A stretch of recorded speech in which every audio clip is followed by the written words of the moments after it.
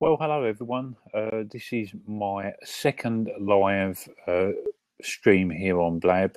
I hosted my last stream probably about a month ago now, and it was a real lot of fun. I thoroughly enjoyed it, and yeah, this is my second attempt at a live stream. So hopefully, some of you will come and join me tonight, and should be a lot of fun. So let me. So I'm still trying to figure everything out here, so it should be interesting.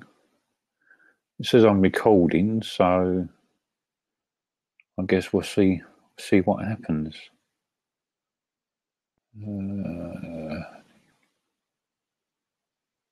Yes, okay. That's that.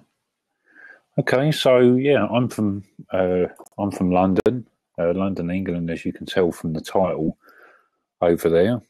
Well, actually, I don't know why I'm pointing, because if you play this back, you're not going to see what I'm pointing at. So, but I'm from London, England. I was told by a good friend of mine about Blab.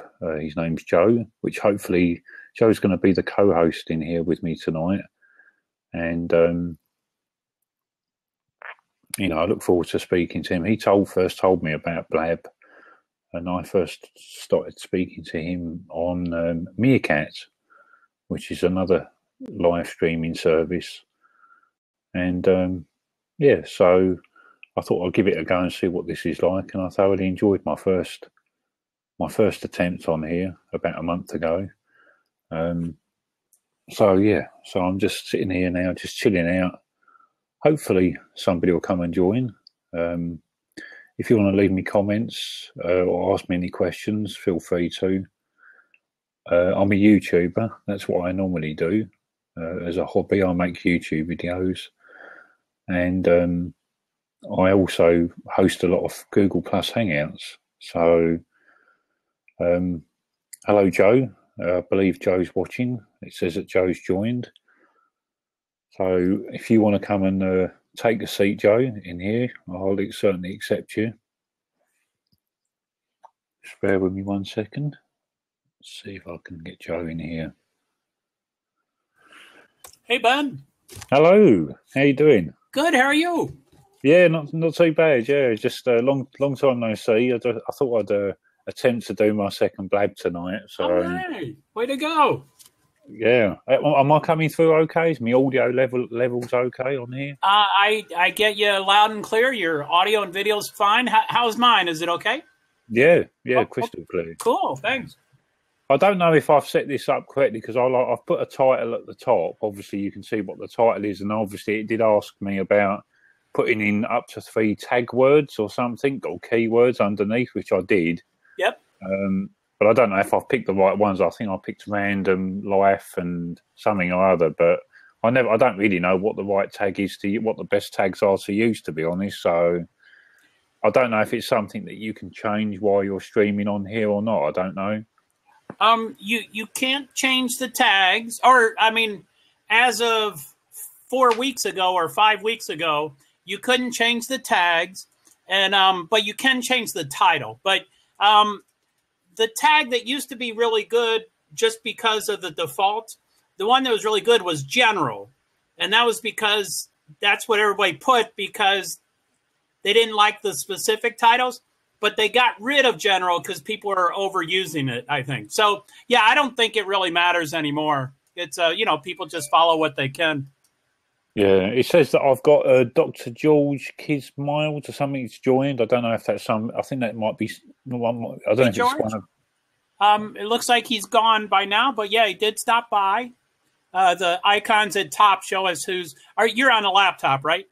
I'm on my laptop at the moment, okay, yeah. Cool. Yeah, at the top it shows our 2 icons, so he has stepped in and stepped out. But we can tell a little bird if you would like.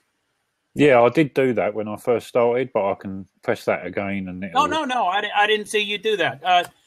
I'll catch up. Let me do it. Let me. I've just put it up on my. I think I just did that. So presumably, obviously, when people go on to Blab, my live stream or whatever will be listed in the main sort of directory, I assume. I'm not too sure. Presumably.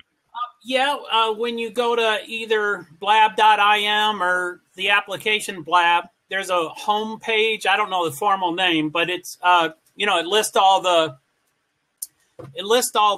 present sessions. But that can be kind of screwy because people can set up some of those tags and forget that they set them up. So if they click on like 4 tags, it only shows those 4 tags. Okay. I try to default it. I try to get rid of all tags so I see all of them. And anyway, there's 18 sessions going on right now, which is, relatively small. Although I haven't been on Blab for I've been on, but I haven't consistently been on for about 5 weeks or 4 weeks or something like that. So back then, 18 was pretty light. But also for the United States, this is 5:30 p.m. For the West Coast, it's 2:30 p.m. and for the East Coast, it's 5:30 p.m. So we might be a little light, but that's fine. Yeah, it's about it's 25 to 11 here in the evening. So wow, woo, yeah, man, those time differences are kind of interesting for sure. Yeah, definitely. So how have you been anyway? How you been doing? I'm doing okay. I went to a NASCAR race, a week and a half ago or a week ago, and it's always a little different getting back from one of those. Sorry, I'm a little distracted here. But yeah, that's it. I'm just trying to get back in the swing of things. Not really streaming as much. I'm still figuring that stuff out. But how are you doing, Ben? Not too bad. I've had a little bit of a stressful time the last few weeks with stuff, but it's not really something I want to talk about live on here. It's something that I'd probably have to talk about privately. But sure. Apart from that, yeah, not too bad. Not bad at all, really. Well, that's cool. How are your cats? Yeah, they're doing okay. They're both in the bedroom at the moment. I'm sitting in the front room. So. Oh, they are. That's cool. Are they like probably wanting you to join them? Or are they saying it's time for bed, not for streaming? Yeah, more than well. One of the youngest cat, Molly, she's laying fast asleep near the bed. So. Sweet. Oh dear. I wish I had a cat's life. They live an easygoing life. Yeah, sleep and eat and get love. Exactly, yeah. And run away. Stand off from the love when they don't want it. That's right, yeah. Does it all... I don't know with Blab. It says somebody else has joined. It says Helen G has joined. Hello to Helen. Hello, Helen. How are you? If you want to ask any questions or you want to come and join us live, feel free. You're more than welcome to take up one of the seats here. Sorry, I'm a little behind on my co-hosting here. Hello, Helen. Yeah, let me send a message because I've got to get used to this as well. It's been a little while since I've done this. So. I remember when Hey, Margaret. How are you? Hello, Margaret. How you doing?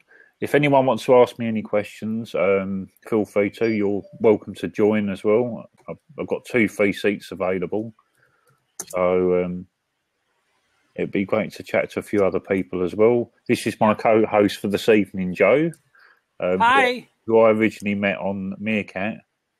And I know Margaret. She is, she can tell her story, but she lives kind of in my neck of the woods, but she's from, I think, your neck of the woods. Oh, so, okay.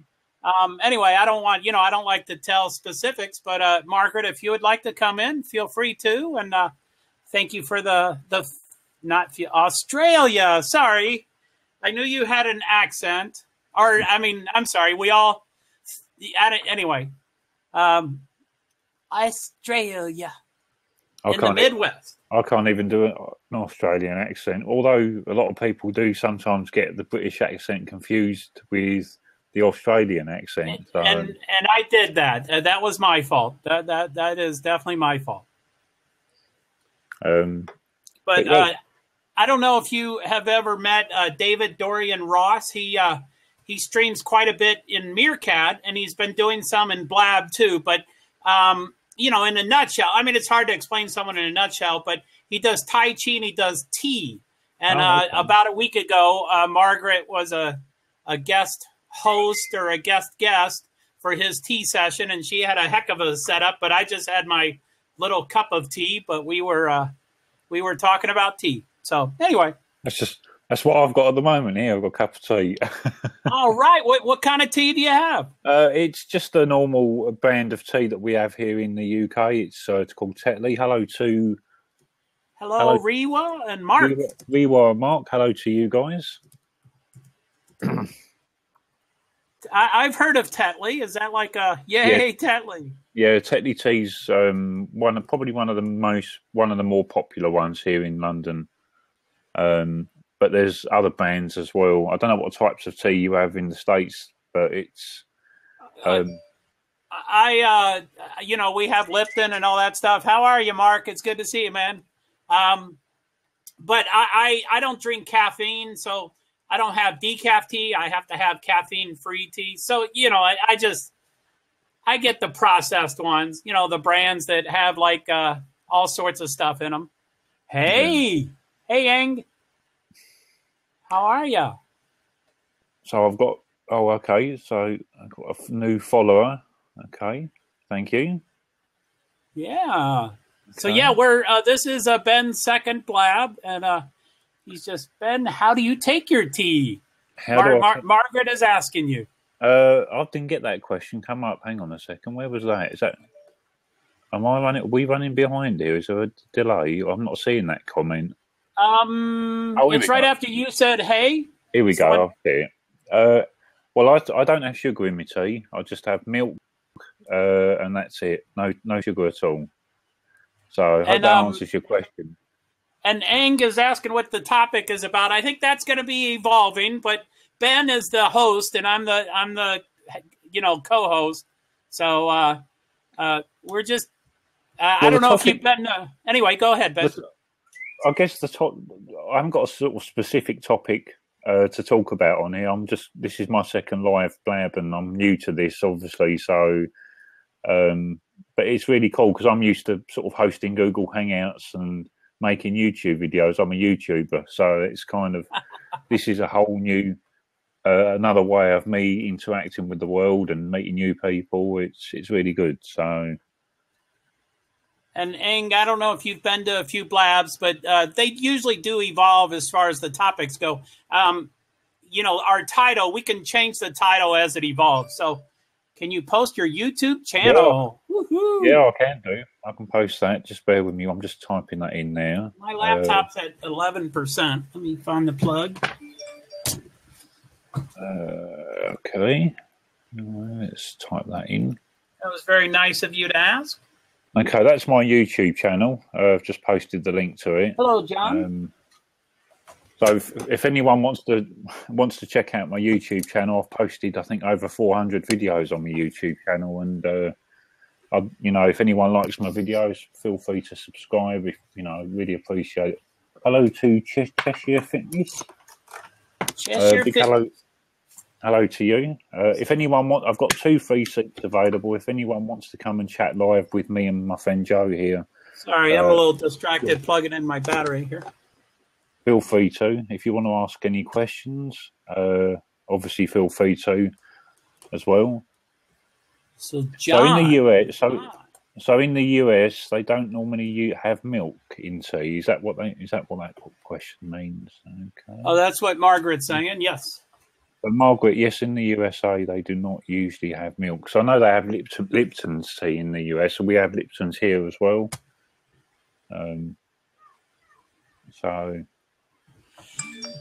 Yeah, I don't add anything to my tea, but it usually already has like spices, pretty good tasting stuff. So, How you doing, John? Good to see you. Let's see who else. So John, good to see you. Mark, how are you? Rewa. I don't know if your name is Rewa. I'm sorry if I'm not saying that correct. Margaret, of course. And Ben and Joe. So the last, okay, yes, Viva, okay, yeah, Cool, thank you. okay. I'm assuming you're getting these comments at the same time I am, Joe. I'm not sure if there's a delay. The last one I've got, it says here, Margaret's put, Joe, how do you press on a person and talk to them? I'm having trouble. I don't believe there's a delay, Ben. I do believe we're getting the same things. But I just a minute ago, I was just clicking on the icons at top. There was no comments that I was responding to. I was just clicking on the icons. Oh, okay, I'm with you. So that's all I was doing. So let's see, Joe, how do you press on a person and talk to them? I'm having trouble. So you can click in. I know you were a host, Margaret, which you were great at bringing me in, even though my audio stuff was having trouble. Hello to Gary. I assume you're talking, I don't know if you're talking about talking to them or typing to them, but talking, you can click on this open seat and Ben can let you in. For typing, they have to have made a comment. And if they have made a comment, you can go to the right of their name, assuming you're on a laptop or desktop, go to the right of their name and there's an arrow and click on the arrow and your comment will put in their handle and then you just type whatever you want to say. But sorry, I'm not really sure which one you're saying. Hello, Gary. It's good to see you. So, Margaret, did that help? And feel free typing. Yeah. So like for me, where you wrote typing, Margaret, I go to the right of your name and I click on an arrow and I say, hi, Margaret. Margaret. So that was just, I just went to the right of your name. That's all I did. And, oh, okay. I've just figured that out myself, Joe. I was typing their name, the people's names manually with the @ sign in front, but I didn't realise if you move the cursor over next to their name, there's like a little arrow that you click on. Hello, Elite. Yeah, they have to have a comment. If they did not make a comment, then you would, I think, you have to manually enter their handle. Hello, Elite. I am so blind, it's hard to see. Arrow. Margaret, you're beautiful and blind. Okay, interesting. I was born in Hammersmith, but live in California now. Well, welcome, Greg. I'm from America, but Ben, I don't know where Hammersmith is, but I bet Ben knows where it is. Yeah, Hammersmith is in London, so it's in the city, not too far from where I am. So, did it work, Margaret? Have you? Did you click? I'm not getting any notifications for anyone who wants to take the seat. I don't, because normally, like when you came in, Joe, I got like a little sort of notification, and it just said, "Do you want to accept?" So I press that, and you join. So I don't know if anyone else. I think they're a little hesitant right now, but I'm not sure. Hello, Mr. Wonderful. Hello, Joe. Welcome. I'm Joe. This is Ben. Ben's the host, and he's doing his second live Blab. So we're evolving. If anybody wants to hop in, the topic is evolving. We're both pretty nice people. Ben is great. But yeah, just hop in if you would like. So let's see here. Joe and Mr. Wonderful, E-Boy. I know I've seen you around a bunch. And Elite.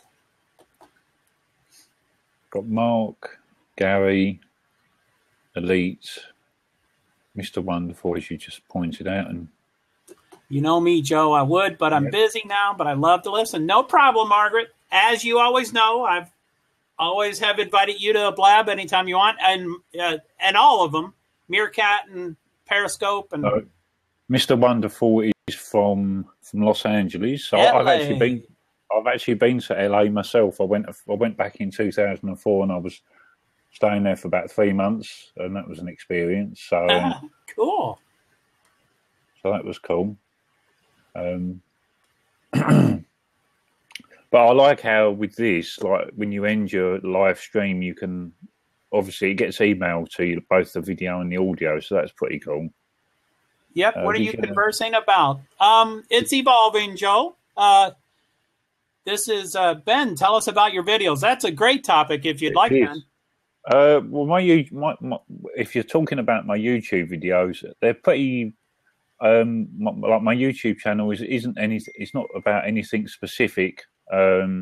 It's a lot of my YouTube videos are pretty random, but they're interesting. I mean, I've done a couple of comedy type videos, and I've done quite a few sort of product reviews of various different things that I'm reviewing, whether it's like cell phones and tablets and different things like that. I mean, I've got a whole mixture of different types of videos on my YouTube channel, and it's making YouTube videos is just something I really enjoy, and obviously I love photography as well. So I live in southeast London. I live in a town called Orpington, which is about, I suppose it's about 20 miles just outside of London, 25 miles. Nice.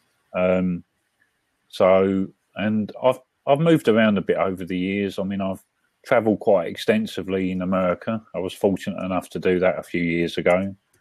The time here now, it's 10 to 11 in the evening.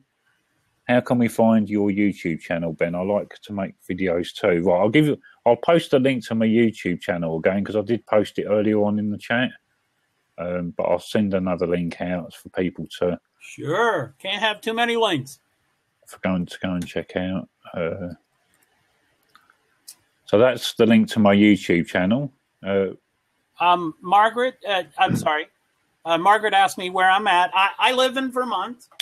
I'm from Kentucky, and in a couple of years, I will be moving to North Carolina. Anyway, this isn't about me, but roughly I meld invisible disabilities and motorsports together, and so I'm chasing NASCAR. And as soon as my daughter goes to college, I'm going to be moving to North Carolina. So that's in 2 years, less than 2 years. Yeah, Margaret, I was born and raised in Louisville, Kentucky, and my dad went to Yale and Harvard. And anyway, I kind of grew up with that idea that if you sound Southern, you don't, anyway, I know, whatever. So I kind of worked on my accent. And I think in college, 25 years ago, I lost it. But if I get tired, I can say hi and five and bye and all those things. Yeah, you're right. Yeah. Oh, you love the Southern accent. Oh, sorry, Margaret. Yeah, hey, Daniel. I mean, Gary was just saying, he says he really, really likes Blab, obviously, because you can meet all kinds of new people, which is true, because it's just another platform, if you like, to meet other people all over the world, so that's really cool. So, hello to Daniel. Oh, LA is a tricky place to meet friends. Oh, I bet. I visited. I didn't live there. So, hello, Daniel. Good to see you. Quite into themselves. Yeah. No doubt. Selfies. Yeah. We live on selfies. No doubt. Hello, Lisa.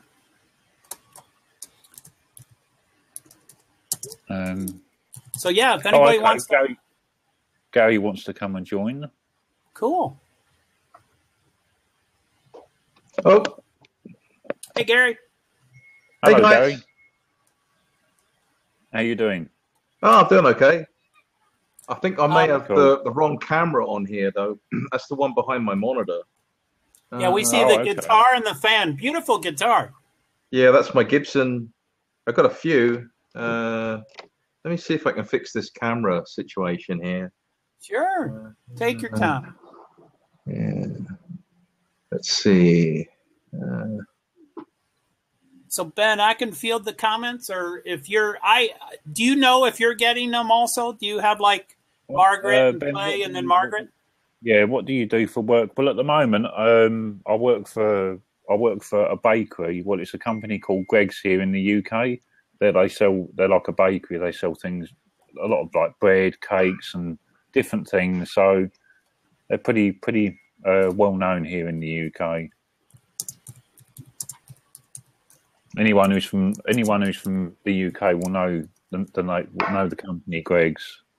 So Well, we can try, Lisa. Lisa is saying her connection is too slow for this. Anyway, that probably is true. But I think Blab is way more forgiving than other live streaming. So certainly if you would like to try, sometimes people have to click in 2 or 3 times before it connects. So I understand if you don't want to, but Blab is way more forgiving than Meerkat and Periscope. So, yeah. I think Blab seems to work quite well. I mean, if you've got like a quite a low internet connection, it does seem to, as you say, Joe, it seems to work quite well, even if you have got a pretty poor connection. And sometimes it freezes. You know, I mean, throughout a 2-hour session, people still may need to leave and come right back in, 2 or 3 or 4 times. But it's still pretty cool. I'm going to try leaving and then coming back in and see if I can select the right camera, guys. Sorry. I'll be back in a minute, okay? Yeah, no problem. No problem, Gary. Okay. Okay, cool. There may be a selection on the screen. It's been a while, like I said. But I'm sorry, go ahead, Ben. I know that they've been making some improvements with Blab, and I know even with the application for like the iPhone, there's sort of they're making improvements and things. So it's getting better, and I like using it on the laptop, which is obviously what I'm using it on now. And right. In fact, I find it a lot better using it on here than I did when I hosted it. When I originally started last time, I was doing it on my mobile. So you were, weren't you? You were on was it an iPhone or an Android or? Yeah, iPhone? It was on. Yeah, I started it on the iPhone and then did it for a couple of hours, I think, and then went off and then switched my laptop on, came back again. Nice to hear mobile. Yeah, is that what you use, Margaret? It's not cell. Oh, okay, cool. I know that they say cell phones in the States. We normally say mobile phones. So hi Gary. Hello, it's Gary. been a while since I've been in Blab, but there used to be a flip camera option. And I'm trying to, I thought it was right on the square. Oh. Yeah, I right click on it and there's just a regular flyout menu there. It's kind of strange. Now, we saw your hand, so you could maybe just bring the camera down. So you can bring the camera down if you want. Yeah, it's actually it's using my laptop camera, which is behind my monitor. Oh, okay. So, okay. Yeah, that's okay. Okay. So you're a Londoner then, Ben? I am, yeah, definitely. Very pronounced East London accent, right? Well, I live in South East London, so yeah. Croydon. Spent a couple of weeks there recently. Yeah, Croydon's not too far from where I am. It's probably about half an hour away, or not even that. So but I like this. I like Blab. I mean, like I said, I'm a YouTuber. I normally just do YouTube videos and Google Hangouts and stuff like that. So this is a whole new experience for me, and it's really good. And it's thanks to Joe, really, because he sort of started talking to me about Blab, and I think it'll get more and more popular. I mean, since I started using it about a month or so ago, I think in some ways it's a lot better than hosting a Google Hangout. The way it works is a lot better. Yeah. I suppose the only difference is obviously with Google Plus. Obviously, if you do a Hangout, you can have up to like 10 people in your Hangout, whereas obviously I know on here you can only have up to a maximum of like myself and then 3 other people. But but it's still good. I like it. I think it's really good. Mm-hmm. Yeah, they use it at my company they used to use Google Hangouts, and then they switched to using Blab. It's blocked at the company, actually, so they have to use the cellular lines on their cell phones, but it's that good that they would use it even with that limitation. Wow. Yeah. Do they have unlimited? Well, they block it on the wireless network, so It's rather than use Hangouts, which again you have to get special permission to use that too. They like Blab because you can just have people join in, if they want to, bring people on as panelists, and it's getting a lot more traffic and engagement on their Twitter account too. Yeah. Very cool technology. They had, I think the gal who runs their community was on a podcast recently, and she actually fell into the job accidentally. She was a graphic artist that designed, she used to work for Bebo. She designed the Bebo icon, and that product was basically closed off or sold off, and they went off and designed this over a 2-week period, and she designed icons for them, and then started answering questions on the community and helping people out, and now she's the community manager. Yeah, good point. So what's Adam is saying that the Apple earbuds are horrible. I've got to find another pair. I'm actually using the Apple earbuds or earpods or whatever you want to call them, and to be honest, for me, I find that they don't stay in your ears properly. They end up just falling out.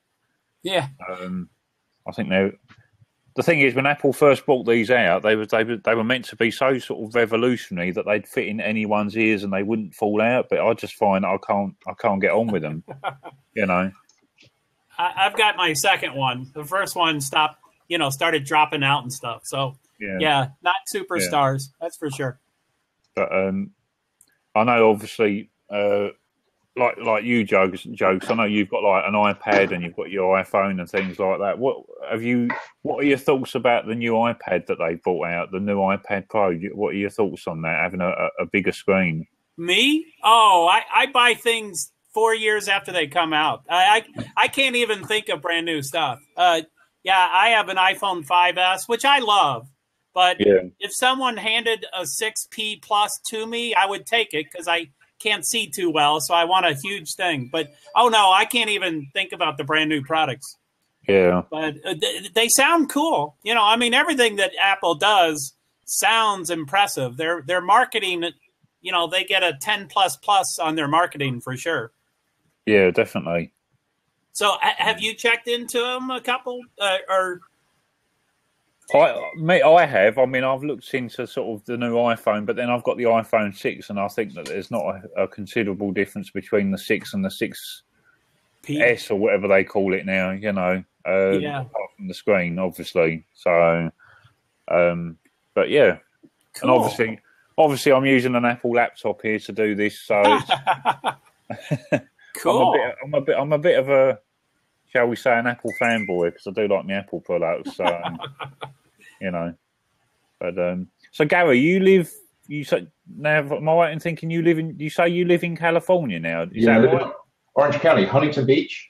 Right. Okay. Yeah, it's a nice place. We're about 2 miles from the beach, and got this little house here that we bought. It was a real dump when we bought it, and we ripped everything out of it. This is actually an 18 by 18 addition that used to have shag pile carpet and a bar. And now I put studio equipment in here, so I play music and do videos, and it's really creative space. Wow! Nice. So how long have you lived over in the States now? Then left England when I was 17 in 81. Yeah, and there were no jobs. Maggie Thatcher kind of done a terrible job running the show there, and we sold everything, got on a plane, and went to Central California, stayed there for about 9 months, and then moved down here. And we had, the process started to get a green card and became legal after about 6 years, and got started working in technology, worked for a computer distributor, and now I work for a big credit organization doing marketing. So it's really cool. I became a citizen in 96. I go back to England. My mother lives in Belfast, and my dad lives up the road from us here. Yeah. Okay, cool. So, do you come back to London to the UK very often? Every 3 or 4 years. Yeah. My mum lives in Belfast, so I'm usually going over to Ireland to see her, She's sick right now, so it's a little tough. She's got cancer. So I'm sorry to hear that. Yeah. Sorry to hear that. So yeah, but I usually go to London for a few days and then head over to Belfast and then come back. Right. Okay. Yeah. Cool. Hi, Lee, by the way. Lee's joined and saying just he's just clicking around. clicking around. Feel free to click around, Lee. So, Gary, is your mother Irish? Is that why she's in Belfast? Yeah, my parents are born in Belfast, and then we moved to London in '69 when the Troubles broke out, and then she was here for about 4 years in California, and then they split up, so she went back there. And cool. She lives a very quiet life now over there. Oh, that's good. Yeah, she's a lovely little lady. Oh, bless her. How do you find, like, because obviously do you find the cost of living over there compared to, I mean, obviously over here in London, we just get ripped off for everything in this country. It just seems. It's just that when I was over in the States and when I was in California, but I was over there back in 2004, and I visited America 2 or 3 times over the last few years, and each time that I went, I would stay for 2 or 3 months. I just found it was just a completely, totally different way of life over there compared to what it is here in the UK, which it is. And, things, don't get me wrong, not everything is cheaper in the States, but a lot of the stuff is so much cheaper than it is here, Yeah. Yeah, I mean, it's relative to the UK, fuel cost, petrol, that's quite inexpensive. It's around $4 now in California. So getting around, because, it's a very spread out state. LA, Orange County, the biggest problem here is traffic. Spend a lot of time on the freeway. I've got an EV, so I get to ride in the carpool lane. But the rent and housing costs are pretty costly here in California. There's cheaper states to live, but you can. I think the reason why we came was really because it is the land of opportunity. You can really become anything that you want here. If you want to be a marketing professional or study marketing, now with the internet, you can do that. You can spin up videos, practice public speaking, go out there and talk to people about marketing and become that. And, I just love that about, America and also the internet that's enabling that globally. Hey. We have somebody new. Hey, how you doing? Kevin. Joe, what's up? Hey, Kevin, how are you? Yeah, guys, you should tell me what I do. So the reason why I'm camera like that, because I'm actually visually impaired. And Joe, you know what's up. You know what's up, man. I do. I can barely hear you, by the way, Kevin. You might have drifted away from your mic or something. Hold on. I got you, Joe. Hold on. I got you, Joe. And by the way, Kevin, I'm co-hosting. This is actually Ben's session, but... how you doing, Kevin? Nice to meet you. I usually focus on invisible disabilities, but yeah, we can... It's Ben's session, by the way. Okay, you guys can keep going until you guys can go off the record and then until it ends. I mean, I don't want to... Cool, thanks. So how you doing, Kevin? I'm doing well, actually. Did you get that mic set up? Yeah, it's set up. Yeah, I actually plugged myself in, so I'm actually all set. But let me get out of your way so you guys can get back to your session. And Joe, when are you going to start your own Blab, man? Tonight, man. You have to start. You got to start your own Blab tonight because this is Joe's, and I don't want to. I want you, Ben, to get back to your business. So let me know, Kevin. I can go anytime. Just let me know. After this Blab, when Ben is finished, after this Blab. Well, I'll see. Yeah, I'll email you or tweet you or whatever it is. Oh, bam. Well, thanks for dropping by, Kevin. That was nice to meet you, Kevin. Oh, you managed to sort your camera out then, Gary. That's cool. Just tip the lid forward. I mean, it's normally the camera's like this one, the Logitech, but I can't figure out how to get it working. Yeah, I thought leaning it forward. That's what I do. Hey, Margaret. Hey, Margaret. Hey, Margaret. Not getting any audio at the moment. Sign language. No. I understand sign language. She said no audio. No audio. You look great. You look great, but no vote. Can you hear me now? Yay! We can hear you. We can hear you. I thought I should join you because I want to show the people the difference between Australian accent and the British accent. I'll never learn. Sorry about that. Australian ladies sound lovely. Lovely. Hey, that's a pretty good. Good Yeah. day. Good day. Good day, mate. How you going? I don't really have a pretty broad accent like yourself, Gary, because your accent, because you've been in the US for a while, it's sounding quite what I call international, and I think that's what's happened to mine as well. Yeah. When you're in a foreign country, you tend to slow down and enunciate, and you kind of suddenly get an accent that's not really the true one. That's right. Yeah, they say it locks in around 15 or 16, but it's smoothed out now. I used to sound like Ben when I came over here. I had my Cockney accent. Oh, I wondered, didn't you say you were from, where was it you were from? Hammersmith's where I was born, but I lived in Aldershot. It's coming out. It is coming out when you say the name of where you lived from. Because you definitely, Cockney, yeah. You said it with a different accent than the way you're speaking. That's my radio voice, yes. Radio voice. Well, nice to see you, Ben. Nice to meet you. If I go home and I've had a couple of pints, then I sound like I just got off the boat. But I just watch EastEnders or any of the shows that they put on over here. Yeah? That's what your accent is supposed to be like, the EastEnders? Well, for East London, yeah, absolutely. Yeah. You definitely. I'm trying to think where my brother-in-law's from. He's from London as well. Isn't that awful? I've forgotten where my brother-in-law's from. Oh well, that's so. Margaret, are you in Australia? No, America. Well, big bummer. But I'm in the Midwest where it is bleeding cold. Oh, wow. It is cold in Milwaukee or Wisconsin. I have a fireplace going, so that's good. Oh, that's cool. A fireplace going right now? Yeah, because I refuse to put the heating on. Yeah, it's dropped below, the house should be kind of be around about 68. Oh, I have to speak about you guys, 20, okay? No, 68's perfect. I understand 68. For the Brits, 20 for the Brits, and for you, Joe, and for the rest of you Americans, 68. But it dropped down to 62, and I'm like, I'm not putting on the heat. I'm not doing it. 62?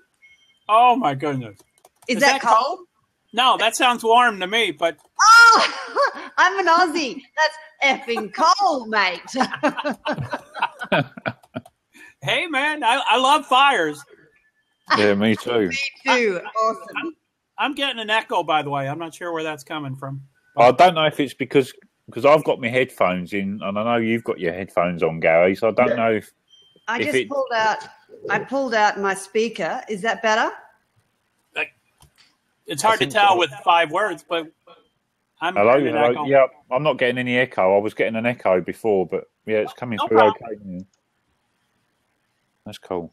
So what's going on? Is that Margaret? Is that art behind you? What's that white and blue thing? No, the other side. If you go the other way, is that a canvas right there? No, there's nothing there. I think it's a chair, and then you've got a table. Chair. Oh, okay. Sorry. Oh, okay. Got it. Thank you. Sorry, my eyes. They're failing. This is my studio. Let me move to the side. There's my studio where I'll teach Tai Chi. See, isn't it beautiful? Wow. It is beautiful. Yeah. And here am I. Yay! And you're beautiful. Do you like my rolly chair? So, Margaret, I'm not sure if you saw Kevin said he likes Tai Chi, by the way. Well, that's a little sport for you today. Get on your chair with your rolly wheels and roll away. That's great. I'm sitting on the sofa at the moment, so I can't do that. But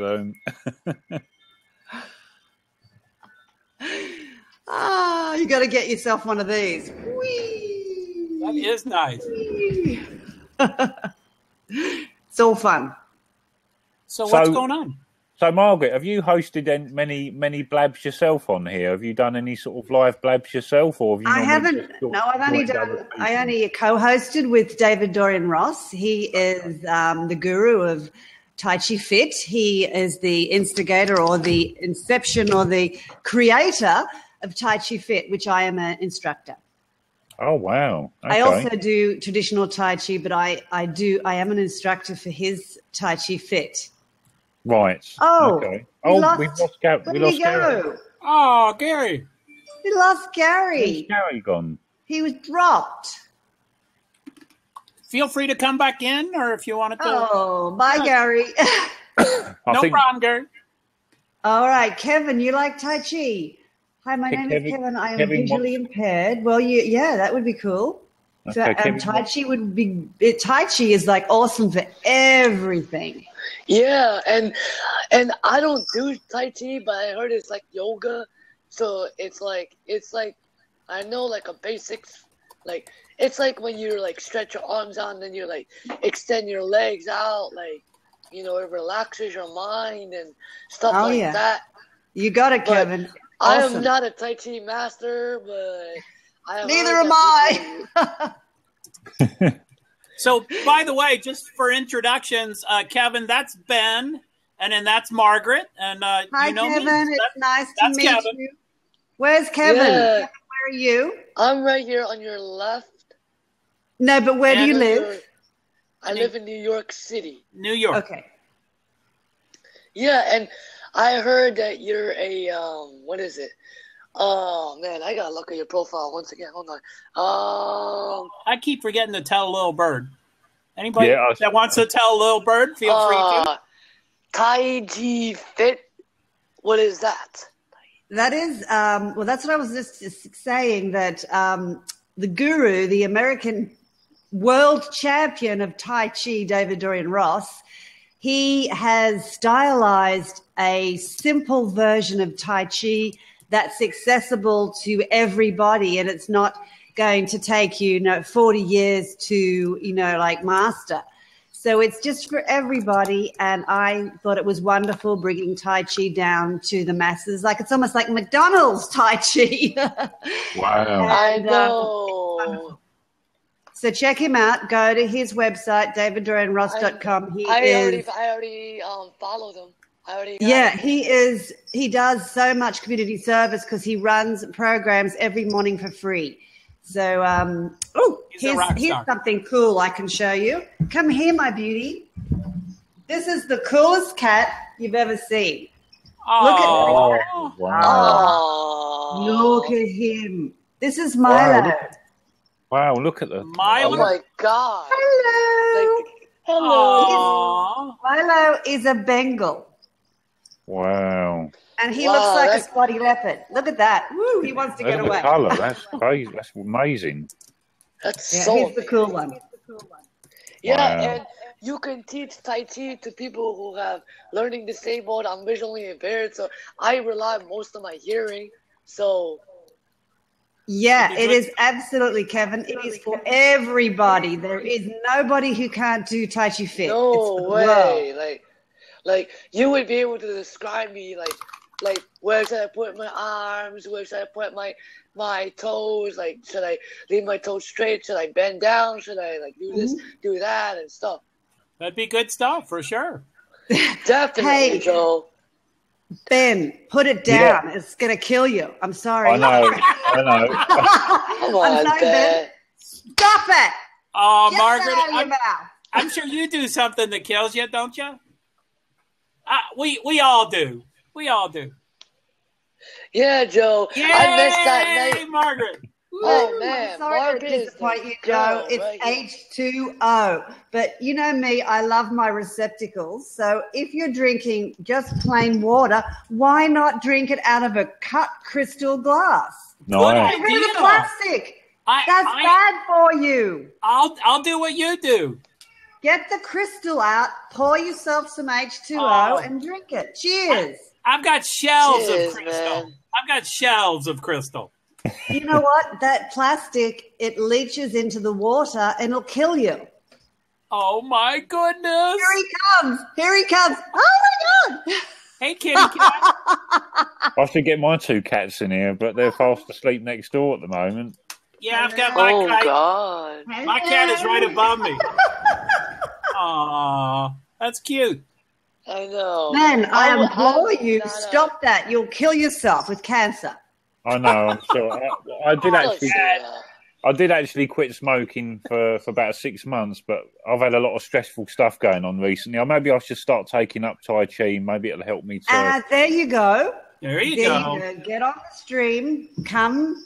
Look up David. It's free. It's not like, well, how much does a pack of cigarettes cost in the UK? Oh, my God. For a packet of 20 cigarettes, you can pay anything up to about nearly £10, which is, I suppose, about. Which is like $20. $20, isn't it? Yeah. You know Holy that. moly. Yeah, in Australia, it's about $25 a pack. Wow. Now, that's because we tax the shit out of it, so we can then put that money into the health system because they're a drain on the health system, right? Yeah. So course, in the US, it's anything that's bad for you, like Cokes and Pepsis and alcohol and cigarettes, nothing's taxed at a higher rate. And yet all those people are unhealthy and they're draining the health system. Yeah.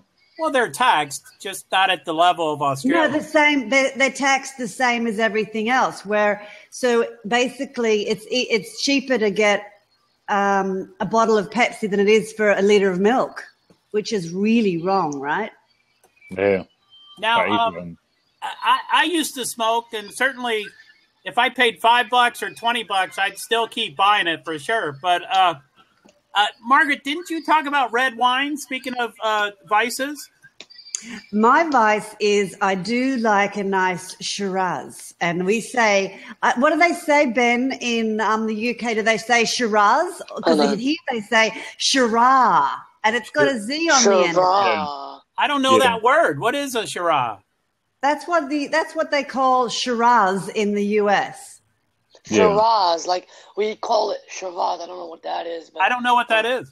It's a particular red wine that we excel at in Australia. Ben, you know what it is, don't you? I know what you mean, yeah. Yeah. Red wine. Oh, Joe, cool. get out there and get some good red wine into you. It is full of antioxidants. Why, thank you. The only thing I like drinking wine, but my only problem is if I drink red wine, it tends to give me a headache. It's quite heavy, you know. Right. Well, then you're drinking the wrong type with too many additives. And the thing that's not the wine that'll kill you, it's what they put in it. Yeah. So get yourself... I don't drink anymore. I've had my limit, so I'm done with drinking. But I don't drink, I so I like a glass of red wine, and then in the morning I take we talked about this, I tea. do my green tea, which is full of antioxidants, but it's also full of liver cleansing. ooh, So I poison my liver in the night, and I clean it in the day. sweet. that works. Yeah. Oh, yeah, for sure. Oh, Sounds dear. good. I've lost everybody at the side here. Here they are. Do you see No, anybody? I'm Here's the here. problem. I'm here. Hey, Tracy. Hey, Tracy. I'm here, Joe. Okay, cool, Kevin. Yeah, you're audio only, but that's fine. So if Yeah. anybody wants to come in, Tracy or Gary, if you want to try the video back, feel free to let us know. I can also step out If too. anyone wants to come in, I will take off. No. So Gary's saying he's planning on spending his retirement and chemistry background to convert alcohol into urine. Oh God, Joe. Oh my God. Greg, I've Like- heard that works. I know how to do that. Wow. Hey, Matt. Wow. By the way, Kevin's underage. He's So a young- Australia is one country that I would love to go and visit. Absolutely, me too. Yeah. I'd like to put out there, we can't do a survey on this particular platform, can we? What a shame. I'd like to say, who doesn't want to go to Australia? How often do you get back, Oh, Margaret? Tracy, what's up, Tracy? I try and go back every 2 years. It's awfully expensive. Oh, I'm sure. Yeah. A couple of grand if I'm lucky just to get there and back. Oh, golly. Whew. Yeah. Wow. Damn. The cost of flights are very expensive now compared to how they used to be. So I know when I flew to California back in 2004, and I think it cost me for a return flight, it worked out to about £350, which is cheap, which was really cheap back then compared to what it is now. Sorry about that. You know. How's the food? Where? Red wine. Oh, yeah. What's your poison? I guess Gary's asking our poison. Yeah. And mine's chocolate. What's our poison? How's the food? What's that mean? How's the food? Is that mean in England or in Australia? Maybe Wisconsin. Well, as you know, in Wisconsin here, we are the land of the healthy. Right. Because we have cheese and we deep fry it. Vegemite. Oh my God. Vegemite, and then over here, the equivalent to Vegemite is Marmite. So. Marmite. What about Promite? Marmite. Do you have Promite? No, we have Marmite, but Marmite is stronger than Vegemite. Vegemite is not as... I like Marmite too. It's a little bit sweeter.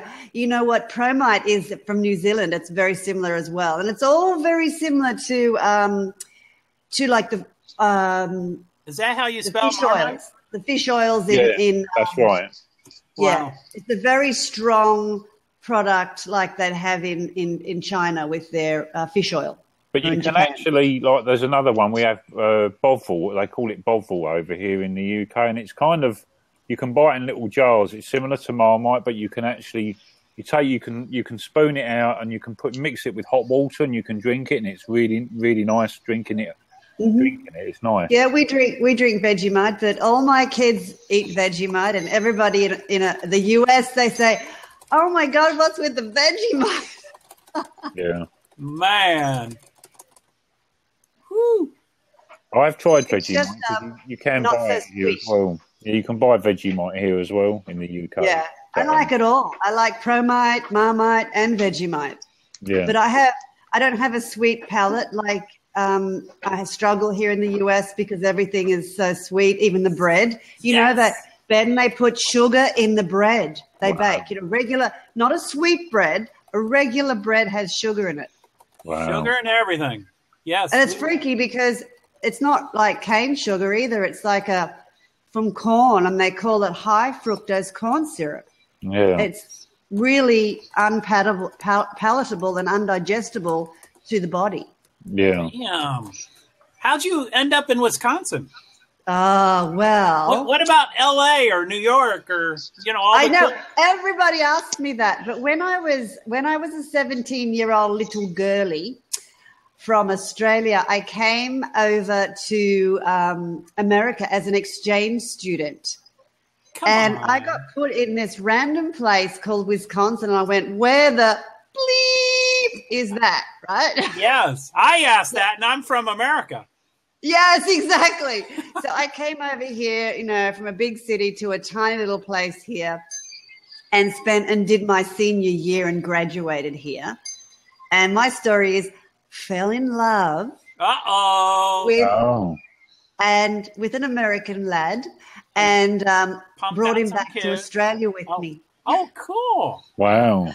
And was married for about 32 years. And we decided one day, let's go back to America.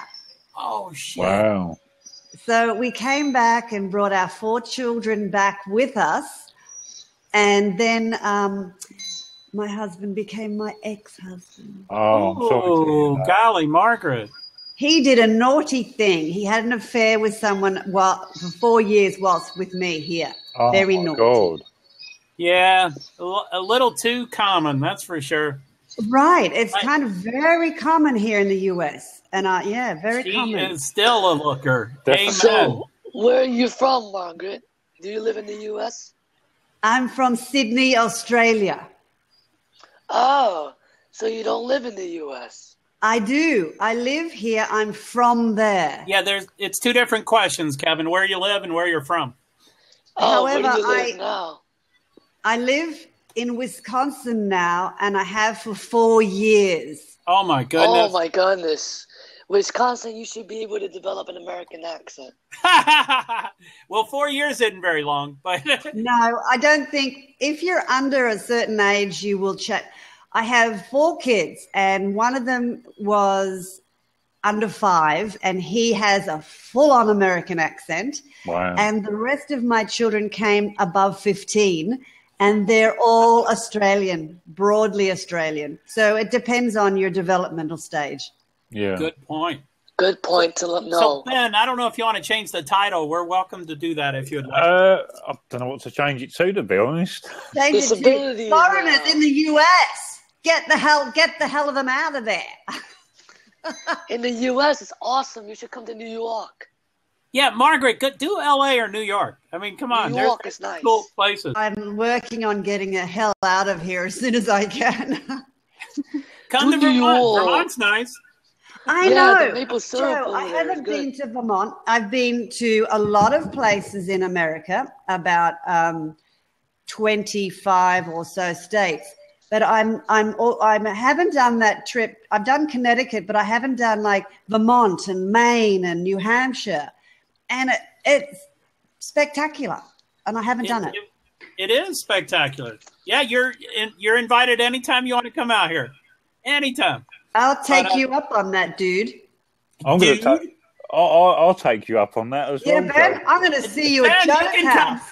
Ben, you can come visit too, but I certainly love attractive women way Yeah. more. So, but Ben, you are always God. invited. But yeah, Margaret, I've got a cat. My cat's right above me, and it's a cool place here. I'm sorry. I missed Gary. Is it Gary Stockton? It's G. Gary. I'm kind of psychic. Does Gary came to my head there? Is it Gary? Yep. Yeah. He asked me. Sorry, Gary. What do I think of Mr. Walker? And you know what? It's probably not a very good thing to say online. And I don't know who Scott Walker is, but I Oh, he is just a politician. And, just a politician. He made worldwide news. He's only from Wisconsin, but in Madison, but he made his worldwide news all around the world because they tried to vote him out. Basically, he tried to, abdicate. They tried to oust him. It was a coup here, right in Wisconsin, a coup. Wow. Oh, who likes politics? Ick. Oh, I don't like it. Yeah, exactly. Yeah. Next topic. Photos by Rod. Yeah, he's the governor of Wisconsin, but they tried to oust him. I don't know the word.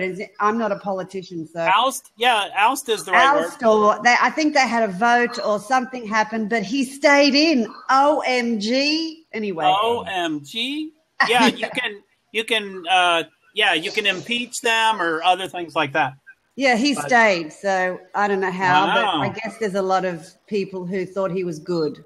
I try to stay out of it because I'm not a citizen, and really I don't know. I don't have any knowledge on politics here. And I'm a little behind on comments too, but Rod said, Mount Washington, been up there on my motorcycle. I don't know what state that's in. Ooh, Vermont. Washington. That might be my state. Oh, yours, Joe. It might. I'm not sure, Rod. I'm not sure where it is. I thought he was talking to you. I thought it was Wisconsin. To be fair, Joe's not really from Vermont. Yeah, I have blinders on. He's an import, just like me. He's an I'm import. from Kentucky. Yeah, Kentucky. Kentucky. And if you like the Kentucky. Southern accent, I'll work on it. Anytime. I do. Yeah, I'm from North Carolina. Yeah, Yeah, that's where I get want to that go, up. Kevin. No, I'm not from North Carolina. I'm from New York. New York. New I York. went You're a New Yorker. Yes. And I went to Boston. Boston, yeah. Boston. To park the car. Boston. That's that Oh, thing my yes. Very interesting. Boston, they have a little bit of an accent, more British and more Australian in Boston. Yeah. Y'all say park the car? we'd say park the car. Hey, Shiro and Brian. Hey, Brian.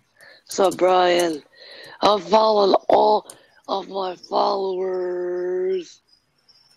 Ooh, ad. Here we go. Okay, walk the Freedom Trail. What's the Freedom Trail? Joe? Gary walked the Freedom Trail.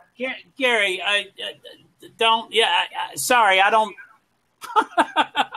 I do invisible disabilities and motorsports, and I'm a father. That's the three things I do.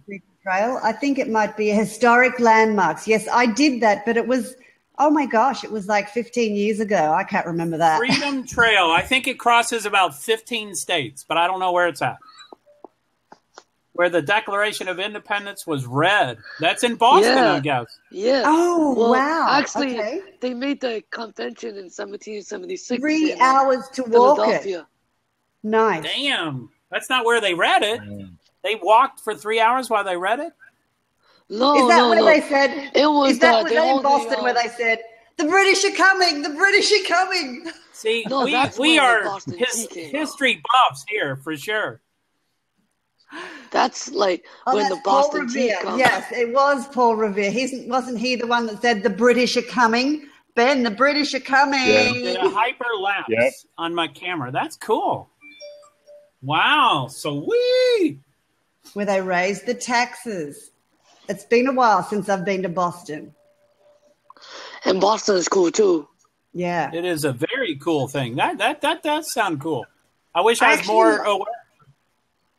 I didn't like the harbour there. I'm a little bit of a harbour snob. I went out onto the Boston harbour and I thought, why is it so dirty? Where's the blue harbour? Yeah, because I was in a boat. Blue? No, is that all the tea that got dropped in there? Yeah, 250 I actually years ago? saw that.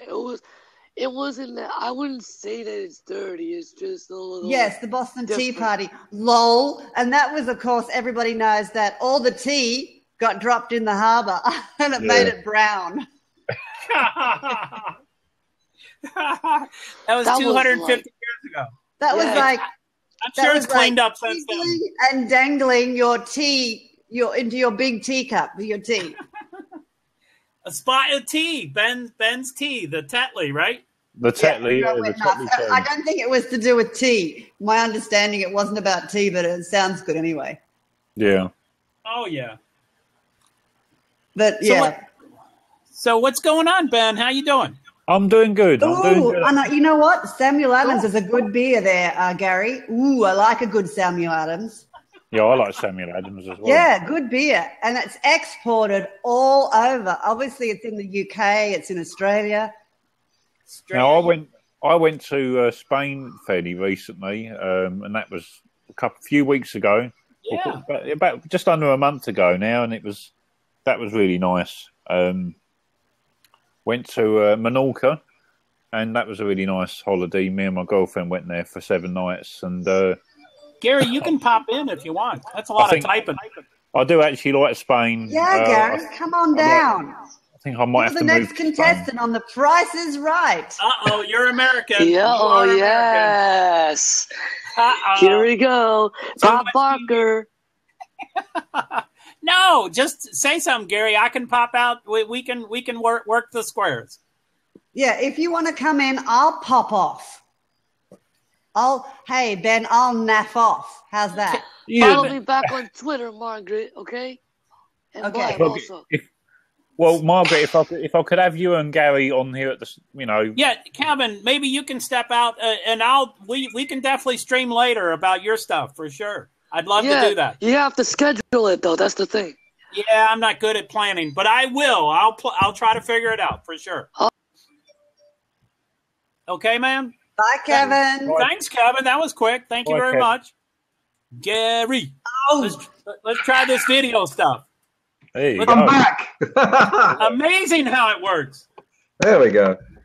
Sweet. That's better. This is the real camera. Yeah, Mario. Cool. So you're back on a different camera now. You're using a different camera, Gary. I just disabled the one on the laptop, and then it picked the proper one. So that's good. All right, cool. Thanks, Mario. So no, I meant to say that the Freedom Trail. It's It probably takes you about maybe 3 hours to walk it, and it's a line of bricks down the center of the pavement, and it starts at the common, Central Park area near City Hall, and you literally just follow the brick road, and you go to Paul Revere's house, the original library, the bookstore. It's a Chipotle now. A lot of it's been converted to retail. It's America. Yeah. But if you go to the old original City Hall, that's where all of the British rulers of the colonies would hand down all of the new laws. There was a massacre there. There was a whole bunch of real trouble. And they raised taxes on sugar and a bunch of other products. And the revolutionaries, Sam Adams and the founding fathers, they didn't like that. And they all rose up, and that was it. They had the revolution. And Paul Revere warned that the British were coming. Does it not take you to a graveyard where my memory of the trail was you go to a graveyard of some important people? Who was in that? Yeah. Let me get the booklet. I've got the booklet with me. Hold on a second. A lot of people. Yeah, I mean, it's some time since I've been to Boston, but I wasn't impressed with the harbour because, there's nothing better than Sydney Harbour. Just saying, right? Yeah. It's clean. It's clean. But the city itself and the history and the buildings are spectacular. The roads, the cobblestones, the whole thing is just gorgeous. Man, that sounds good. My father, many years ago, he was fortunate enough to go to Sydney and visit the Sydney Opera House and stuff. That's one place I'd love to go to as well. That'd be cool. Yeah, and that's kind of that was my backyard. So that's just my backyard. Sweet. You see it? So that's, let's see. Yeah, this is where it starts in the near City Hall, and then you literally just follow it around. So the Granary Burial Ground. That's what you're referring to. Yeah, I'm just trying to remember who are the important historical figures that have been buried there. Right down. Yeah, I'll tell you. I bet quite a few people. A lot of people died. Yeah. A lot of people died. I'm terrible with history. It's not. So I'm kind of better with the here and now than I am with the past. Yeah. Me too. Yeah. Let's see. How's it going, Mario? Follow me back on Twitter, Ben. Okay. I will do. Definitely will do, Kevin.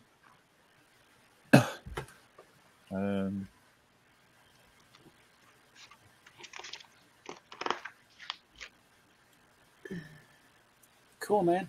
Yeah, I think he stepped away, but he's pretty active in Blab. He's in about 10 sessions in a night. Who was that? Kevin Cow, the youngin that was in our session just 10, 15 minutes ago. Okay. He's pretty active in Blab. Yeah. He says I taught him a lot, but he taught me a lot about Blab for sure. Yeah, Sam Adams is buried there. John Hancock, Mary Goose, John Phillips, the first mayor of Boston. Yeah, it's pretty crazy. I love Boston. Great town. Cool. I went to Cheers. Hi, Mario. The Cheers bar. Oh, is that where the bar is in Boston? Wow. Yeah. You got to go to Cheers. It's not like the TV show. It's all open. It's glass open on the outside, and it's next to Faneuil Hall. But Is that where they filmed it? Hmm? Did they film it there? Oh, no. Okay. I think it's the bar it's based on, right? The bar itself looks just like the one on the show, but then when you look, around the edge of the restaurant, it's all glass. It opens out onto the a mall that they have there. Yeah. Fun place. Sweet. So what do you do, Joe? What are you? What kind of work do you do? Yeah. Sorry, guys. I know you guys are talking. I'm going to have to step away for a couple of minutes because my girlfriend's just messaged me. She wants me to go and check on something where we're living. So I just give me a few minutes. I just need to put my sound on mute for a minute. Okay. I'll be right back. All right. Thanks, Ben. So, I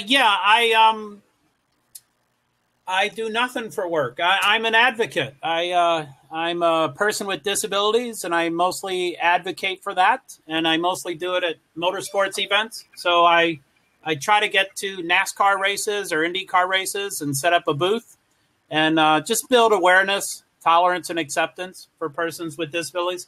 I do travel with my cat. My cat is a companion animal. But, yeah, that's basically what I do. Welcome back, Mario. So yeah, it's. I've been doing it for about 5 years, and I plan to do it indefinitely. But yeah, in about a year and a half, I'll be moving to North Carolina. That's the center of NASCAR. Vermont's not too close. So yeah, it's pretty cool. It's pretty new to me, and yeah, that's what I do. And Margaret, you are a teacher, so you. Teach, is it Tai Chi? Is that what I read? Yes, I do. So you are very Zen. You're very centered, right? You meditate, I try. right? There you go. Although I'd say that you are, it's obviously working because you seem like a very happy, joyful person. I can't help it. It's just what I do. Yeah, it was neat. And Margaret, it was great seeing you co-host. And I can't believe that was your first Blab session. Is that what you were saying the first time you hosted? Because you seemed very smooth. You seemed very smooth. And, yeah, you and David were great. And your tea setup, oh, my goodness. David doesn't set it up as well as you did. I mean, you had a hell of a spread. I'm just into, I've really grown up with tea, and I'm really into China. And it's the whole, for me, bit like David talks about mindfulness, and it's not about drinking a cup of tea. It's about how you prepare the tea, what you put in the tea, how you prepare your table. It's the entire experience that changes the taste of what you're doing. So if you're being present to the production of the tea and mindful, and you're not thinking of other things, you're putting love in the tea, it just tastes better. Well, yours looked great. The I think you had what's raw fish called? You had that, and you had a ton of stuff. Oh, sushi, yes. Well, what I was doing is I had I was doing East meets West. So I had for the English tea, I had English breakfast tea, and I had a tea cake, because it's just not about afternoon tea and morning tea is not about the tea. It's about eating as well. Cool. So I had, then I had green tea, the Japanese green tea, because that was the tea I felt represented the East. And of course, what I think of and what I love is sushi, and that's a very big part of Australia. We are in Southeast Asia. We call it's Australasia, and we have a huge Asian component in our country. So, sushi is something like you would go down to any food hall and there'd be fresh sushi being made for you. It's just like you would pick up here pizza. Wow. Take your time. Give props for that. Ben's got some books. So that was he's going to be busy reading. Yeah, that was our Blab session. We had 2 teas that we were tasting. Of course, I love the procedure and the setting, and David loves the actual tea itself and the smell and the taste. But I'm more into what it looks like. I like tea and scones with clotted cream and oh jam. my gosh, I did. That'd be nice. And as you can see, I like it a lot. Hey, Ben, what do you, is Ben, can he hear us? No, I think are you back, Ben? but we can't hear him. He's saying he needs time, I think. Okay. Be right back, So guys. this is interesting because in Australia, we say scone. Yeah. And I looked it up. In the UK, there is it's either scone or scone, and it depends where you come from. Yeah. So I noticed Gary said scone. So do you spell it the same way, Margaret? Does it have an E Yes. again? It does. And you say it does. scone. It is scone. Yeah, on. Huh. Never heard that. But I looked it up and I thought, why do Australians say scone and why do Americans say scone? Well, in the UK, it was divided, and I really can't remember who said what, and it was 50-50 or I can't remember now. Sorry, but go ahead. Sorry for all the noise. Are you back? Yeah.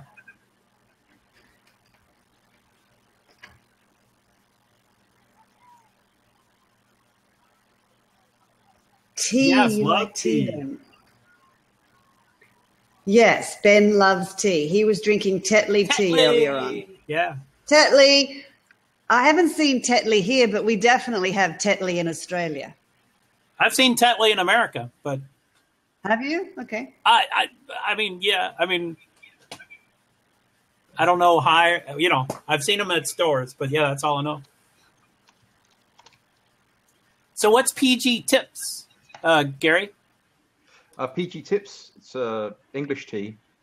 I usually put 2 bags in. Get a nice strong one going with a little cream. So it's like a black tea. Oh yeah, black tea. Yeah, with milk, and Of course, exactly. I drink my black tea with milk and sugar. have a few chocolate McVitie's biscuits there with that. Do you up a treat that? Yeah.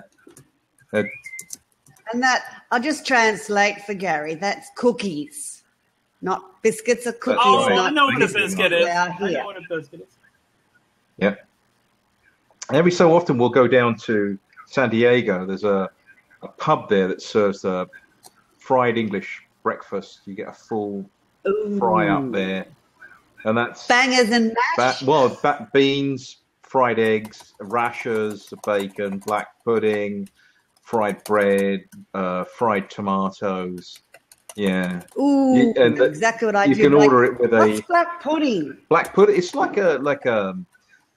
it's a sausage kind of. It looks like a sausage when you cut it off, and they fry it up in the pan, and it's all crispy, but there's blood in there. Yeah, it's disgusting, but very tasty. Yeah. Wow. Cool. Well, they call it a blood sausage. It sounds horrible. Yeah, but black pudding's a more of a common name for it. Yeah. Yeah. Yeah, the FEB, fried English breakfast. That's the first thing you'll get if you go over there. Get off the plane, get an FEB. No such thing as jet lag. San Diego sounds very livable. San Diego's a wonderful, wonderful city. Very healthy, very high health population, very into healthy living, surfing. Got a big Navy presence there with Pendleton just up the road. Yeah. Cool. Yeah, sounds like it's a place I'd like to live. Best climate. I think the climate's always perfect. Like that. Yeah. For sure.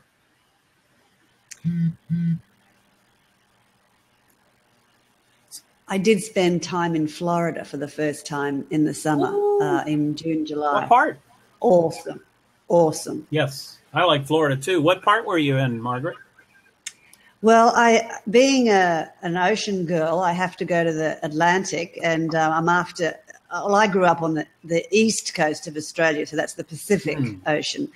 And I went straight to the ocean side, and I went, where's the waves?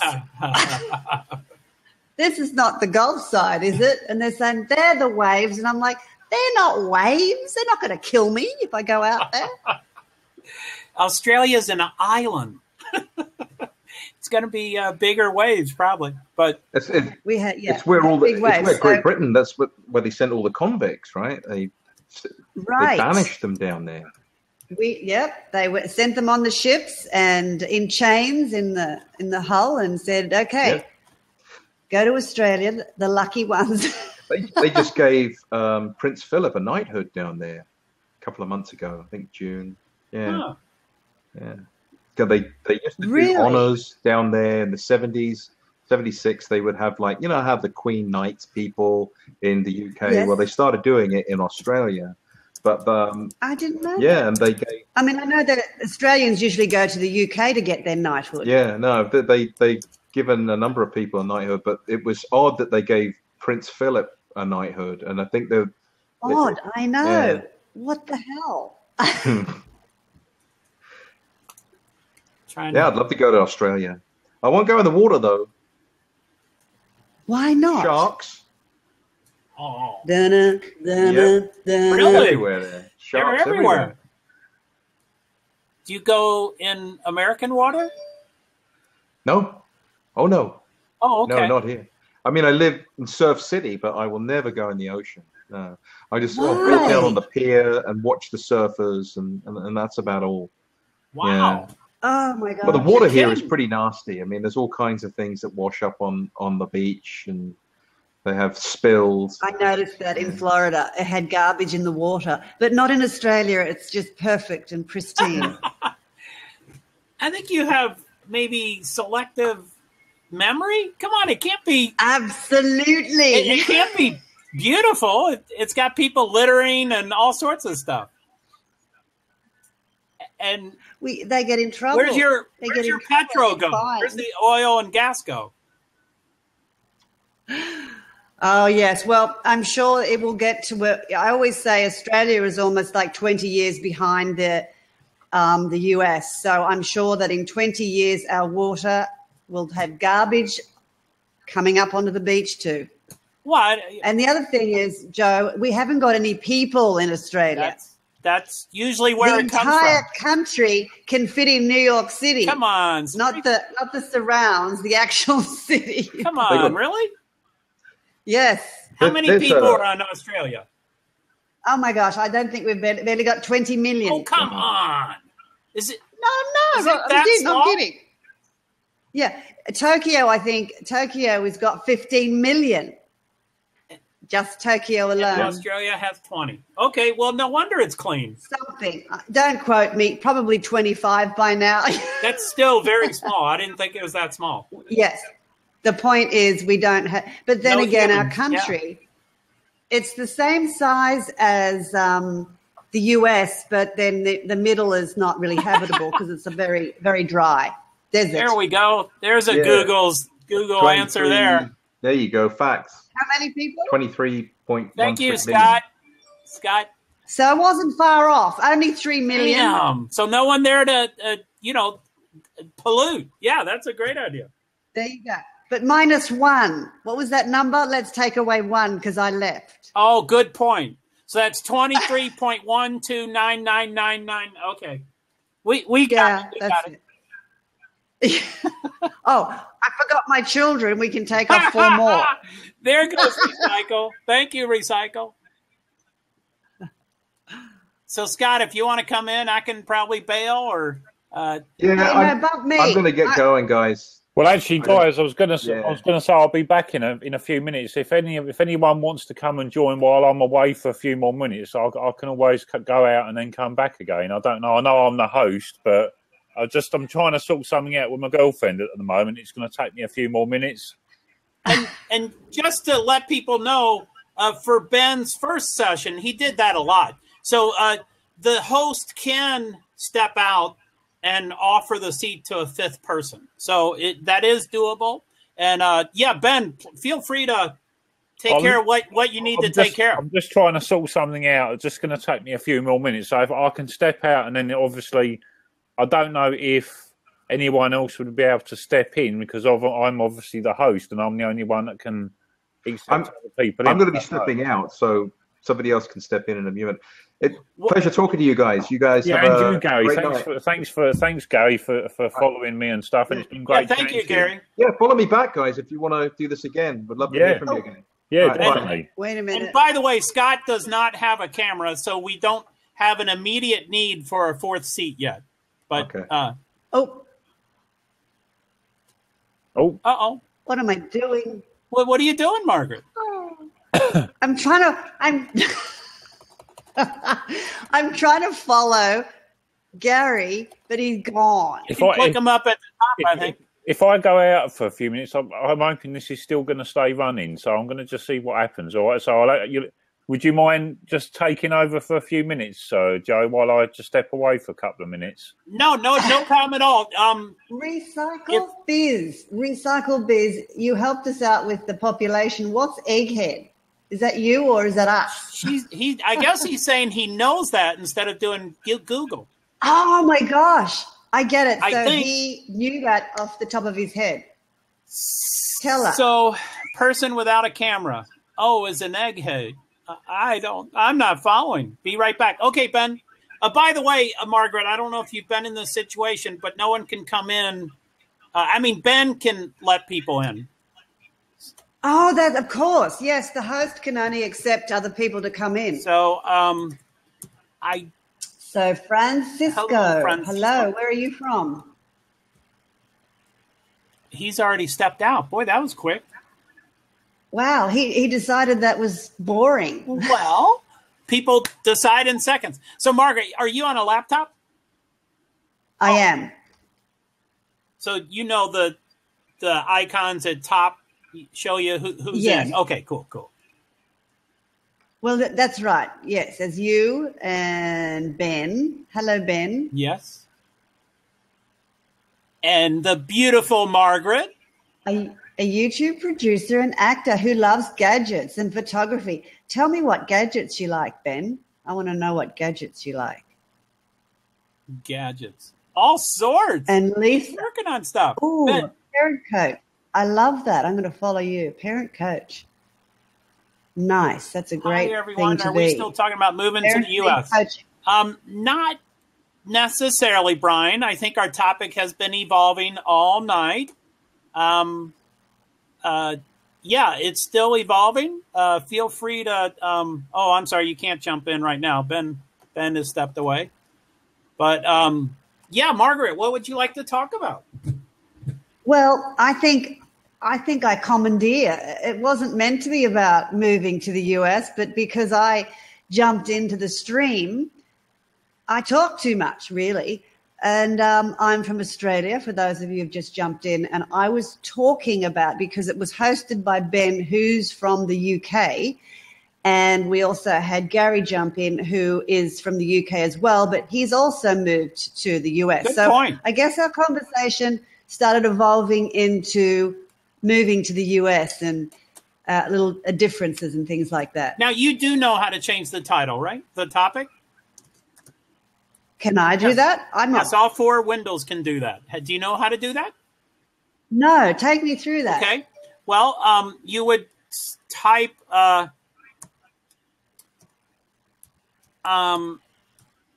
will do it with a period at the beginning, so it won't work. And then you can do it without the period, and it will work. So that's what you'll do. I don't even see where's the topic, Joe? For me, it's on the upper left-hand side where it says Blab Beta, and it says, let's move to America. Oh, I see. You see it?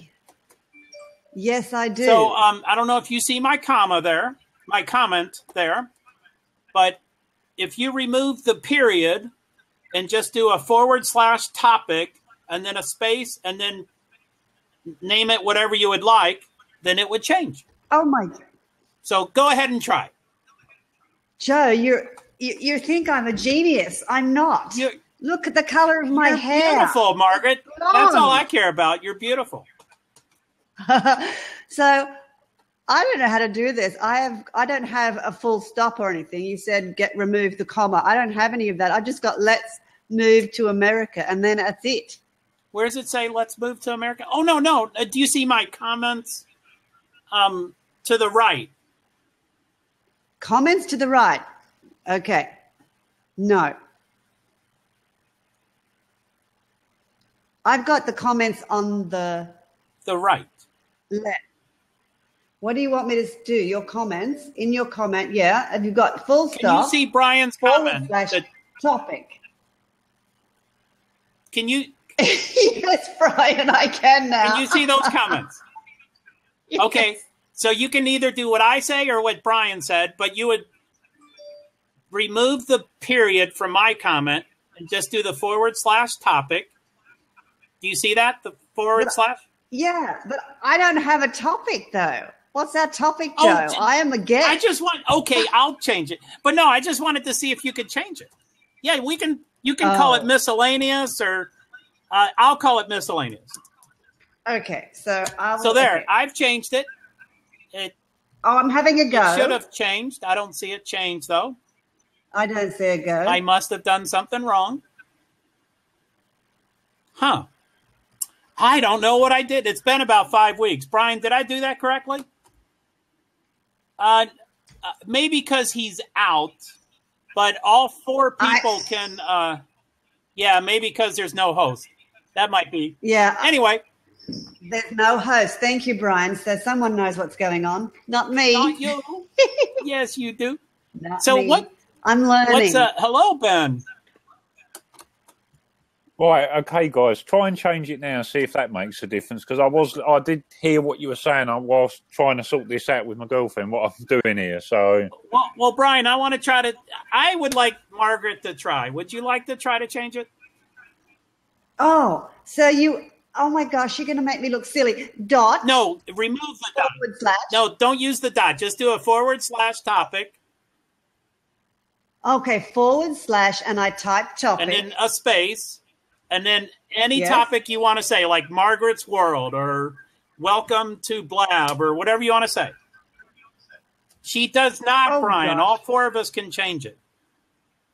Okay, wait a minute. I'm so hopeless at typing. What? Oh my God. A simple thing I can't do. Oh, you'll be fine. Okay. You want me to do it? I've got it. Bullshit from an Aussie. Okay, maybe this has changed. Maybe Brian is correct. But 5 weeks ago, all 4 windows could change it. So is that a new change, okay, Brian? Yeah. It's only you, Ben. No one else can come in and hack you. Yeah, I'm sorry, Brian. I guess you were right. And maybe it's new. Okay, so maybe Brian can come in and help us out here. No, Ben, you can do it. Just do / or that's what I knew 5 weeks ago. I haven't been on here. I don't know. I am very new. Margaret rocks. Brian, have a look. You did it. Here. Bullshit from an Aussie. There it goes. Thank you, Ben. That's all right. So if we want, we can bring in 1 or 2 people while Ben, do you have to leave again? Because I'll tell you what, as an experiment, I'm going to leave. Can somebody else try and join one of the seats? And I'm going to see if they'll let me accept them in, or whether you can accept to let them in. No, it's only I cannot, you. And my knowledge is 5 weeks old, so they may have changed anything. Well, listen, I'll step out. You have to close down the stream too, Ben. We can't do it. You have to close it down. What I'll do, I'll close my end down for just a few more minutes because I was just trying to sort one more thing out here. And then I should get a notification because I can still see the empty seats on the screen. So if somebody does try to join one of the seats, I should just be able to accept them in. Yes. And you did that last time, Ben. Yeah. That's what I was talking. You know what? This bullshit Aussie has to go because it's coming on 6 o'clock. Afternoon tea. No, I've missed afternoon tea completely. Shit. That's 3 o'clock. 3 o'clock. I'm going to a tennis party, hence my tennis dress. Nice. Twirl around. Oh no, okay, cool. I'm going to play some tennis. Yeah. So I'll have to catch you later. Nice chatting with you, Ben, and meeting you. And again, Joe, always good to see you. Margaret, you're a rock star. Here's my signature. You're beautiful, Margaret. Love you. Look forward to chatting. Bye, guys. Take care. This bullshit artist over and out. Take care, Margaret. Thank you so much. Hey, Jamie, how are you? Oh, there you go. Poof. How are you, Jamie? So, if you want to do the testing experiment, Ben, you can do that. Okay, I'll be about sort of 3 or 4 minutes. And then I'll be right back. So take your time. Jamie, if you want to come in, or Brian, or anybody, if anybody wants to come in, Ben is going to step away. Ben's the host, and he can probably still accept people in when he's away, but it's probably quicker and easier to do it now if anybody wants to come in. But yeah, we're just talking about it's no longer bullshit from an Aussie. You can change that. Yeah, Jamie, we can. Hello, Jamie. Hey, how's it going, guys? Good, thank you. Hey. I'm Joe Hart from Meerkat, and that's Ben. And nice to meet you guys. And that's Jamie. Nice to meet you. Nice to meet you, Jamie. I used to be Jamie from Meerkat too back in the day, but not anymore. Oh no, that rips my heart apart. Don't tell me that. Well, Yeah, I know. Probably one day I'll be back. I know. It's going through Blab some a lot more interesting. So I guess that's what's going on with that. Cool. Yeah. Cool. So how long have you been using Blab for then, Jamie? I think over 3 months now. Wow. I think you can click on his name and see. It says I don't even. Oh, they've removed the days. Huh. They're making a lot of changes. Last I saw was 90-something days. So it's a little bit over 3 months. So. Damn. So how do you like it over here, Jamie? I like it. It's fun. It's engaging. I mean, the topics are good. You gotta float around from room to room and then try to find the stream that you can fit in regards to the topics. But it's pretty interesting. I mean, it's and I like this whole engagement part in which you can just go in and talk to a bit more people. If you want to change the title, Ben, that'd be great. Because they've changed that. Were you here? Have you been here recently, Jamie? It used to be that the four of us could change the title, and now it seems only the host can change the title. Do you know if that really? Do you know if that's true? Last I heard, anyone that was in the room would be able to change if the host wasn't in. You write title or topic? You write topic, right? Believe so. Yeah, I'm not too. Like I said, I've been kind of away from the whole live streaming, even though I've been at this for quite a while. I've been away now for the last few months. Yeah. A few weeks, I mean. Blab rocks. Okay, thanks, Ben. Okay, it's changed. Cool. You got it. Good. What'd you put? Blab rocks. Blab rocks. Okay, cool. Yeah. Is that good? Good. Cool, man. I got crazy lighting going on. Crazy lighting. So it's good to see you here. I always love your streams over in Meerkat. Now, I'm not very. Oh, so you used to watch them. So you've been in Meerkat for quite a while too, right? I would say I'm a medium adapter. I wouldn't say I'm an early adapter, but yeah, I was there. Not like you were, but I'm a medium adapter. But I loved seeing your streams because of you. But I'm not creative and artistic and all that stuff. But I loved Thanks, man. I loved your streams. Yeah, and you know what? The funny part is, you start doing the live streams. Like when I started in Meerkat, you kind of get the taste for it, and then life just gets in the way sometimes. And I'm now kind of missing it. You know what I mean? Right. I kind of miss this whole interaction with people, and I bet it's just a great opportunity to kind of say what you need to say. And now with Blab, I'm finding that it's even better because you now have an instant feedback as opposed to Meerkat, which was, you really needed to be comfortable speaking on your own and kind of right. remembering what you said 30 seconds ago kind of thing. Right. And that was kind of the thing that turned me off a little bit, because it's really, really difficult to continue a conversation, even though I could talk for hours, but it just gets, it gets to you after a while. So, and we don't have to be talking about Meerkat. We can talk about anything. But for me, I think the cameos started becoming pretty popular and functional about the time that Blab started taking off too. So did cameos help you a bit on the interaction with Meerkat so that it was a two-way conversation? Well, funny enough, when the cameos came on, I wasn't streaming as much anymore, but I was doing a heck of a lot of cameos. So my meerkats became someone else's meerkat. So I would come in, and I would jump into this guy's cameo and the other one and the other one. So my night would be spent on everyone else's stream other than mine. Oh man. So that's how I kind of came back. But then, then a lot of things happened. Like I moved my my office space and all that, and the summer was here, and a lot of different little things happened that kind of got me away from streaming. And now, we're back into to the fall, right? Back into staying at home. It's starting to get cold up here in Toronto. So yeah, it's that kind of time to get back and get at this again. I bet. I think it's gonna be Wow. Well, that's cool. That's I used to, there was a time there that I was streaming a bunch. I was meerkatting about 12 times a week, way too many times. But and then that's not slowly. I guess it quickly dropped off.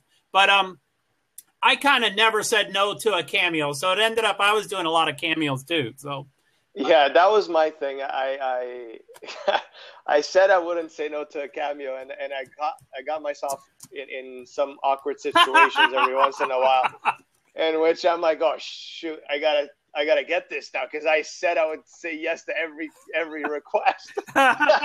So yeah, we have to be camera ready. I'm cameoing like this. Okay, my cameo would be like that, just in case. Just in case.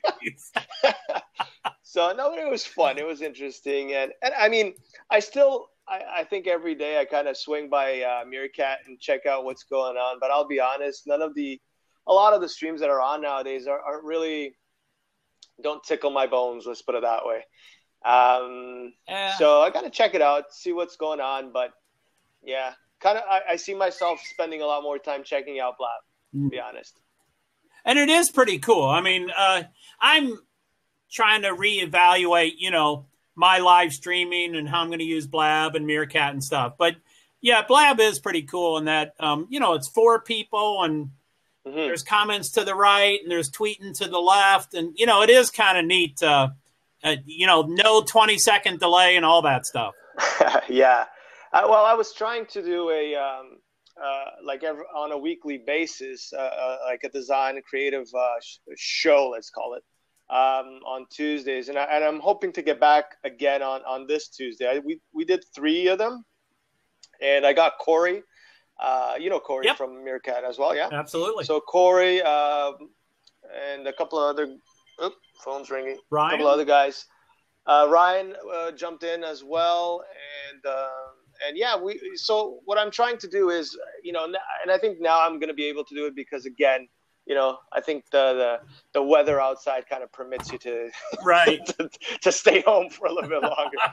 So I'm going to try to do that at least once a week. It was cool. It was interesting, and it's always nice to interact with other creative people as well. But I don't want to make it just for creative people. Right. But you do have to have some sort of theme, I think. But you can drift when I mean creative. I mean you can drift in a million different ways of creativity, and I think anyone can give their 2 cents in that aspect, right? Yeah. So you don't need to be a designer per se in order to come into the stream and talk about, hey, listen, I just saw something that was pretty cool. What do you guys think? I think that kind of interaction would be pretty cool. That'd be cool. Yeah. And I mean, sorry about all the noises. No worries. I've seen a lot of streams, and I try to support a lot of streamers, and I never had an issue with, now I'm forgetting people's names. I had no issue with Nora, and I had no issue with Grant, and I could care less. I think just supporting the streamers were important, and exactly. So I've seen a lot of artistic or creative streamers, and I would say, and you didn't ask for this feedback, but with you, I think. I didn't even, I always felt welcome in your stream. I can't draw a stick person. And if someone said, hey, why don't you design this media something, I couldn't do that. But but anyway, yeah, you've always been embracing and education, and you're just, it's kind of cool how you've always streamed. Yeah, and you know what, the thing is with me, there's a couple of ways that I need to feel good that day. Like I need to feel positive. I need to have the drive to go into a stream and kind of put that out there, because I think, and what you're referring to is, when you're doing a stream and you're not feeling like you want to do a stream, it's going to really suck. So, like right now, I wouldn't have joined if I wasn't feeling okay. I'm tired as hell because I went to work today again, but I'm feeling good, right? So I think that kind of, it comes across when people are watching us, right? And I think that's what makes us, come out with inviting streams in which people feel comfortable to just come on in and talk and discuss stuff, right? I noticed it a lot, even on here, like some people are just laying down. They're just, they're almost not even paying attention to what's going on. And I'm like, dude, like, how do you want people to come into your stream if you're not putting out the energy? Nobody's going to come in, right? Right. Like, that's just my way of doing it. And whatever I put out is really, what, this is who I am. This is what you're going to get. It's funny because I met, when I went to New York, I met Herbie and Jeff and all of that. Oh, nice. And they were saying, man, you're exactly the same. Hey, that's what you're going to get. Well, I those are all great points. I do get distracted, but sometimes my distractibility is also the topic. So, so it is kind of interesting. But hey, no problem, Ben. And Jamie, don't feel obligated to hang out. Feel free to come and go as you wish.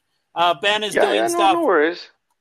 Ben, and I expected you to do that anyway. You seem to be, confident, and you do what you need to do. So, but yeah, that's kind of me. Yeah, and I love it. I think it's great. So, but yeah, Ben's kind of behind the scene right now. So, all right, hey, no problem. And is Ben going to be coming in? Is that the thing? Is that what's going to go on? Or Ben is the host. Never mind. So we can't add anybody right now. Not that there's a long line. It looks like Lisa is the only other person in the room right now. So, we could reduce the number of windows, but we can't add any windows. So. Oh, okay. So if someone wants to come in, they can, right? Yeah. Although Ben seems to be on the outskirts, so I bet, yes, try. Anyway, he has let people in from there. Anyway, go ahead, Jamie. Okay. No, I was just going to say, they haven't still allowed you to pass on the I'm just trying to – let me just move here. Hey, no problem. Haven't they solved that problem of changing who the host is? Because I think that would be a nice little add-on, because, sometimes you might start a Blab, let's say, and for whatever reason you need to go. But you have quite a lot of people in the room, and the topic's actually working out pretty nice. Right. And some other people that are in the Blab might want to say, you know what, I can stick around for another half hour, an hour. Why don't you just pass the ball on to me? So, I think that would be a nice feature if they could do that. And I agree for sure. Hey, Ben, welcome back. Sorry about that. Sorry. No problem. Hey, Jamie. So, Jamie, I've been kind of gone from Blab for about 4 or 5 weeks, or it seems. And back then, I knew everything about Blab. But I've already opened my mouth a couple of times today, and I've been wrong because of the changes. But as of 5 weeks ago, the host could not turn over to a co-host. And I do know that they know about that, and they want to do that, but I don't know the time frame. Yeah, I'm kind of in the same boat. I've been in and out just watching streams, but I haven't really been dedicating myself too much to this. And sometimes I'm afraid to say something because it might have just, been the last update and I'm not up to date to it. So I myself, I'm like kind of, should I say something or not? So, well, the title's new. I don't know if the first time I found out that all 4 windows could change the title. I was the host, and someone did it without telling me, and so it did kind of surprise me. But I kind of grew to like that. But anyway, that's the one thing I've discovered today, that now only the host can change the title, which is probably a good idea. I don't know. Cool. All right, guys. I have my wife messaging me. She needs me to go pick her up because it's raining. All right. No problem, Jamie. Well, I'm nice to meet you, and I will be back in the Blabs later on. So if you guys are still around, I'll certainly jump in and talk a little bit more. Awesome. Nice to meet you. Well, thank you, Jamie. All right, guys. Thanks for Take stopping care. by. Take care. Bye. Bye. So, yeah, Phoebe, I don't know. Welcome, Phoebe. If you want to drop in, we're still evolving on topics. And if you want me to change, I didn't know what to put as a title. So no, that's cool. So that's and then Lisa, I know you've been here for quite a while. I'm guessing you might be in a couple different sessions, but if you want to come in, you're welcome to. But yeah, I'm I didn't know if you had an idea of what time you wanted to go until. We can certainly wind it up if you want, or whatever you want to do. Well, I mean, I don't. Well, I'm finally done with what I was trying to sort out, so now I can come back and I can just relax now. So I don't mind carrying it on for a while. I don't have an issue with that. So cool. I'm just trying to catch up with some of the comments that people have been leaving and who's been joining and stuff like that. So, well, now I think I just told a little bird, but I don't think I've ever really read what happens when I tell a little bird. And I don't know if you're looking at that part too, Ben, but where it says Team Blab and it has your picture and it says watch live. Yeah. Does that happen every time, or did you click that in? Let me press it again and see what happens. That's a kind of cool thing. I like that. Yeah. That's kind of neat. Yeah, that comes up. So obviously I just did that, and then people can just click on that link and it'll take them straight to my live stream. They can view on the web. They can click right on that. That's kind of cool. I like that. Yeah, they have made some improvements, haven't they, since the last time that I used it. So yeah, I don't really know, when's the last time I've been using it a lot, but I keep forgetting, when it's a beta, what I knew a month ago may not be true now, so that makes sense. Yeah. But we've had a fair few people come and check out the stream, so that's pretty cool. Yeah, sorry about. I hope I didn't take over with Margaret. No, not at all. She's lovely, really lovely woman, And I've been trying to get a Blab session with her for a while, so I'm glad it kind of happened today. So sorry about that. Yeah. No, that's fine. I mean, she's a lovely lady, and she is. I really hope that she'll be able to join future Blabs that either me or you host. So that'll be awesome. And I see David Dorian Ross a lot. I probably see 1 or 2 Meerkat sessions a day and 1 Blab a day of him. It's I really like him, and I'm too high strung. I'm not sure if I do Tai Chi. I'm just a little too high strung for that stuff, which might be a good reason to do it. But anyway, yeah, I like seeing she's there a lot, either as a viewer or as a guest, or So anyway, that was cool. Yeah, no, she was really, really awesome, and Gary had a bunch of stuff. Yeah, hello to Alex. Kevin wants to come back and join. So hey, Alex, I'll bring Kevin back in. Hey, Gary, where'd you go? Oh, okay. Hey, Kevin, how are you? I'm doing well. I'm actually ready to talk. Like, I can talk all night if I want to. Cool. I have all night to talk. Well, it'll certainly be a long Blab, that's for sure. So remember that night, Joe? When your in the morning? Your audio's kind of tough, Kevin. I'm not sure if it's fading away or. Can you hear me now? It didn't improve much. Not a huge amount, Kevin. No. We can hear you, but it's a different volume. So, Yeah. Can you hear me now? Because yeah. Yeah. Thanks, Gary. So Gary is back. I forgot that too. When they come back for a second time, it doesn't show them coming back into the room, but it does up top, but it doesn't in the comments. Yeah. So yeah. So how you doing, Kevin? Yeah, I'm good. I'm doing great.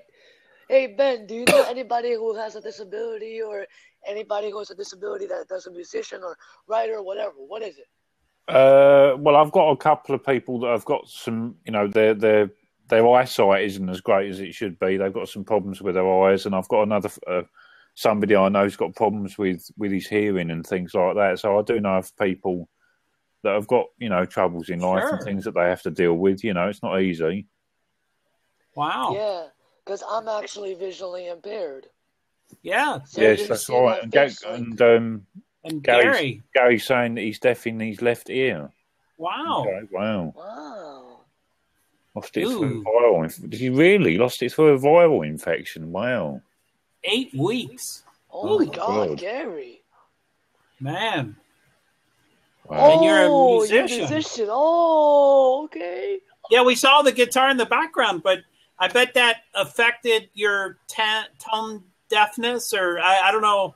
How's it work with the music? Like the tone, I would think that he's gonna have to. Can't play live. No, volume. that's understandable. Oh, can't play live. Wow. Wow, that's. But you record my own stuff. Cool, man. Oh, okay, okay, Gary. Paul Weller. Is that Yeah, I know the name. I know Paul Weller, definitely. I didn't know you were the Jam. musician, Okay, Gary. that's who it was. The Smiths. Oh no, okay. I thought you were saying Paul Weller was in the Jam and the Smiths. So that's 3 different groups. Okay, cool. Hey, Elena. Hey, Elena. If anyone wants to, if Elena wants to come and join, that'd be awesome. Lead singer of the Jam. Wow.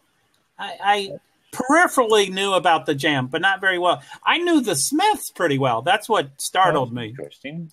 But yeah, UK always had the strength of musical groups. Just out of interest, sorry, I've just spotted something that's completely new on here. Sure. Joe. If you hover your cursor over each person's name, you can get you get their profile picture come up. Yes. Well, next to it probably doesn't show up your end because I'm the host, but I can make you a co-host by pressing a little button next to your name. Oh shit! We just talked about that, and we're wrong. Yeah, because look, if I do it now, let's see what happens. I don't know. You've been made a co-host. Oh my goodness! So now, presumably, if I was to leave this stream and switch my camera off, you'd be able to invite people in and stuff and have control. And that's what it says. Now, I know the H in your name is for host, and my G I think is for guest. But I thought it would have changed to co-host. But yeah, it sounds like wow, way to go! I didn't know that existed. I just noticed it because I was looking up at everyone's names and stuff, and I'm thinking, what's this little H for? And it's got like a little plus next to it, and I pressed, and it says make this person a co-host. I can make anyone a co-host. Sweet. That's awesome. So Gary and I can be you, the host, and I can be the co-host if you're ready. I can make, according to this, I can make you a co-host, Joe, and I can also make Kevin a co-host. What? Yeah. And then you can focus more on your outside stuff if you needed to do that. Yeah, so that's interesting. So now I've made you a co-host. I didn't know you could make more than one co-host. Well, thanks. So, hello, Megan. It's good to see you. And Kevin and Gary and Lisa. Lisa, are you still around? And Ben and Joe. Guess I missed the last one, but cool. Okay. Who's that, Megan? I didn't see you, Megan. I think she left. Yeah. I'm gonna find out. Megan's still here. Elena, I don't know how to say her name. She took off. Megan's here, and who else have we got? Lisa. Yeah, I think that's about it. I think. And Gary, yeah. And Gary. So, Megan Carroll. I am a multi-paragraph I can read it if you want. Yeah. You want me to read it? Sure. It's I usually wait a few minutes. I usually let them get acclimated to the room, but it is. I am a multi-passionate serial artist creating home decor and wearable art using my photos as a palette. That sounds pretty cool, Megan. Oh, very cool. I'll have to check out the website. That's cool. Yeah, the Beautiful Life Etsy, the Beautiful Life.etsy. Cool, Megan. Sorry, I hope you didn't mind me reading that. I usually let people come in. The website's really awesome, actually. I'm just looking at it. Hey, Melody. That's really cool. Yeah, man. Oh, wow, she's from Ontario. I know where Windsor is. Yeah. Hey, guys. Sorry, I'm multitasking. No problem. No problem. Yeah, no Megan. problem. Nice to meet you too. This Okay, is how Blab Hangouts should be like. Open forum, letting everybody Eavesdropping. know. This is just how it is. No problem, Megan. You can eavesdrop as long as you want. You don't have to call it eavesdropping. No, Megan, you're fine, man. This is the family here. It is Blab. Now, I wonder when they're going to actually make the final release of Blab, because obviously it's still in beta at the moment, and it has been for quite some time. So I don't know when they're planning on officially making it, the final version, if you know what I mean. And my information is very dated, and 5 weeks is a long time in beta world. But back then, they were saying, we're not really in a hurry to make it a full-fledged application. We want to make sure everything is finely tuned and correct. So, like Meerkat is kind of evolving with their features, but Blab, yeah, they want it to be a fine oiled machine. Yeah. So yeah, stole Google's thunder. I mean, yeah, cool. Meerkat, Meerkat on the side is like you're talking to like 1,000 people, but you don't hear their voices. No, and the thing is, I like Meerkat. Don't get me wrong; I think it's cool. But then again, it's kind of like you're just talking to yourself, basically. And it's kind of like you may have people watching you and following you and stuff like that, but it gets a little bit after a while if you're sitting there in front of a camera talking to yourself you could be talking for a couple of hours, and it's kind of like it's nice. That's what I like about Google Plus and also obviously this, because you can interact live with other people and you can see and hear each other. So that's what I like about it. I want to hear the voice. Exactly. That's why all musicians have their voice. Mm. Definitely. And did you follow me on Twitter? Yeah, I'm following you, Kevin. I should see a person. Let me have a look. Let me just check out your double. I agree, Megan. I agree. So now I do have to put in the disclaimer that I'm a Meerkatter for life. I love Meerkat. And they did add cameos, so you kind of can have a two-way conversation. It's very different, but anyway, I'm Meerkat for life. I got to throw that out there. So you're an absolute Meerkat junkie, then, in other words, Joe. Oh, I will go down in the flaming ship with them. They rock. If you know who Mara Steep is, she's a jazz musician, and she's on Meerkat. Yep. Oh, you should get Mara on Blab, for real. We would love to have Mara on Blab. Do you think she's a good singer though, for real? She is very talented. I'm sure she's completely aware of Blab, and she could be the star on stage. I told her to get Blab. I don't think she get back to me yet. I think the bigger star someone is, that might be. Meerkat might be a better fit sometimes. She is very talented. But I just want to talk to Mara, Yeah, for sure. Keep inviting people, no problem. So, Megan says they will always be tweaking it. As far as I'm concerned, it's already highly functional. And again, 5 weeks ago, I knew everything. I listened to every word that Sean said and every word that Brittany said. I heard everything, but I'm very dated. I think to them, it's just a name. it really is a highly functional application. They just call it a beta. Yeah. That's what I would say. I was like, wow. So, hey, Jamie, how are you? Hey, Jamie. And yeah, I think we already invited you, Megan, but feel free to jump in if you don't want to type all that stuff. Yeah. I know you're eavesdropping and stuff, but come on. If Megan wants to come and join, that's not a problem. I don't have a problem with that at all. Let's. And here comes Jamie. Here we go. Wait until the connection loads. Hey! What's up, Jamie? Jamie! How you doing, Jamie? Good, how you doing? How's your new setup, man? It's not here yet, but it's coming. I know you're Can't excited, wait. Dave. I know you're excited, man. It's coming in a couple of days. We gotta Cool. Jack, me and Colin and John, the people who set it up, are actually gonna go into an appear room and set everything up, and it should be shipped out pretty soon. So I don't know. Hi, Jamie. I'm Joe Hart. I know we've done a couple of blabs before. And Ben, I don't know if you know Jamie. No, don't know Jamie. No, nice to meet you, Jamie. But Nice to meet you, Ben. How you doing? I'm doing good. Yeah, not too bad. What part of the world? What part of the States are you from? I'm from Arizona. Nice. I've been to Arizona myself. I'm from London, England. So.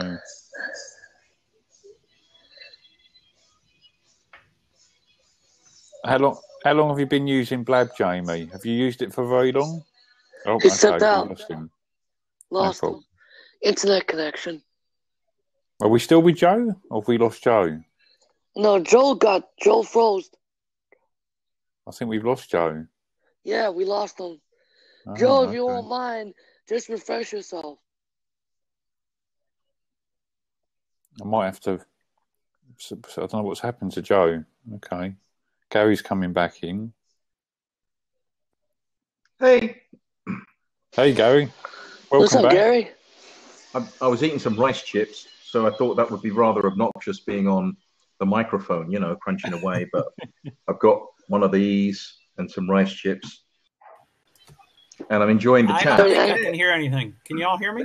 Yeah, can you find out? Just to point out, Joe, because you were because I set you up as a co-host, you Co-host? automatically when you automatically came back in on here. I didn't have to accept you or anything.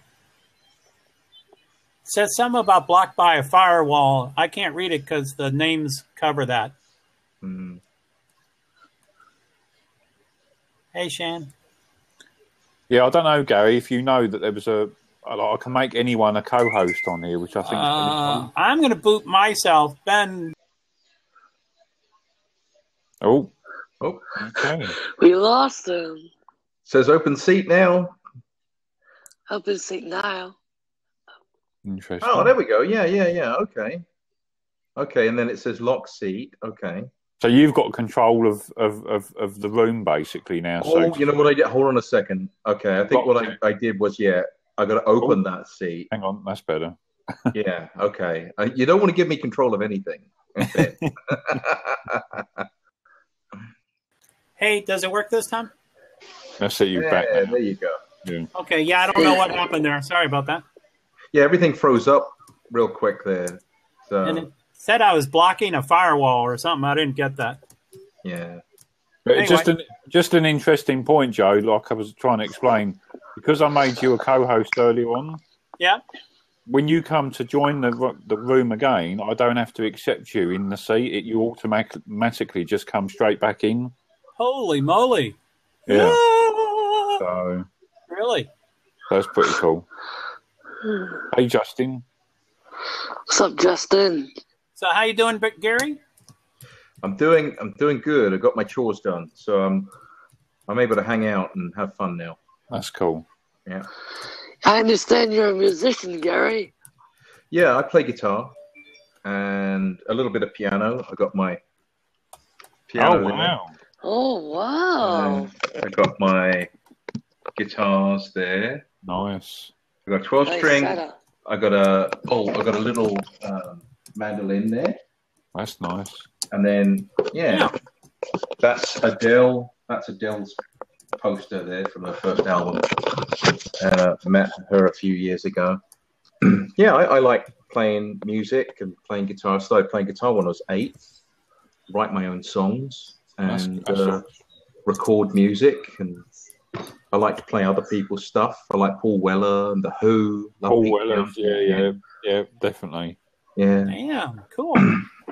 Yeah, so I do that as an outside interest. I like to make videos too, though. I do that. I do marketing for a job, so I have to make corporate videos. But I might like to make my own videos too. I like watching a guy named Casey Neistat.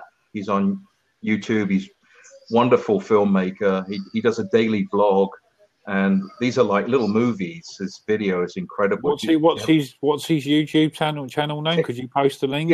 Yeah. Let me put it in the comments here. So if you find him at Casey Neistat, you'll be amazed. He did a video for Nike. They actually asked him to make 3 videos. He made 2, and then the rest of the money for the 3rd video, he spent it on a trip around the world, and he made a video called Make It Count. Didn't have any Nike merchandise in it at all. He just wanted to go everywhere. And that ended up being like the most popular Nike video of all time. And he lives in New York with his wife, and he makes videos. Every day he rides around New York on a powered skateboard with this Canon camera, filming himself. And he does time lapses and all crazy effects. But he's able to, put these videos out every day. And he's got this new app called Beam, which the way it works is it records 4 seconds of video by holding the camera up to your chest. So, like, I'm going to do one right now. Is that like an iPhone application, is it? This is iPhone, right? So the way it works, if I cover it, covers up the sensor, right? I'm covering the sensor, and it's making a 4-second video right now. And then what it does is it goes and just puts that out on the internet. And what you can do is you can actually make a whole series of them. So what the video is actually capturing what you're experiencing right now, and it'll. So basically, all you do then, because I've got the iPhone 6, so all you're you just literally cover it up like that, and it'll start recording. Right, and you can actually film yourself by holding it up like here and doing a selfie, but. The whole idea behind the product is to get the manufactured out of social media, getting that perfect angle and that perfect shot. It has to be completely spontaneous. And he got $2 million investment in this app. He's built this. It's like one of the fastest growing social apps out there. And what's the application called? It's called Beam. BEME. BEME. I'll have to check that out. Yeah, look at it. Impress me. Yeah, I'll play you one of his right now, actually. BEME? So now, you see how that little bit of white is going around the screen? This is one of Casey's clips right now from today. That's him right there. He's running along a pier. And then you follow lots of people on here, like his UPS. So you can follow other videos that he's made then, other 4-second videos. Yeah, okay. as he creates them, they show up on your and like his UPS driver, people found out he only had a BlackBerry, so they did a Kickstarter campaign, and they all saved up and bought him a new iPhone. And now this is his UPS guy. He's on Beam, actually making videos. Yeah, nice. Check it out. That's all, and is that a free app from the App Store? Is it? Yeah. It's pretty fun. I like to I'll record like little going into lunch and what I'm having for lunch, or just what's happening in my day, and then I'll watch it a few minutes later, and it strings them all together. Is that the one? That's the one. Yeah. Okay. All right. So Gary, there's a question from Megan asking, do you have your own account, or does it go into a pool? Yeah, you have your own account. You create your own ID on Beam, and you can, people start to follow you as soon as you've created one. So I'm G Stockton, just like my Twitter. And what Casey's been doing on his videos, if you send I think it's Beam feedback or something, if you email him a video explaining why people should follow you, at the end of every one of his daily vlogs, he takes one of those videos and puts them out there, and he's advertising folks, you know, who are interesting. Yeah. So it's, this is the latest and greatest right here, Beam. Okay, I'll have to check it out. That's interesting. So initially, I've opened the application up, and it's asking me to choose a username, etc., and it's asking me to put my mobile number in. Okay. So we're getting a bunch of people in. Yeah, we are. I'm noticing a lot. Hello, everybody. Hello, everyone. If you don't mind, let me just go through the people here. I don't want to miss them and stuff. But hello to David. Hello, Larry. Oh yeah, go ahead, Ben, if you want. Yeah, hello to David. Hello to Tina. Is it Ahmed? Am I pronouncing that right? We've got a few people here. Yeah. Hello to you all. David England. Ahmed. Eileen. Yep. Jeremy. Cool. And Megan's still there. Yeah. Sweet. Thanks. I just wanted to acknowledge them since no, we got a sudden flood of people. We did. Now, on Meerkat, when you get a flood of people, it's usually the U2 concert just finished. So I don't know on here what it means, but I don't know what it means either. Something probably just happened. We just had a sudden rush of people coming in. So what are we talking about? Good question. A marketing beast wants to know. Where are y'all at? Yeah. Hey, Larry, how you doing? Hey, marketing beast. I like marketing too. What kind of do you do? Like inbound market, your internet marketing? There you go. Social media manager. You're my kind of guy. That's what I do. I do that for a credit company. Cool. So yeah, Ben, he was just asking. So what are we talking about? So probably just general stuff, right? General stuff. General stuff. Really. Just meeting great people like yourself, Gary and Kevin.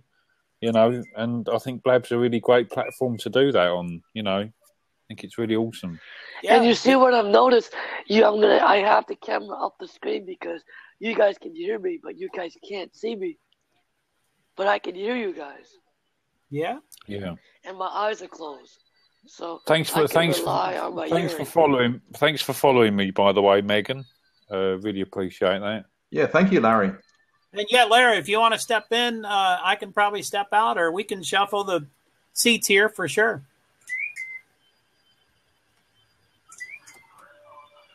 Whose Periscope is that? That's just out of interest, Joe. Can you accept that person that's trying to come into the room? I can. I was letting you, since you're the primary host, but yes, it does come up. So that's a pretty cool feature you figured out. Okay, I'll let you let them join. I'll let you accept it because I just want to see if it works. I know Larry's waiting. Sorry, to come Larry, in. we're discussing who to click on. This is brand new for us to have a co-host. So here he comes. Here comes Larry.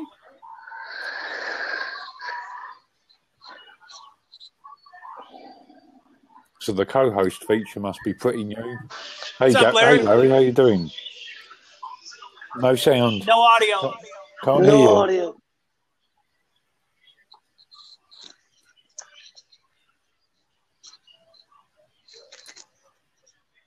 Nope. Sometimes when I plug in and out a couple of times, the earphones work. If you plug in and out, but that's old. I don't know. I can lip read, Larry. Yeah, sorry, Larry. Also, if you wanted to boot out and come right back in, sometimes that fixes it. Oh, okay, maybe if you leave and come back, maybe Larry, try that. You did already unplug it, right? And plug it back in? Oh, okay. Yeah, I'm not technical. That's all I got. So maybe come right back in. Just try and leave and come back, Larry. Do you want me to boot you? Yeah, you can boot. There you go. Yeah, just come right back in.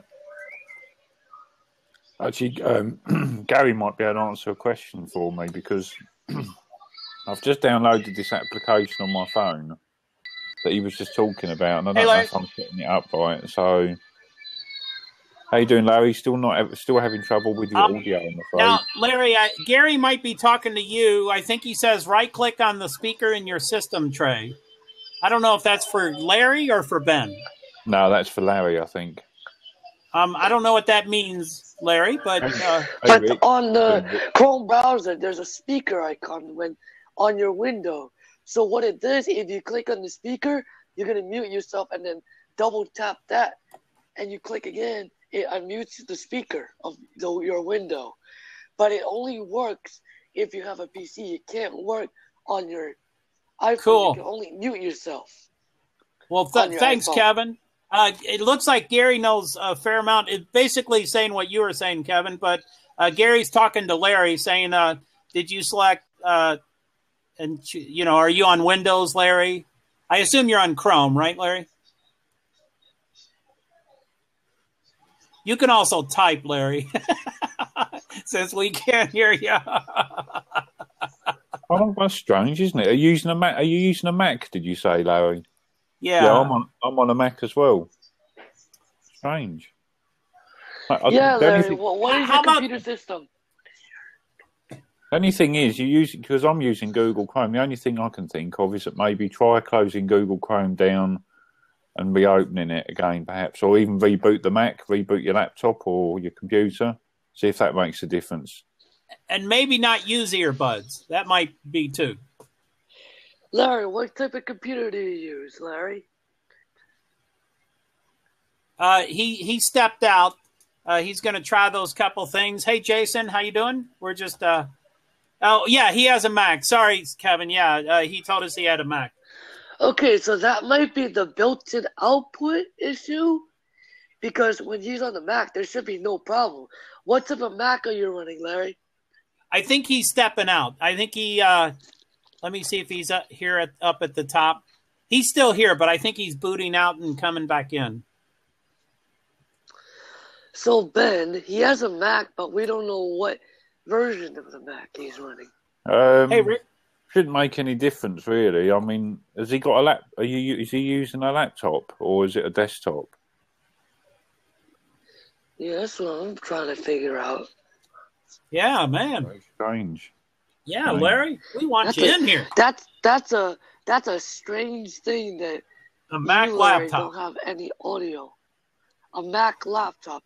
Okay, so that should not be a problem if you're talking from a Mac, because the new MacBooks now have a built-in microphone. Yeah, that's right. So you don't need a headset. Mm. Hello, Jess. Strange. I don't understand. Don't understand. And it works on the same sound card. All you need is an internal microphone. That's all you need. We're just doing some tech support here for Larry and such, but here comes Larry again. You want me to click it? Ben, go for it. Yeah, go for it. I'm on an old laptop. How about if you click and see if your new laptop? Let's just see if that will help. There's something background. There is video. There is something. But we don't hear the audio.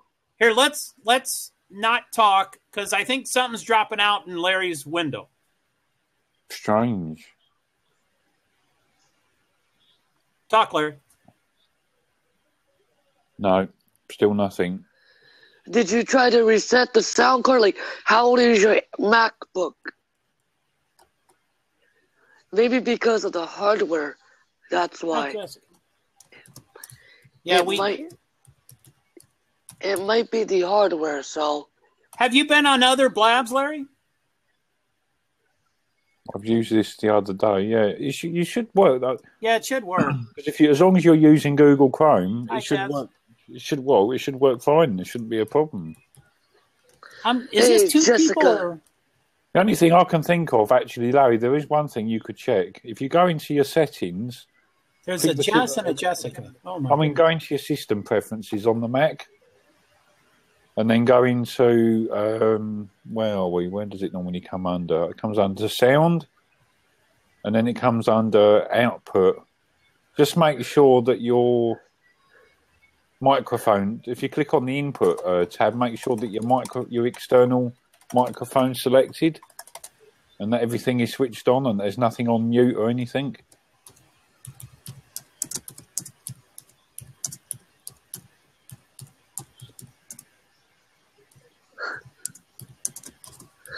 So how old is your Mac computer, Ben? I've got a MacBook Air, so I've got a 2015 model, so it's not that old. It's fairly new. Well, I want to get a MacBook Pro with a terabyte hard drive and 16 gigs of RAM. Yeah, that sounds nice.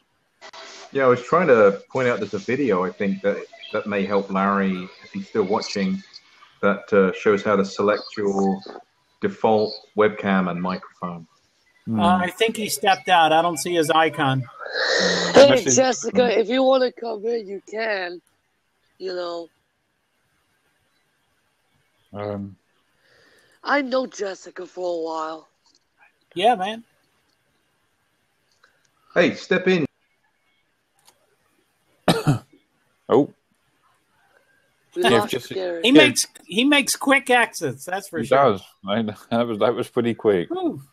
Oh, golly! You gotta wait until Jessica accepts. So Jess says, "Thank you. I'm okay, Kevin." I think that's a no, but I'm not sure. Is that a no, Jess? Feel free to come in. Yeah, I think that's a no. Okay. No thanks. Okay. Cool. No, thanks. Okay. No, all right. Fair enough. So yeah, we were slightly distracted by the tech support that we were doing. Yeah, sorry about that, guys. And really, I was distracted, so I'm not sure which Jess is which Jess, and there's two Jesses, but whoever hasn't been invited yet, the other Jess can come in if she wants. And Peter, welcome. It's good to see you. And Jamie, it's good to have you back. Oh, Jamie. And also, I can step out too, Ben. You can. Okay. Well, I mean, whoever wants to come and I've got a free seat going here. I mean, if somebody wants to come and join, more than welcome to. Or I can step out for a few minutes and I can still hear you guys, obviously. But gotta run. Cool. All right. Megan, thanks for stepping by, Megan. I appreciated your comments and such, and. When you have more time, come on and step in. So thanks, Megan. Hello, Dan. Welcome. Hello to everyone. Have a wonderful evening. Okay, have a great evening, Jessica. Look forward to maybe seeing you in one of my next blabs if you can't come and join live here now. Yeah, it's 1 in the morning for Ben.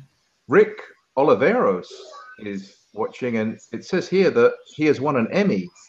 Wow. I think he just stepped away. What was that like, winning an Emmy? No, there he is. Oh, are you still there, Rick? No, I'm sorry. He is here. Sorry about that, Rick. Yeah. We should let Rick in. I'd love to hear what it was like to win an Emmy, what it is that he worked on, and if he works in like LA. I'm going to step out and see if he's interested in coming on. Yeah, that would be awesome. Yeah, definitely. Yeah, feel free to if you want, Rick. Don't feel pressured. We're just evolving here. But, yeah, if you want to come in, feel free to. And you can talk about anything. We're evolving on the topic right now. Yep. Definitely. It's an open topic, guys. Yeah, Rick, if you wanna come and join, that'd be awesome to talk to you. Cool. Thanks, Oliver. Yeah, you said in just a second.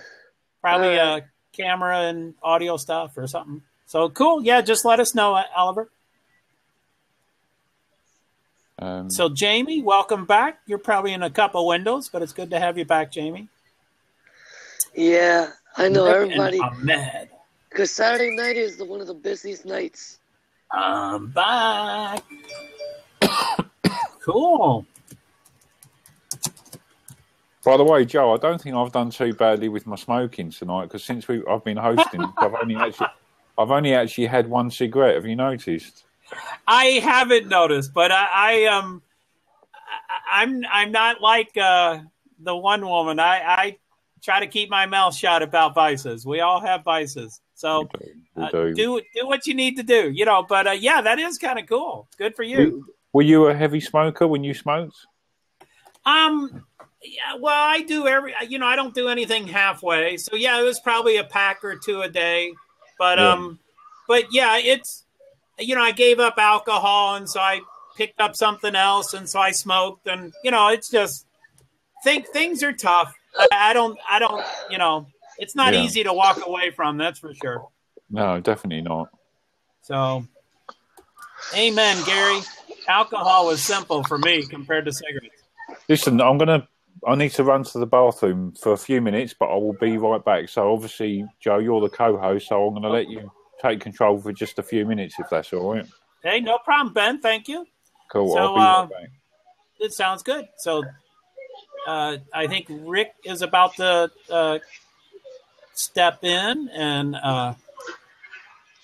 let's see here. Yeah, we would have two. Well, Ben, we probably have two seats. Andre, hello, welcome. I'm Joe Hart. Andrea. Sorry, I'm not sure. I don't mean to be butchering your name. Sorry about that. Oh, Andrea, let me see. Oh, it's a different Andrea. Who dares to teach? Oh, here's Andrea. I don't know if I did that or you, Andrea, but when I passed over the seat, it disappeared. So if you did mean to click in, please do, and I'll bring you in. Or if you meant to click out, hey Larry, welcome back. Did you want to try? Just let us know. There's two seats, guys. Now you only have the co-host, and you got 3 other people. And here's Larry. We're going to bring Larry in and see if the tech support is going to work. Or I didn't do any tech support, but let's see if he connects. Drum roll. Gary is drum rolling for Larry. Yeah, everybody that wants to tell a little bird. Wait until the internet connection, so it's going to take a moment. Can you hear me now? We can hear you. Hey, Larry. How you doing, Larry? How you doing, man? So you froze temporarily, but I'm Joe, and that's Kevin, and that's Larry. Hey, Larry. You froze. Now it's the video. Try refreshing yourself.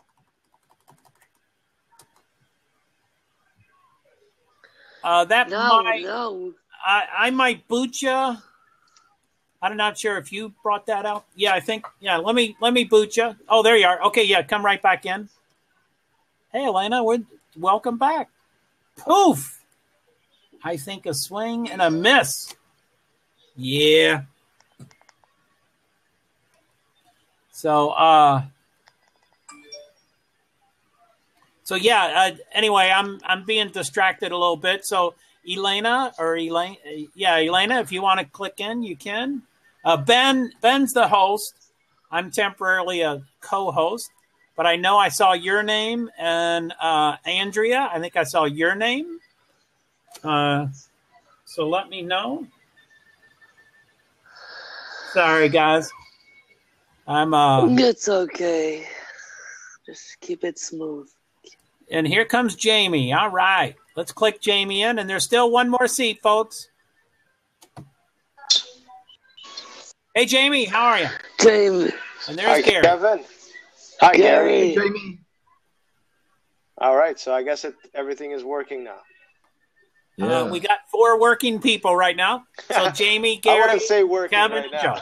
Joe. Well, you know what I mean. The technology is working. There you go. So you gave up smoking 11 years ago. Wow, that's quite an achievement. Congratulations on that. It was that tough? My daughter was born, and I decided to. That was it. After 6 or 7 attempts at it, and that was kind of the final decision. Was the little girl I have here beside me? So that was the motivation. Wow. Congratulations, Jamie. I know it's not easy. I did it too, so I know it's hard. So yeah. You got Jamie from Toronto. I forgot which Blab I was, but I know you from somewhere. Yeah, I've been around the Blab block for a while. Could be Meerkat also. Oh no, Meerkat? yeah, I'm sorry, Kevin. He's over there a little bit, I think. No, I'm here. Hi, Andrea from Argentina. Welcome. Okay. So yeah, All right, cool. what's going on, Jamie? Well, Well, did right you make now, the rounds? I just went to pick up my wife, and actually, we're just finishing off cooking dinner, and that's why I just said, let me just jump in and see if we can get more connections going on, and that was basically how's the your reasoning. daughter? My daughter's doing good. She's right here doing her homework, actually. So. All right. How old is she? She's 11. Oh, what homework does she do? That's a pretty. Sorry? What homework does she do? I have no idea right now. I think it's, are you doing math or what are you doing? Language. Okay, there you go. Language homework. So, do you know anybody who has a disability? Actually, I know quite a few people, actually. Now, Kevin, that's not the topic necessarily. It's I been. didn't see it. I do appreciate you asking those questions for sure. But anyway, go ahead, Jamie. No, I was just answering Kevin there for a second. Cool. So you work in the creative field, Jamie. You're a graphic artist. So well, I own a graphic design company. So I've had my company, Creative 7, for about 11 years as well. Yeah, it all fits into the 11 years. So I basically had a kid, started a company, and bought a house all in the same span of like 3 months. Wow. Oh, my goodness. So that was a crazy 2004. Yeah. Wow. So, yeah, I started that company 11 years ago, and still around, and just keep on changing with times, and it's I still enjoy it. So I guess that's the good side of it. Is it your first business, or have you worked for other people? Or well, I was working in the design industry before. I wasn't one of those guys that started in design because that's what I wanted to do. I kind of stumbled into it. I've always been, the type to be drawing all the time. Guys, So Okay, Kevin. I think Kevin dropped out. Thank you. So yeah, I was always the guy that was drawing all over the place, and used to draw a lot of cartoons. Still do a little bit, as much as I can. And I kind of got into design because a company was looking for an artist to do a couple of drawings for this project. I got in there, and all of a sudden they put me in front of a computer with Corel Draw, and I had to figure things out. And I started drawing cartoons with Corel Draw. I used to use Corel Draw. That was a great program. Yeah, it was. I mean, back then it was very, it was doing some amazing things. I mean, now we look back at it and go, but back then, I mean, this is going back probably about about 18 years ago. Yeah. It was pretty good. It was a pretty good program. So yeah, I learned how to work with Corel for about 1.5 years while that project lasted. And then ended up going into that finished, and I ended up going into a newspaper. I started then using Photoshop and Quark Express and all that kind of fun stuff. So, and then I decided to go to college. So I did the reverse. Oh, wow. Yeah. I was already in the field, and then I said, okay, I like this. Let me learn a little bit more. So I went into college, and I did about, I think it ran for 3 years. I was doing it on a part-time. Hey, Andrea. Hi, Andrea. Wow. So, Jamie, what did you was it a college degree or just college classes, or what'd you do? Well, it was because I was already an adult, so I had to go into the adult courses that they were offering at this college.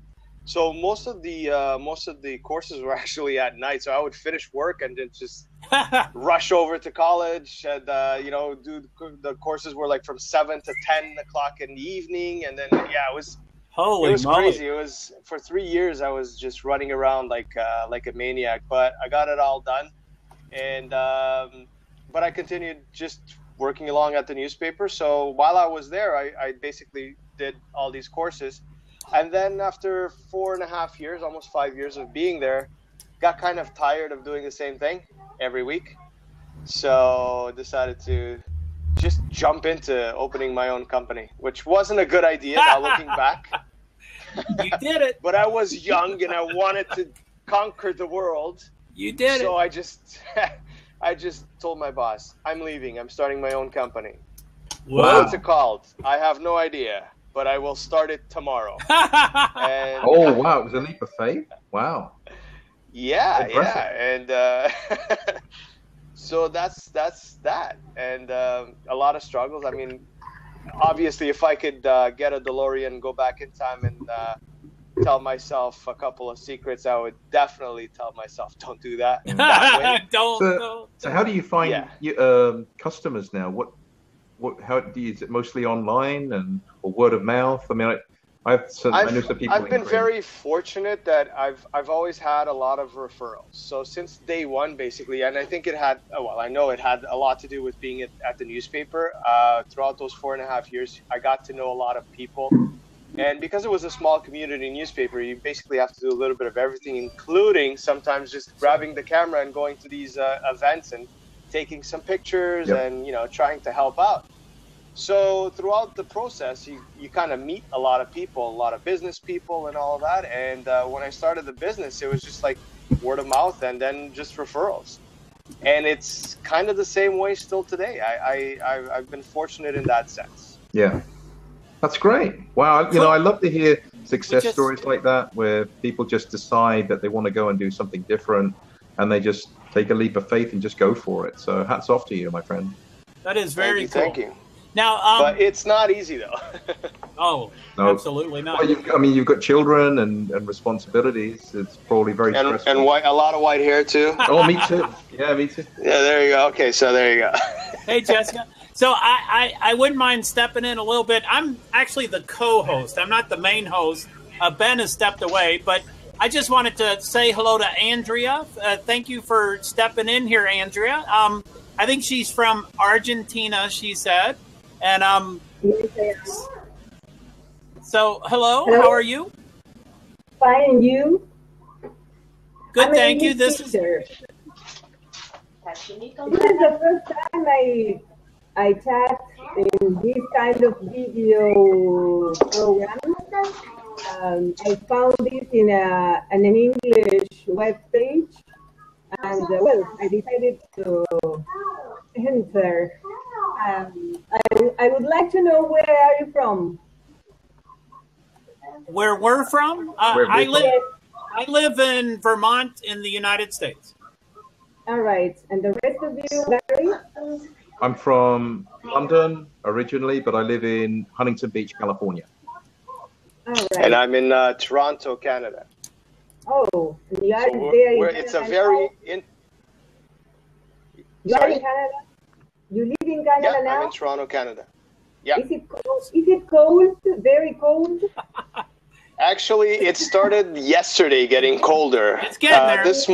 This morning, when I stepped outside, it felt like minus, with like 3 degrees. Not minus yet. No, let's not say minus yet. What is your city? What is the name of your city? Toronto. The name of your, Toronto. Yes. So Toronto, yeah. Andrea, I don't know if you have earplugs, but it might help your audio a little bit. If you have earbuds, do you have earbuds? Yes, I have. I have to connect them. Okay. It might help us understanding you a little better. All right. Hey, Bruno. Hey, Candy. Hey, Kieran.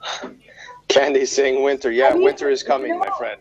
For you to know, I live in Rosario. Rosario is Messi's, the football player, Messi. Mm-hmm.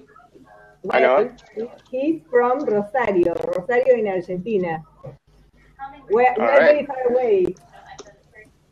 So we can speak Spanish as well, right? Of course, whatever you want. Joe, start speaking your Spanish. How's your Spanish doing? A 0, Jamie. Do you know Spanish?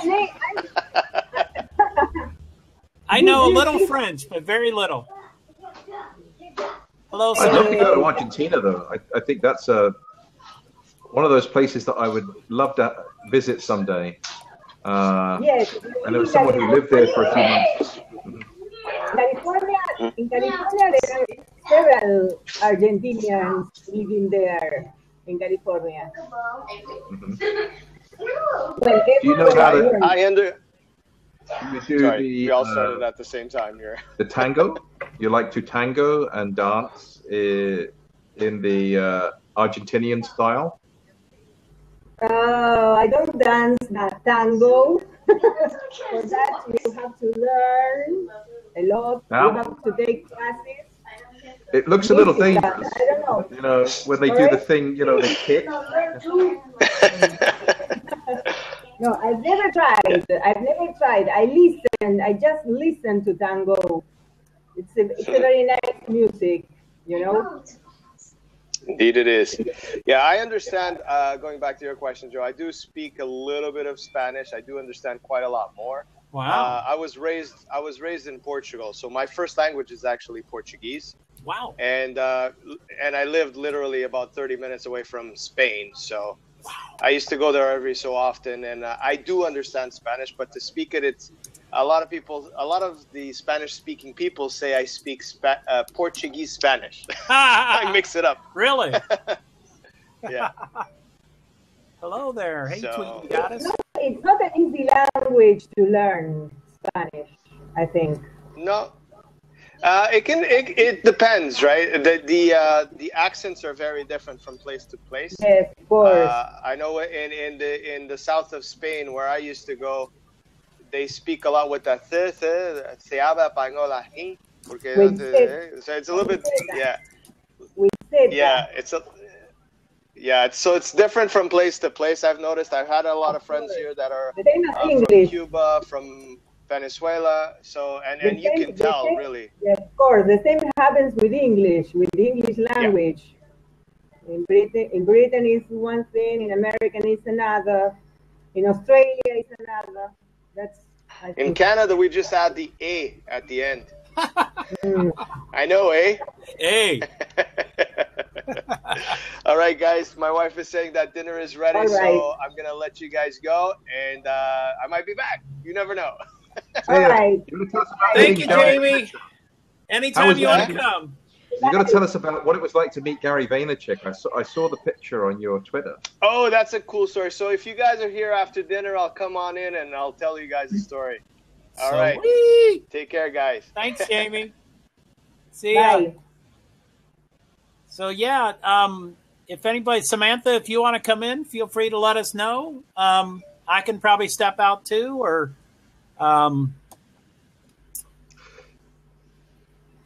so yeah. So what's going on with y'all? Hello, single. How are you? Yep.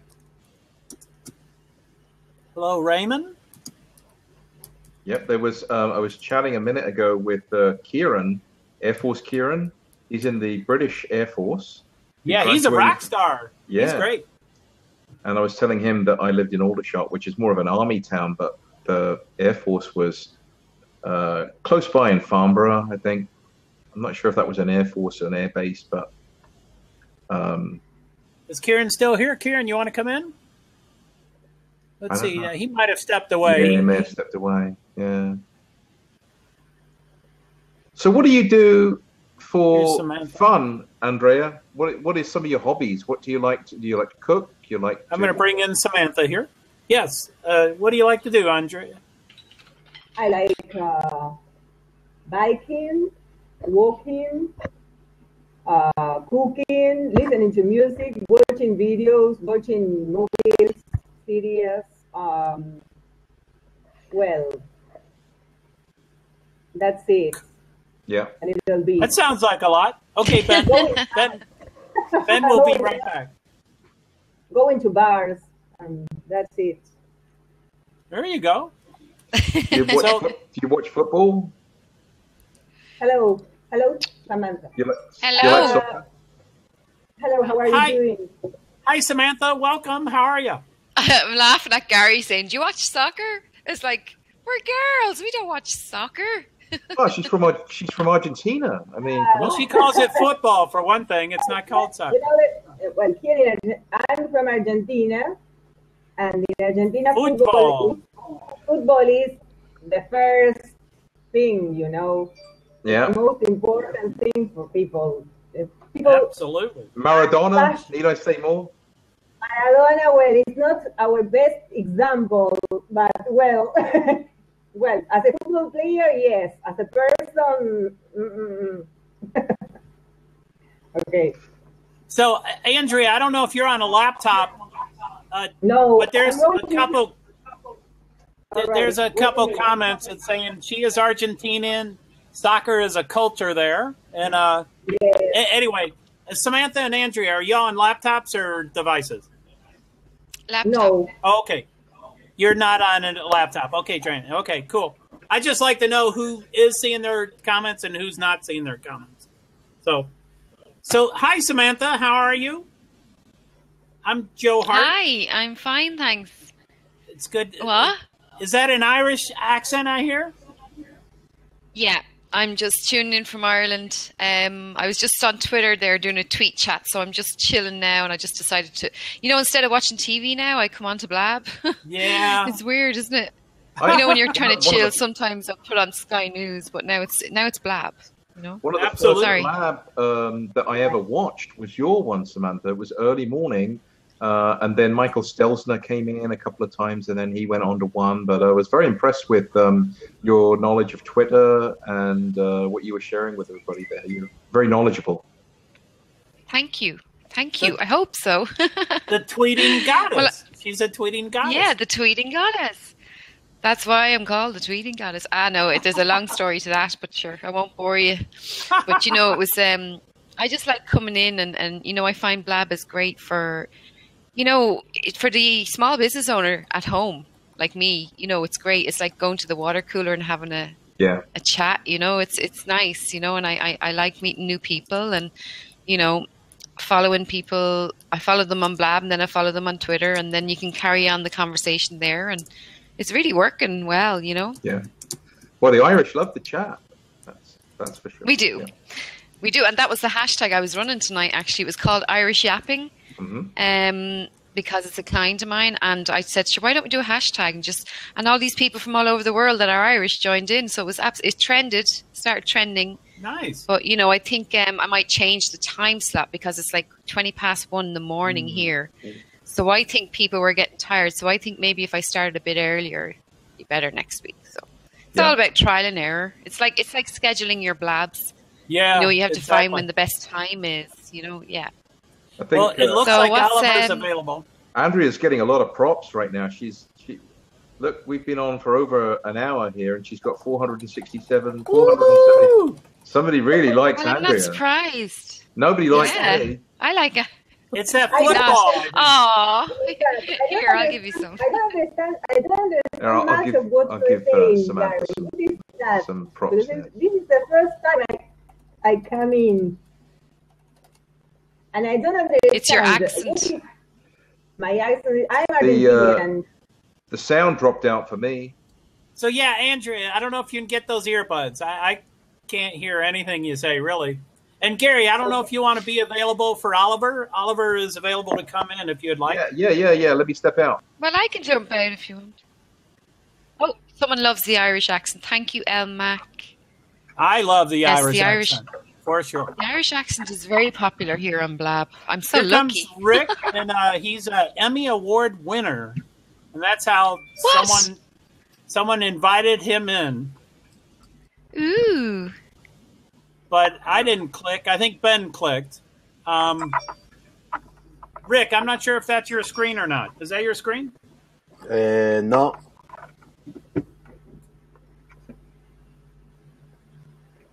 Kevin, we're going to bring in Oliver.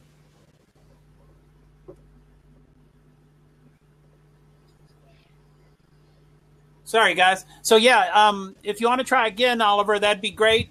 Hello. No. I will wait to see if Ben clicks on it. I think Ben clicked on your thing, not me. So you run tweet chats as well, do you, Joe? Yeah. I'm just looking at your Twitter. I guess I would call it that. Yeah. Here comes Rick. Yeah, I do tweet chats, Twitter chats.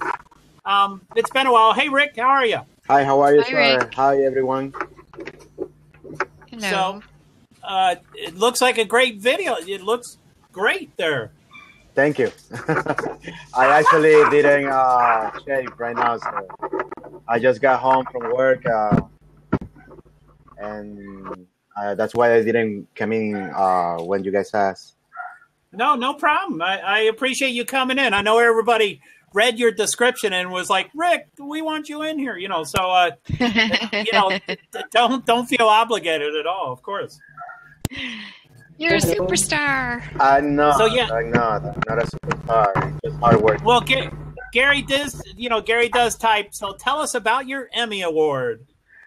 Emmy Award. Look, that is actually a lot of work to get. It's years of working on the media and perseveration, pretty much. Oh yeah. Yeah, I mean, as you can see, I have an accent from Latin America. I'm not from here, from the United States. I came here 26 years ago. And my first job was picking cans on the street because I was homeless. Wow. And then years later, when I was on the media, I actually did a piece for the news about immigration and how we come to this country and how some suffer so much on coming here for a dream. And that's why that's when I got my first Emmy. Nice. Yeah, but it took years of software. It took years of work, and it's not easy to get to that. Definitely, it sounds like you put in your time and your work for sure. And also the heart, because you could work hard, you could put time, but it's the heart. Because when you come from a different place without knowing the language, without having friends or having family to help you, to support you, to say that you can, then it comes hard. It becomes a challenge too. I bet. Oh yeah, I'd say so. And so from being homeless and to where you are now, I mean, that's got to give a lot of hope to people, that are like, for example, what's going on at the moment in Europe, Well, right now I'm writing a book that is called Scar for an Immigrant. The Spanish title is Cicatrices for un Inmigrante. And pretty much talk about... I'm not sure what that audio thing is. I don't know if someone is plugging and... It's Andrea trying to fix her thing, I think. Oh, okay. Her sound. Okay. Yeah. You can also mute yourself while you're fixing it if you want, Andrea. I mean, you can if you want, but go ahead, Rick. I'm sorry for interrupting. It's okay. It's okay. So, yeah, for a lot of people, especially these years, it's hard to immigrate, not only to the United States, but anywhere. As Pope Francis just told a week ago, we are all humans. We want the best for our children. I don't have a child yet, but we want the best for our families and for our children. And we go to a place besides the United States or anywhere to chase a dream, to become better person, to become better people. And I'm writing a book about that because when, like I said before, when you don't have family, friends to help you, it becomes harder. So in my book, something that I could reveal, because that's how I'm promoting right now, that book, is that it's not only the part of being homeless, because that's the easy part. It's just the stress that put into your heart and into your mind on how do you can actually be positive when you don't have a roof, when you don't have support, and when you don't have anything to eat. Now I'm overweight. So, but when I say overweight, is because I'm not referring to my size; it's referring to my joy. I have a lot of things to say thanks. Wow. Yeah. So That's really cool, Rick. Yeah. My partner was homeless. Well, my current partner was homeless like years ago. And he had it all. And like we're both in AA, you know, like I haven't drank in 7.5. Like he was living in London, so he was like an Irish man living in London. So, you know, it was, but when you look at him now, you'd never even think it, you know, like everybody has a story. Everybody has a story, and everybody has, you know, and the struggle, and it just shows you that it is possible to get out of that rut once you're willing to put your hand out and ask for help, you know? Yeah. And I think that only because of good people that are out there that actually give you that help, you know, the world would be a horrible place, you know, and there are really good people out there. There's a lot of idiots out there, but there's a really, really lot of good people though, you know, and it's just a case of surrounding yourself with them, isn't it, Rick? You know, those people that do actually lift you up and support you and are not trying to drag you down, you know? Yeah. I found that anyway. That's right. Who do you have next to you that is like a tree that give you some, you know, support? And this where I learned that it's not how much you know to do something, is who you know and who you are and who know you as a person. So because you could be the best on what you do, but if you're not a good person, forget about it. Oh, sure. People buy from people anyway, you know, and I always say this with I know it's well, with Twitter, with my journey as well, and with Blab as well. It's the people. I mean, why did I come into this Blab? Because I wanted to meet some amazing people. Do you know what I mean? I mean, and it's like, you know, if you're not interested in this, then we're not going to attract people who are horrible anyway, because they're not going to click on this Blab. Yeah. They're not going to be interested in meeting amazing people. And it's like my Twitter followers. If I surround myself with people who get what I do, understand why I do it, understand my passion, and I help others too. I mean, it works both ways. You know, there could be someone new starting out and they might ask me for, I know it's not the same thing, but even just a retweet for a small business owner to 25,000 people is a big deal to them. You know, so it's just doing those little things, you know. Do you know Nikki Creel, Samantha? Have you heard of Nikki Creel? Oh yes, I do. Yeah, I do. Yeah. She's in the UK, and I met her on Blab. Yeah, I connected with her on Twitter. I think I'd seen her on YouTube on a Business Connect or something, like a TV show that they do for businesses in the UK, and she was just very knowledgeable about Twitter. Again, you know, I try and use Twitter in my job. But yeah, I mean, your story, Rick. I mean, I'm just so impressed by your drive and determination to establish yourself and do what it takes to make it happen. You know, my story is somewhat similar, but probably not as hard as yours. I came here when I was 17. My parents split up about a year or two after we got here, so I was in a foreign country with my mother at that time, and she was turning to alcohol, and it was real challenging then becoming the man of the family and trying to make ends meet when I wasn't here documented properly. And so I refinished furniture for 12 hours a day in a dirty old strip tank in an alleyway.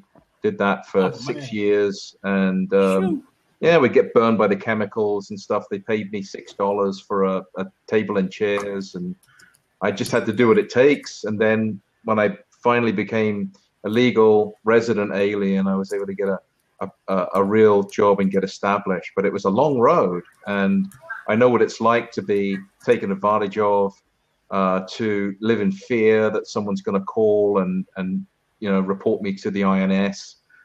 Totally sympathetic to anybody who's coming over to the US and trying to establish themselves here.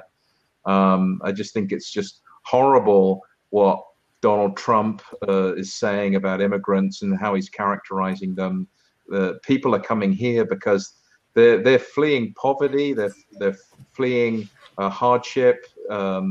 Places like Guatemala, I mean, where it's just unbelievable poverty. They want a better life, and that's what America has always represented, that shining star on the hill. I don't think I'd be where I am today if I'd have stayed where we were in the UK. I think it would have taken me a long time to dig out from that. So hats off to you and congratulations. Definitely congratulations on that Emmy. What an achievement.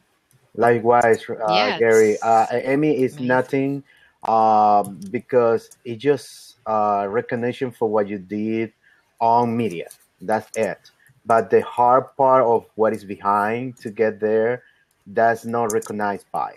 So an Emmy is just a representation of a professional field of what you do when you are in a good position. So that for me, I mean, I'm glad that I got it, but it's not for me the ultimate award for my life. It will be when I get, for example, my message and my book out, and I help somebody that is coming in, or someone that is depressed, or someone that I have a difficult situation, and then somewhere on that book they found a place in life or a heart to continue and to get to where they want to go. That will be better than an Emmy. Yeah, you're right. Yes. Sometimes inspiring someone else and helping someone else. Oh, you're frozen. Samantha just froze. Oh, did we lose Samantha? She's froze. She might come back.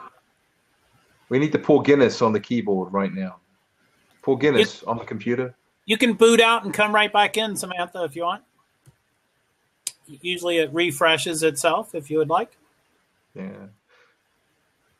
But Gary, thank you for sharing also your story. I get very identified with that because when I was homeless, my first job was picking cans. Then my second job was valet parking.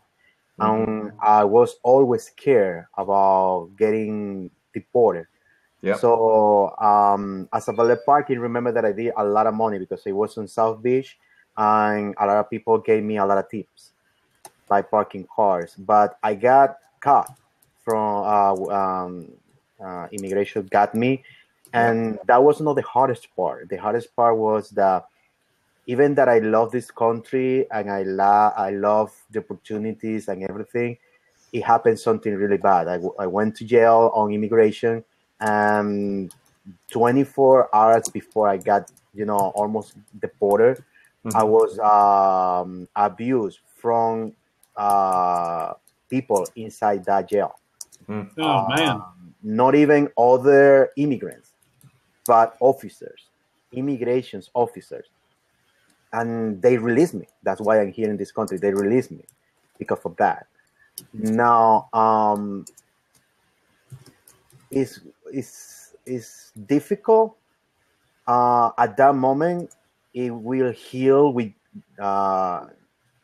years later with, a lot of therapy and, a lot of things that you do in life to be able to grow that part.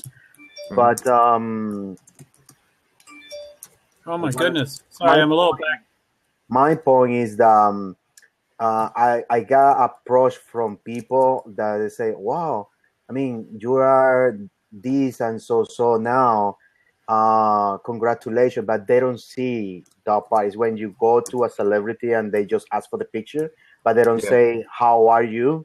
Hey, Matt. So it's almost the same. So my message for everyone is that yes, you can become an inspiration. You could become someone because you got an award. It could be an Emmy. It could be just your medal for running fast when you went to college. But it's what took you there. That's the message that I love to get out there. It's like you. I mean, you went from your country to this country. It took you so much tears to be able to get to where you are now. That's more important than anything else. Yeah. Yeah, I'm very proud to be an American. That's one of the best days of my life was getting sworn in, and I felt at that moment. Actually, I wanted to elect. You know, we're getting echo. Yeah. Yes. Is there someone else with speakers? Yeah, if we could just go with the headphones, I think that would be better. There you go. Yeah, I wanted to vote in the presidential election, and I think it was the re-election of Bill Clinton. And I just really wanted to do that. I felt I couldn't have an opinion politically unless I did that. So I studied, and it was amazing getting sworn in. There were 5,000 people at the LA Convention Center. And yeah. So I just wanted to acknowledge Ahmed. Thank you for hi everybody. In, Ahmed. Nice to be here with you. Yeah, thank you for being patient and such. And that was Gary, and I'm Joe, and that's Rick. Yes, I'm very glad to be with you. How are you? Hi, Rick. So, I'm sorry I didn't bring you in earlier. I know I invited it, it's okay. But where are you at? What part of the world are you in? I'm in the Middle East. The Middle I'm East. Sudanese. Oh, okay. Yes, I'm Sudanese, but currently I work in Saudi Arabia. Have you heard about them? Sudan and Saudi Arabia. I have heard of them. Yes. So, yes. I think I came from a totally different culture from you guys. Cool. Yes. I'm catching most of what you say. I'm not great with accents, so I may not catch everything you're saying, but I'm catching most. Okay, I'll try hard. You're a medical doctor? Yes, I'm a medical doctor. Wow. I'm a medical doctor. Currently, I work in Saudi Arabia, in the ER room. But before speaking about migrants, because of that, I was eager to be involved in that discussion. Before I worked in Darfur. If guys you heard about Darfur, that well-known area of crisis in Darfur, in Sudan area. Oh wow! Okay. Have you heard about them, Rick? No, I haven't heard. Yes. Actually, it was a very amazing experience. I worked there for 1.5 years. It was an area of total devastation. I worked with an IBDs, internally displaced population. Wow. They were suffering. Yes, they were suffering. The war was really turning them down. Now, I got something from Gary. I'm not sure if he's still in the room. He asked me to talk about anything you like. I don't know. Is Gary still here? Let's see here. Sorry about that, Ahmed. Go ahead. I didn't mean to interrupt. Sorry about that. No problem. So I think very inspiring one. I think me myself, the audio got cut, so we didn't hear. Me myself, I'm planning also to migrate. Actually, it's not a migration for professional registration in the UK or in the Ireland. Because of that, I love the Irish accent. Now I'm trying hardly to improve my English language. Maybe because of that, Joe, you find some difficulties with my accent.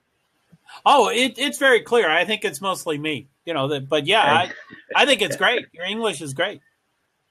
Yes, thank you very much. So I'm planning now to. I'm sorry, Rick. Sorry. No, I'm sorry, Ahmed. Sorry. Go ahead. I'm planning to finish my registration in the Irish Medical Council. Because of that, they asked me to submit them one test called the IELTS test, International English Language Testing System. So I'm trying hard to improve my my English language. As I said in the chat bar there, migrants especially from the Middle East, especially migrants who fled the crisis in Syria and in Yemen, and I don't want to involve in political issues, but I think human beings in general. They are searching for dignity. They are searching for places where they each one respect others. Unfortunately, we miss that concept here in the Middle East. Yeah, and I tend to lay politics lie too, but yeah, you got some good points there. But yeah, usually people have their political opinions, and people usually can't change each other's minds. They just talk about it. So yes. But anyway, I know Larry stepped back in. I don't know, Larry, if you want to try it again. And I don't know if Ben is gone for the night. No, Joe, I want to hear about you. You want to hear about me? Yeah. Well, I'm the co-host. I usually don't talk much. Ben was the host, and I was the co-host. But yeah, I mean, I can talk for a while. But I stream. I used to stream on Meerkat a bunch, and I would stream 12 times a week. So I have no problem talking about myself ever. But no, I'm Joe Hart. I live in Vermont of the United States. It's in New England. I'm a person with disabilities, mostly invisible disabilities. And I'm pretty new to that since about 2011. And since then, I've just become an advocate, mostly self-advocacy. I don't do this out of the kindness of my heart. I'm not an altruistic person.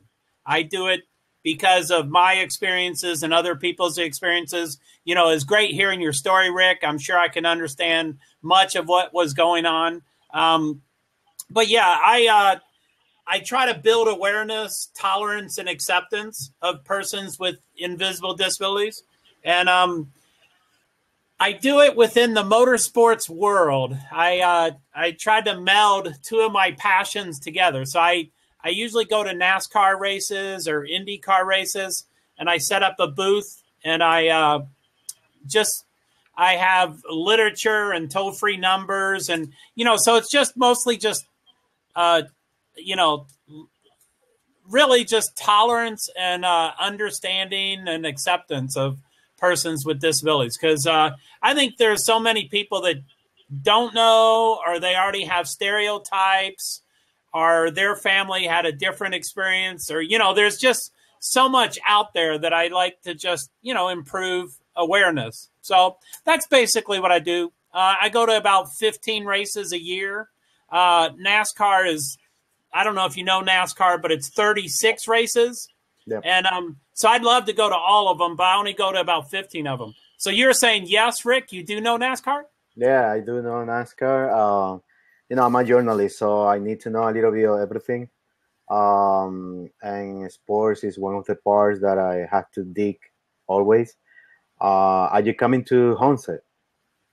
Am I coming to Homestead? I would like to, but I don't know. Are you going to Homestead? I always go there. So if you coming to Homestead, please contact me. I would love to hang out with you when you're here. I have a show that is called Sabor Latino. I will love to interview you for that show. Well, cool. I would like to. I don't know how long you've followed NASCAR, but up until about 4 years ago, Homestead was not important because by the time we got to Homestead, Jimmy Johnson already won. So no one cared what happened at Homestead. And then last year, I think it was just last year, they changed the format so that now Homestead is super important. It's the only way to win the championship is one race. So it's now very exciting. And I have cousins down in, the Miami area. So I hope to come. I do hope to come. That's great. And I tell you a little thing that happens to me like years ago when I went, my first vacation went to Chile. And when I got into the plane, why did I get into NASCAR is because in that plane, in that trip that I went to Chile, then Argentina, and then I came back to the United States, every single plane, they was asking me for autographs because they thought that I was Tony Stewart. Well, as soon as you clicked into this, I saw that. You're amazing, guys.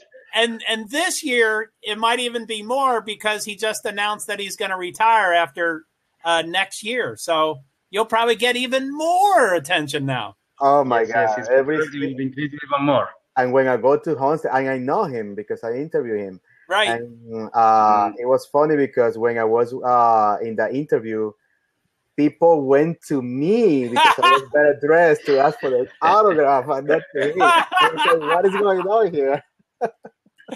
I bet he made a good joke about that. Yeah, yes. A great guy, very nice guy. So I think Joe, what you are doing is very amazing and very inspiring. Oh well, thank you. I think you do what you do with the passion. This is what makes the difference. You are a passionate person, I think.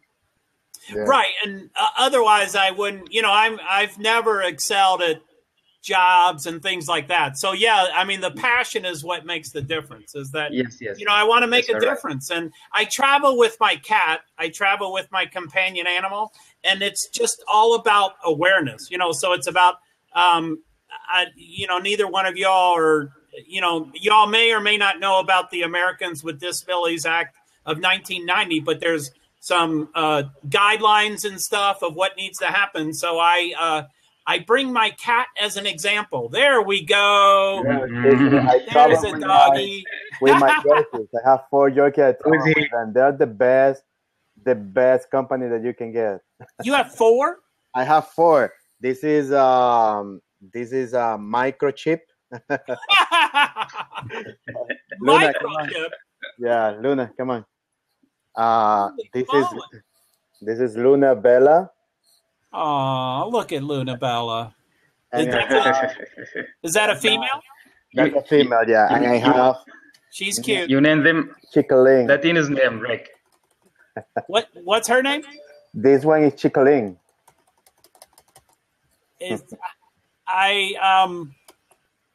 How do you spell it? Or I don't understand the word. It's like a micro dog. Oh, okay, gotcha. Okay, yeah. Those are cute. Yeah. Then I also have Big that she doesn't want to come. So they all respond to you calling them? That was amazing that you picked up 3 of them. Oh yeah, and this one is BU. What's his name? BU. BU? BU. Yeah, look at the face. Aww. Cute. So Ahmed, do you have a dog or a cat? No, I don't have cats because I'm allergic to them, unfortunately. Oh, that's too bad. But cool. But yeah, I love dogs and cats. I enjoy seeing them from a distance. That's a good thing. It's good to know that stuff for sure. Yes. So now, where are you, Rick? What part of the world are you in? I'm in Miami. Are you? Yeah, in Miami. I've been here 20 years, and then oh my goodness, 6 years part in Orlando, part in Chicago, and part was in Puerto Rico. But when I graduated, I went to Puerto Rico to do my first job on the media part of. Wow. Now, do you get to other racetracks? Did you go to Daytona since it's in the same state, or? Yes, I go. Yeah, I cover Homestead Daytona when we are in race. Yeah. Golly, nice. So I hope to see you around here. Well, I hope so. I've never been to Homestead, but now that it matters, now that Jimmy Johnson doesn't dominate, it was boring. He already won the championship before we got to Homestead. Homestead is fun because we have a lot of Mexican food now. Oh man, I love Mexican food. I hope my cat will like it. Oh yeah, I think so. You just take the spicy part of, and he will like it. Yeah. Man. Guys, have you ever been in the Middle East? I have not. Me have you, either. Rick? No, I want to go. I want to go and do a document there. Mm-hmm. A documentary? Where exactly you want to go? Yeah, I want to do like a documental thing about the story and all that. Is very, very interested. What type of stories are you looking for? Well, probably not political because I don't get into that. But yeah, more We're like fed of politics. yeah, more about people. The stories that I write and the stories that I do is about people. It's about places and what took people to make that place to grow, and all the software and things like that that they go through. That's what I love to do. Yes, I think you will find good material there because of the multiculturalism in the Middle East. Mm-hmm. But the Gulf, I think. I'm practicing and trying to say Salam Alaikum. Alaikum salam. Is it correctly said? Did he say it right? That means peace be upon you. Oh, cool. It's a kind of greeting. Right. Nice. Okay.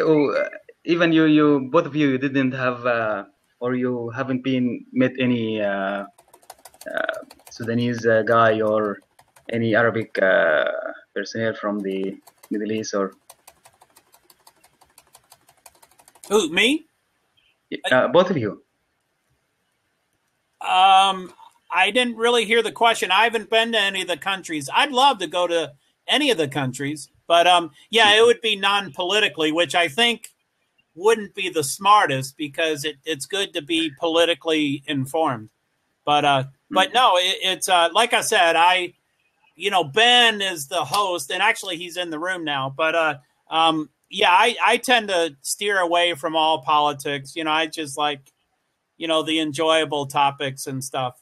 Yes, I agree with you. I agree totally with you. But I mean, when you live there, I mean, obviously you're immersed in it, so I understand that. Yes, sure. Yes. Actually, because of that, we are trying to escape from here. Oh wow, I bet. Mm-hmm. As you said, because a lot of judgmental and prejudices that makes the whole atmosphere utterly electric. I bet, for sure. Mm-hmm. So Ben, I didn't notice you came back. It's good to see you.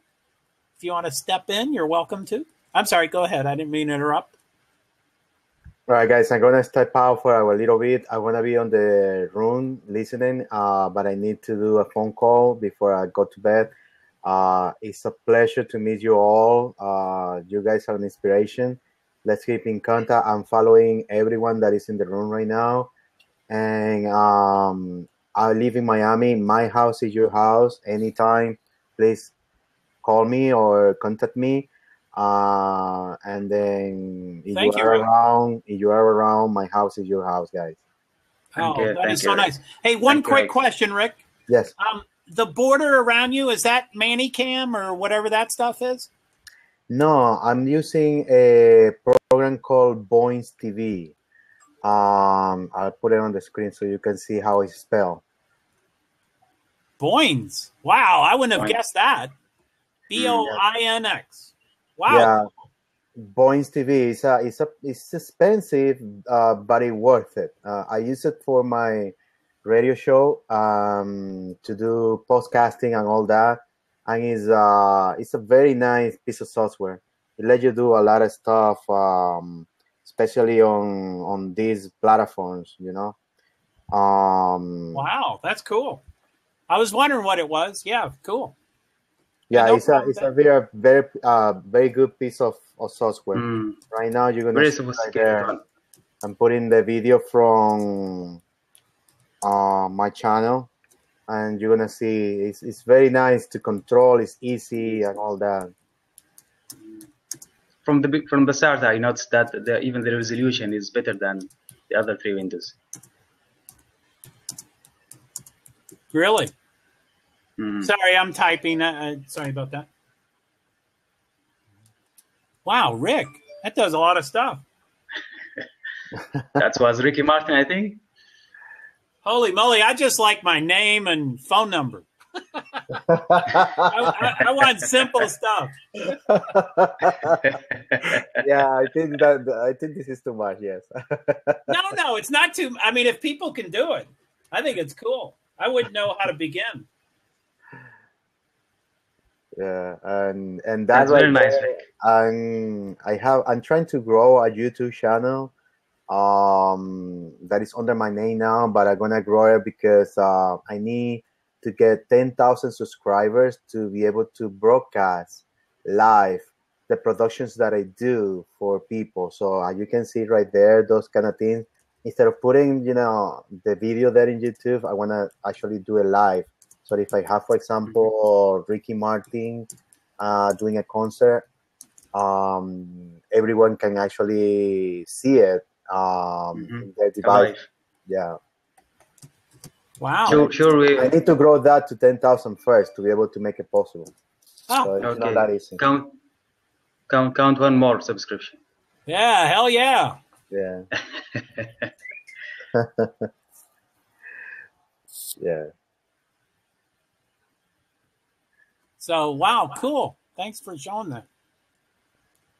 All right, guys, I'm gonna go out. Thank you so much again. No problem. Keep in contact. I will keep in contact too. Anything you guys need. All right. Thank you. Thank you, Rick. It was a pleasure hearing from you. Great story. Great story. Thank you. See you around. See you. Bye-bye, guys. Okay, take care, Rick. Bye. See ya. Bye-bye. So yeah, I'm let's see here. The room's still let's see here. So Lisa, hello, welcome back. Ben, I heard you're having challenges. Larry, if you want to step in. Andrea, Rick, Ahmed, and Joe. So yeah, I don't know how long you want to go, Ben. I think I'm kind of losing focus. It's been a little You're doing a great job. Well, thank you, Ahmed. I appreciate that. Thank you so much. And I'm glad you stepped in. You're trying so hard. Yep, I am intense about everything in my life. Yeah, for sure. So, but no, thanks. So, Keenan. Hey, Keenan. So,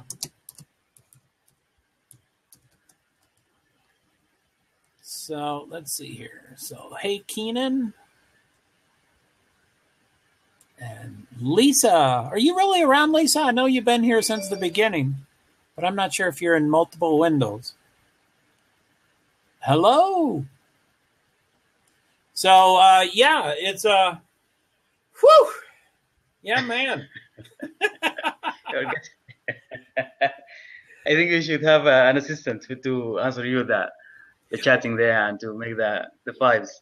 Well, that's what I've been successful at. I've always been I've been a host, but I mostly have been a co-host, which it works for me because I'm kind of behind the scenes and I like comments and Yes. I think the work of the co-host is much more hard. It's harder. Well, it's kind of, I like it. I like that. All my partnerships have had different dynamics. Sometimes I talk more, sometimes I talk less, but it's just the dynamics between two people. Yes. And really three people. I think Ben, I think Gary was a co-host. So actually, it's the dynamics between three people. So it was pretty interesting for sure. Mm-hmm. But hey, Kiana, I'm not sure how to say that, but welcome. Hey, Kiana, I'm not sure how to say that. Sorry. So I think it's Keenan. Keena. Cool. Oh, and I missed her already. Poof. Be right there. No problem, Ben. No problem. It sounds like you have some technical issues or something. Some sort of issues. So what time is it where you're at, Ahmed? Now it's 4 a.m. 4 a.m. What time do you usually go to bed? Actually, earlier than this. Oh, okay. But incidentally, I've seen your this Blab, this one. Let's meet some amazing people. Then I said to myself, okay, I think it's the suitable time to meet amazing people now. Right. But I don't regret it. I don't regret it. You don't what? Regret it. Regret it. Oh, okay. Yes. And I mean, you know, ever since I've been live streaming, you know, you kind of have to get on to the international time zone. You know, it's, you Yes, know, this is the problem. it doesn't matter what time it is. You know, you just got to get involved with the people there. Yes, yes. You will forget about time, really. Right, exactly. So, yes. But you know, we have here an adage in our culture here, the Arabic culture, says that knowing new people is like a treasure. Oh, that's a good way to put it. So I think this experience is really a treasure to know people like you, Joe. Oh, well. And the other guys. Thank you. Yeah, Ben is a pleasure. He's in the UK, and I wouldn't have put this together. So I'm really glad I had him to prompt me and get it going, because he's the one who did it. I just showed up. Mm-hmm. But yeah, it is kind of neat. And I don't know, Ahmed, if you use Periscope or Meerkat. Have you used those two? No, I haven't before. Oh, okay. Well, I use Meerkat a bunch, and I use Periscope also, but it's mostly a monologue. It's just me talking to my device. And here it's neat to have 4 people. Yes. Hey, yes, Nora, yes. how are you? So, yeah, it's kind of neat to just meet people and such. You said it's the dynamic of meeting people and speak to them and discloses different issues. Yes, right. So, amen. Technical stuff. You always have the audio and video, and you know, but really, and I've been absent for a couple weeks, but there really was just the one primary person really that had challenges. Hello, Dad. Welcome, Dad.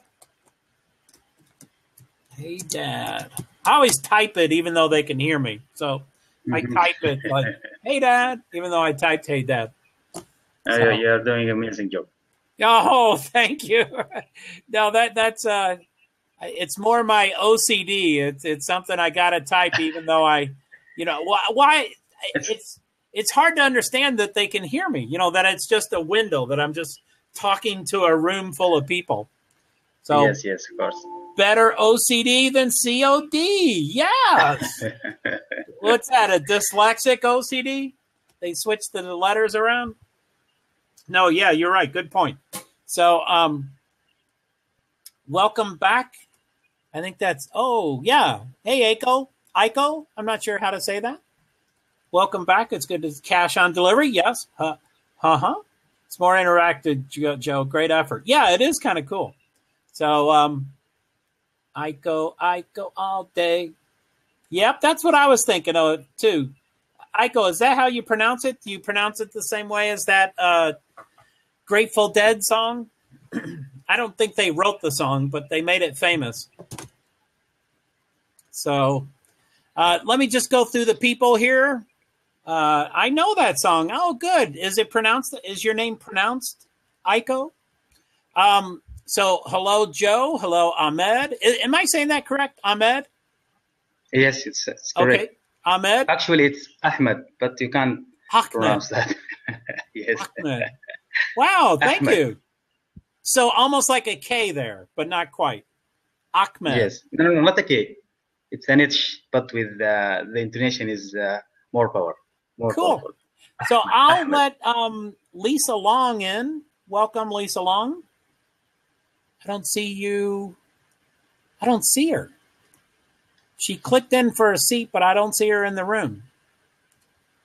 I'm going to click, but I think she's gone. Hi, Lisa. Where are you? It looks like she might be coming in. What's up? Here I am. Hello. Hey, Lisa. How are you? Hi, Lisa. How are you? I can't believe it's working. Do you want to? Yes. Okay. So, I have a little virus or whatever this thing is blocking my way to type. Oh, damn. Really? Okay.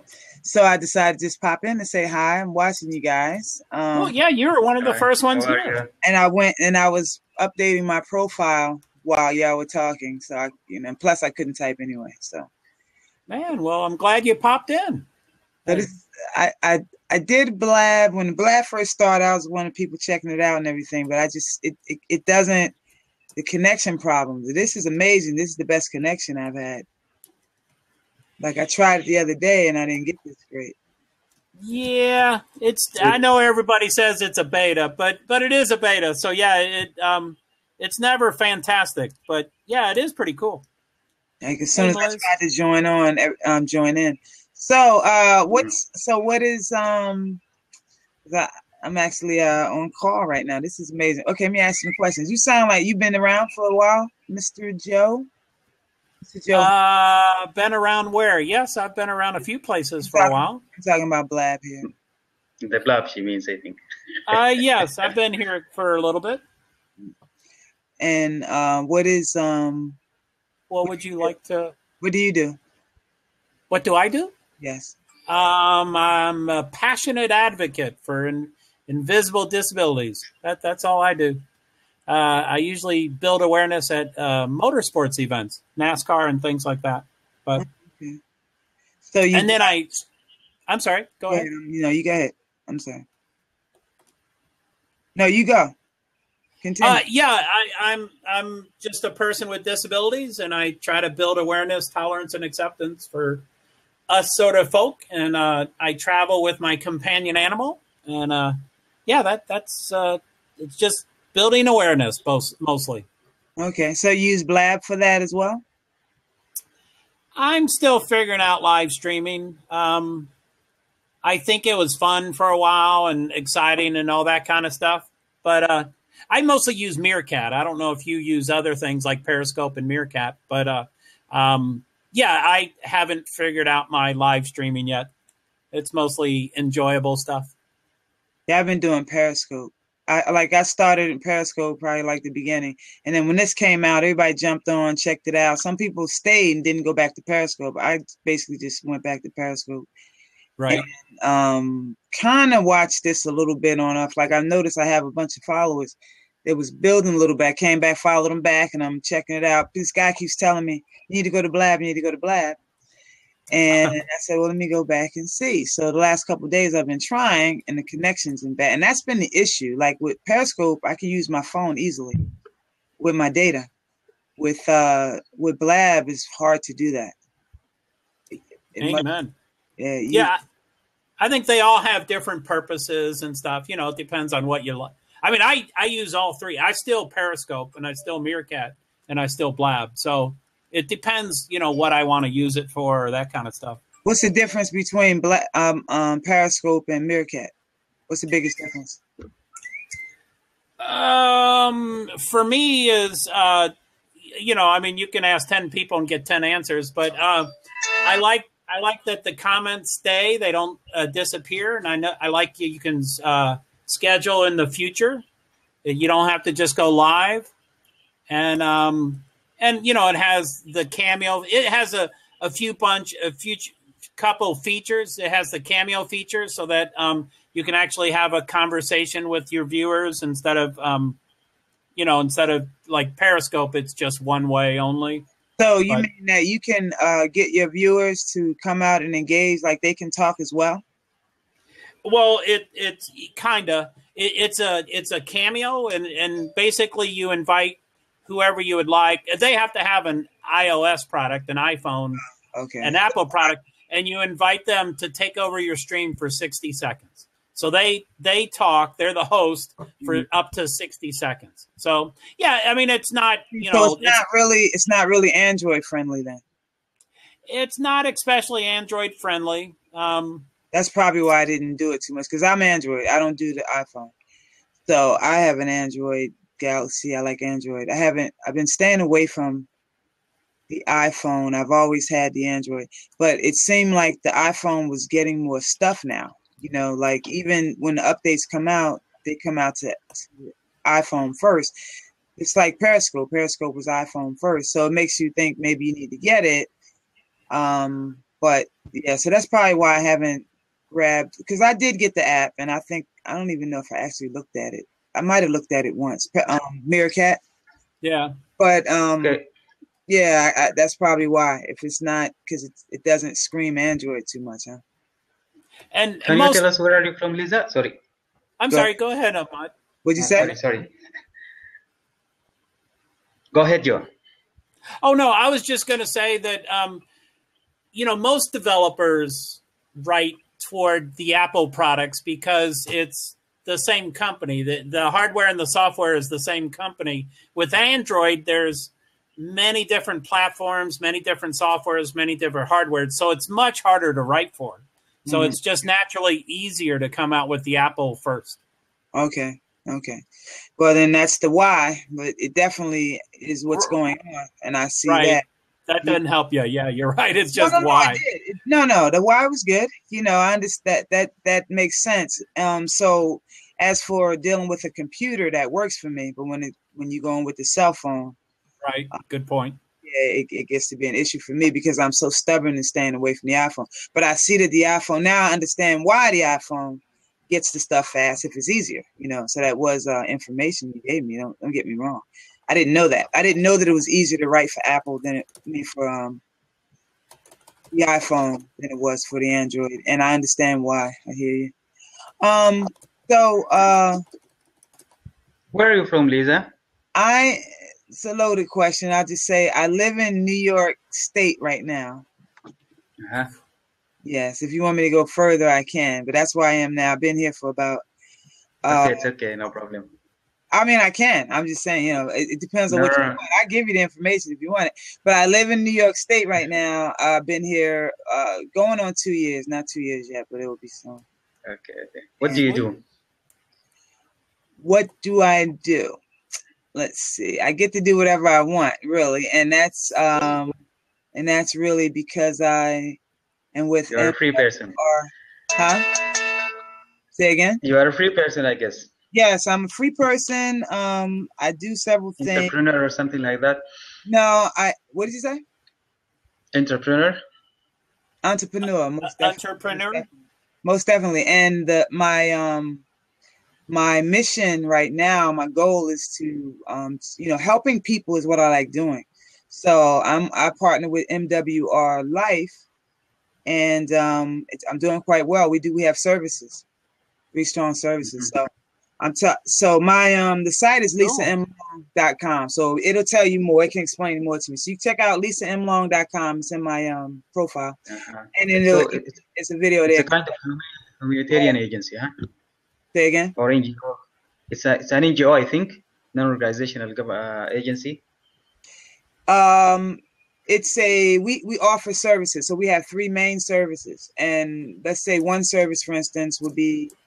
One that insures all of your electronics that you own for one fee. That would be one. We have 2 more. And so, like I said, the best way to really get to know what it is to go to lisamlong.com, and it'll explain everything. If you want to leave your information there, we have leave your name, number, all your information. Your email, and you can get, even more detail of what you want to know about it. But so basically, I want to help, the first 10 people that join, I want to help them make $500 a month. Residual income, and it can be done. It's what I'm doing now. It's where I'm headed, and it's going very, very well for me. MWR stands for My Why is Real. And you know what your why is, and if you believe it's real, we make those things happen for people. And cool. That's basically what we are, and it's through energy. It's through not energy. Sorry, it's through services that everybody uses and needs. If you look at Expression, these are services that are always going to be there. One that like auto repair, similar to AAA, but even better, where it's complete coverage. You get 20% off your all your repairs. And they also will send you to the best place to get the repair. So you get the best price and you get 20% off. Nice. So there's a lot of car deals like that. So they're very nice. And so I saw it. I loved it. I jumped into it. I also drive a cab. So I drive a cab as well. And I do that and I scope for my cab. So you check me out on Periscope, which is like I just stepped in my house to get something and turned on this and got on here talking to you guys. I'm going to go back out. I'm probably going to scope in a few minutes. Cool. Now, I just wanted to offer the 4th seat to anybody. I don't know if people want to come in. Van Goat, feel free. And Elisa, thank you for the comment. I can talk about my invisible disabilities and the awareness. That would be fine. And Awesome. let's see here, Ben and Larry. If you're still around, Larry, you can drop in. So I'm following both of you guys, and all right. Well, cool. Thanks. I appreciate you letting me in, listening. You know, I'm gonna when I come back, I'm gonna look for you guys. Do you? All right. I know you. You know, you're on here a lot, Joe. How about you, El? Ahmed. I'm say it again. Ahmed. Ahmed. How Ahmed, yes. are you on here a lot? Oh, here comes someone. No, not too much. Okay. Frequently, I'm visiting this Blab. Okay, so But cool. I'm afraid I will be involved much more. Okay. Yeah, I'm gonna have to follow Mr. Joe Hart here. So I see the person trying to come in. So before I go, Joe, give me your message. No, give me your message. In I guess in a nutshell. I know you said what it is and what your overall is and what you're trying to do. You didn't tell me what your disability is. Do you Yeah, I can do that with Elisa when she comes in and Van, and yeah, that's fine. Sometimes it takes a few times for people to come in here. Hey, Jamie, welcome back. She can probably see you though and hear you while she's coming. Cool. I did while I was waiting. All right. Well, thanks for stopping by, Lisa. Yeah, I follow you, I think. Let me click on that. Yeah, I follow you, so I'll catch your stuff, and I'll get you on Periscope, too. Yeah. Maybe I'll try Meerkat and look for you. Is it the same handle for you? Yeah, Play Parent Coach. Yep, same thing. Okay, cool. Well, thanks for stopping by. When you do you like have a schedule on Meerkat, or you just randomly go you're on? Cutting out on Meerkat. Yeah, I think you asked. I am. If I schedule, I'm in transition right now. I was scheduling 12 times a week on Meerkat. I've done about 300 streams, but it's in transition right now. I'm trying to get back to the original. Yeah. Trying to get back. Okay. I'm going to look for you on Meerkat. Okay. I'm going to check it out. I'm going to look for you. And it's been a pleasure. You guys have a wonderful evening. All right. Thanks, Lisa. And thanks I'm sure for I'll stopping see you by. again. Okay, Lisa. Yeah. See you. All right. Cool. Thanks. Hey, Coatsy. Van Goat's trying. And Lisa, we can keep trying. Tried to get in. Not sure what needs to be done. I'll try again, too. And we can try as many times as you want, Elisa. I'm not the most technical person. It does help sometimes to go out and come in like you've done. So that should improve it. It looks like it's coming. Hey, Lisa. Hey there. How are you? Hi, Lisa. How are you? Yeah, it's good to see you. I'm glad it finally worked. And Van Goat, you can keep trying if you would like. So, yeah, hi, Lisa. I'm Joe Hart. I live in Vermont. What part of the world are you at? I'm in Atlanta, Georgia. Oh, sweet. Hi there, Joe. Hi, I'm in. Hi, Lisa. And Van Goat's trying to come in, too. I don't know if that's going to work, but it does seem to get better the more times I click on them. Oh, okay. But I don't know why, the beta and stuff. So, Elisa, I liked your description here. And I can talk about my stuff for sure. That's no problem. If you don't mind, can I read your stuff? I mean, that's, go ahead. Emotional intelligence coach. That's cool. Editor at Good Men Project. People, conflict skills. Restorative justice. I was in high school with foster kids and substitute teaching. So we did a lot of restorative. Okay, that's great. That's great. And, stay pretty diversity. Busy. Yeah, but diversity and inclusion. I love that. That's ADA stuff for sure. And rebrand your mind. So that sounds cool. Did you want to? I know you just got here, and we can talk if you want. But did you want to touch base about any of that stuff? Yeah, actually, I've been an emotional intelligence coach for about 6 years now. Oh, wow. And so I do a lot of work on EI with self-awareness, social awareness, relationship management. Doing a lot more now with mindfulness too, working with mindfulness meditation. So I think that's a great component to add to the EI spectrum.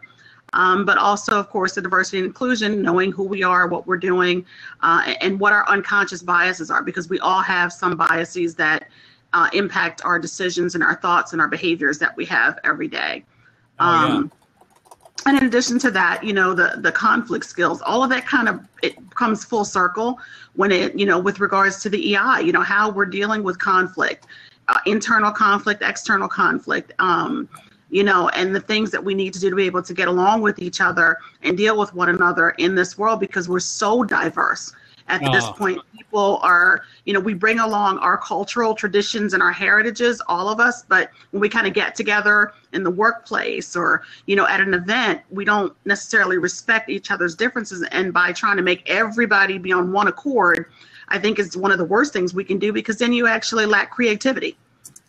So I think that when we begin to embrace everyone else, who they are and what they have to bring to the table, we can come up with so many more ways to deal with conflicts and struggles and problems that are going on in the world, as opposed to making everything just one bland, generic solution for everything. So that's what I do. And when I talk to people, most of my clients are people who have gotten to that wall in their life. You know, a lot of times they're 35, 45 years old, and they're going, you know what, I've been doing this for 10, 20 years, and there's something more, there's something missing. I want to start the next chapter of my life, but they don't know how to do it. They don't know how to get there. I've got people who have worked in corporate, but they really want to be a nonprofit, but their lifestyle, they're making $100,000 a year, but the nonprofit job is making $50,000 a year. So I help them to be able to bridge that gap and start over. And sometimes it's even dealing, you know, with families and reentry.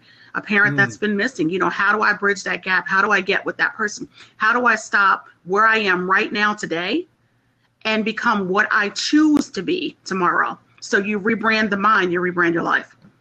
Oh, wow. That sounds cool. It's about acceptance, I think, Elisa. To accept ourselves and to accept people around us. Yes, absolutely. Absolutely. Very interesting. Wow, that sounds really cool. Well, thanks. It's a lot, but, you know, it's, really cool. I mean, I think that we don't accept ourselves, you know, sometimes. So it's difficult to accept other people, right? And that could be part of the problem of not accepting them. Yes. Right. Sure. Exactly. Exactly. Wow. I think Elisa, it's quite difficult to be emotionally intelligent. It needs a lot of effort. Yes. Yeah, it really can be. And again, it starts with ourselves, starts with being, you know, aware of where we are, you know, in the moment. Every decision that we make, there's an emotional component, there's a variable that's included in that. You know, if you won the lottery today, you'd probably go down the street and give away money to people on the street that were homeless, and you might not have did that 2 months ago because you're pinching your pennies, and so your emotions, you know, you're on a high, and your emotions impact that decision. So it's the same thing with every other decision we have. And to try to think that we can check our emotions at all times is really not, that's just not possible. It impacts everything. And just kind of being aware of where you are in that space at that moment, then that'll help people to really know, am I in a place to have this conversation? Am I in a place to make this decision? Am I in a place to go here or do this? Or should I sleep on this? Should I wait? And we could save ourselves a lot of trouble. Really could. We could. Right. Oh, for sure. Now, by the way, I am usually a co-host, so I'm usually not talking this much. But anyway, as I read your description, you know, the things that jumped out at me is, of course, restorative justice. And, you know, where that falls in place for me is where, you know, at a high school, there'd be bullying, and the students would set up a group, and they would be the ones to decide what the bully would need to do to make, you know, repercussions, you know, or, you know, to make reparations. And so that was always kind of cool. But I really like the inclusion part. Now, is that diversity and inclusion, or is it diversity inclusion?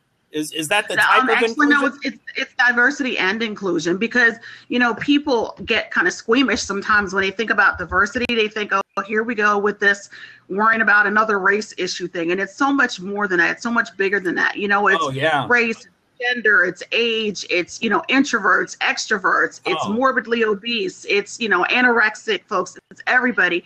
And, the diversity component, as we know, is diversity is what you have. That's your fruit.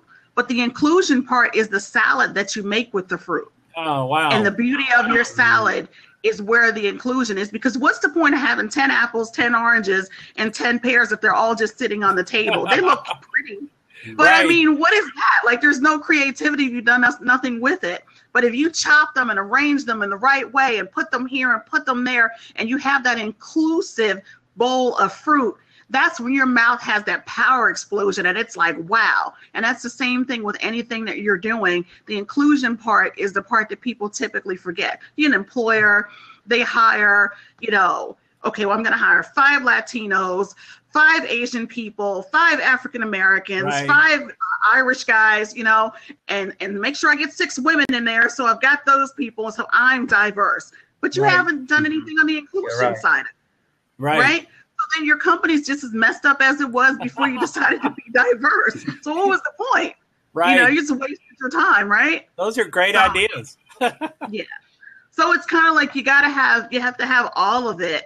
And a lot of times we really don't close the loop on things. So, again, going back to the whole thing with emotional intelligence and thinking about being self-aware and being able to manage those relationships. If you're going to manage those relationships, then you have to be not only diverse, but you have to be inclusive. But how do you become inclusive if you're not even self-aware of the fact that you're exclusive? Right. Mm-hmm. Exactly. So it all kind of comes full circle. The same thing with the restorative justice, getting those bullies to understand the impact. They're not. It's external. It's outside of them. Okay, I'm going to bop somebody over the head 10 times a day. Well, it's not impacting me. It's impacting them. Right. But to have that group of people, to be able to sit down and talk to them, have them to understand how somebody really feels and have the empathy and compassion, at that point, that's when the restorative justice can work, because it's like, wait a minute, now it is impacting me. Now I Right. am feeling it. Yes. But Yes, if you're they're right. not, they don't learn to be self-aware, they won't get it. Yes. And there's mutual peers. They may Yes. not like each other, but they have Right. mutual friends that do Right. like each Yes, other. yes. So That's it's right. really I key, think- really key. Absolutely. Yes. I think it's crucial, Alisa, to rethink the way that we are addressing those issues of accepting other people, of interacting with them, and to respect them the way they are. Right. I think we are addressing those issues in a wrong way. Yes. As you said, if you are discriminating without even. You are discriminating against women, against black race, against based on religious, on cultural backgrounds or something like that. So you are discriminating, but though you are saying I'm not doing so, as you said. Is it you are doing inclusive? Is it inclusive behavior or exclusive behavior? Right. Absolutely. And then there's, recently I had an opportunity to be at an event where we talk about the intersectionality of racism and classism and gender and all that. And really to think about one, you have to think about, we have to include them. And someone had given an example, which I thought was a fabulous one. And it was based on, some things that had been written by Kimberly Crenshaw. And you've got a company that people are complaining that they're not diverse. So they hire a black man and a white woman. Well, you don't want to say there's discrimination because you've got a black man, and you don't want to say there's discrimination because you have a white woman. But then you have a black woman that comes in who can't get ahead. She's black and she's a woman. Well, we've already checked the boxes. So then we're not discriminatory because we checked the boxes, right? That's what a company will say. Right. But you Yeah, can't right. say that, right? So the intersectionality is you have to look at all the pieces. Not only is she black, but she's a woman. So you have to bring those pieces together. And intersectionality of that is where you deal with the exclusion of that particular person. So like the whole field of it is really evolving and changing and growing, where you have to look at, same thing with people who are elderly. You can't look at an elderly white man and say because he's a white man, then suddenly, he's got privilege. Well, maybe he's being discriminated against because he's elderly. So you have to be able to bring both pieces in and say, we've got to look at everything and treat all discriminatory practices as equal. Those are great points. You're right. Cool. Okay, guys. So Ahmed, now Ahmed, you're a doctor? Yes, I'm a medical doctor. Okay. And what area do you practice? I'm a GB, general practitioner. Oh, okay. Wonderful. But I thought about being a doctor. Yes. I thought about that, but I couldn't handle it. Yeah, I'm sure I couldn't. But I'm interested in humanitarian activities also. Okay. Cool. Yeah, I'm very interested in human behavior component. I recently also had a chance. Google has their Search Inside Yourself institute, their leadership institute, and it mixes emotional intelligence, mindfulness, and neuroscience. So I had an opportunity to go to part 1 of the 2-day workshop with that, and I'm waiting now to go back to the other part. But I thought that part was really cool too, because bringing all those things together and talking about the brain and meditation and mindfulness and how you can actually through meditation increase the bands in the prefrontal cortex of the brain. I thought that was really cool. So it's amazing how we're making all these like leaps and bounds and realizing, hey, we need to bring it all together. No doubt. Now, David, I'm going to bring in here. He just clicked in for a seat, so I'm going to bring him in. And I guess he's new to Blab, he said. So here comes David. Hey, David. Hi, David. Hi, David. Uh-oh. I've lost him. Try again, David. You can click in. We saw you, but you didn't. So I don't know if we heard you because you didn't talk. But try it again if you'd like. Thank you, Elisa. Is that you? Yeah, thanks. Absolutely. Thanks for telling a little bird. Ben is actually the host, and he's in the room. He went shy. I'm not sure. He might not have. He looked all ready to go. Hey, Mick, how are you? So anyway, yeah, we can. Well, you guys, I see you guys are getting big. You guys are getting some big props up there, so people are really liking what you're doing. Oh, we've just been here longer. You're getting tons. No, that's a great thing. I actually did a Blab earlier tonight, which was my first one, but I had a hard time getting in with the camera and all that, and I said, "Oh, forget it. I'll just try another." So I thought I'd go around and see who was kind of doing what, and I thought, hey, let's meet some amazing people. That sounds pretty good. Yes, it's good to have you with us. For sure. Okay, I'm glad. I think I should go now. I'll catch you later. Is the sun rising? It starts right, my duty. Well, I made sure to follow you so I can keep connected with you. Yeah, thanks for coming in, Ahmad. Okay, thank you very much. See you soon, inshallah. Peace. Thanks for sharing. It was good to see you. Cool. So, oh, well, looks like it's just you and me. Yeah, David, feel free to try it again if you want. If you went shy, that's fine. You can come and go as you feel. And like I said, I always talk it and type it, but feel free. Okay. So, and then Mick, how are you? No problem, Ben. We're hanging out and doing our stuff. So, one of the, and I, here's someone. Sorry, Van Goat. I didn't even notice you there. Let's try this again. I hope it improves, and you can keep trying as long as you want, Van Goat.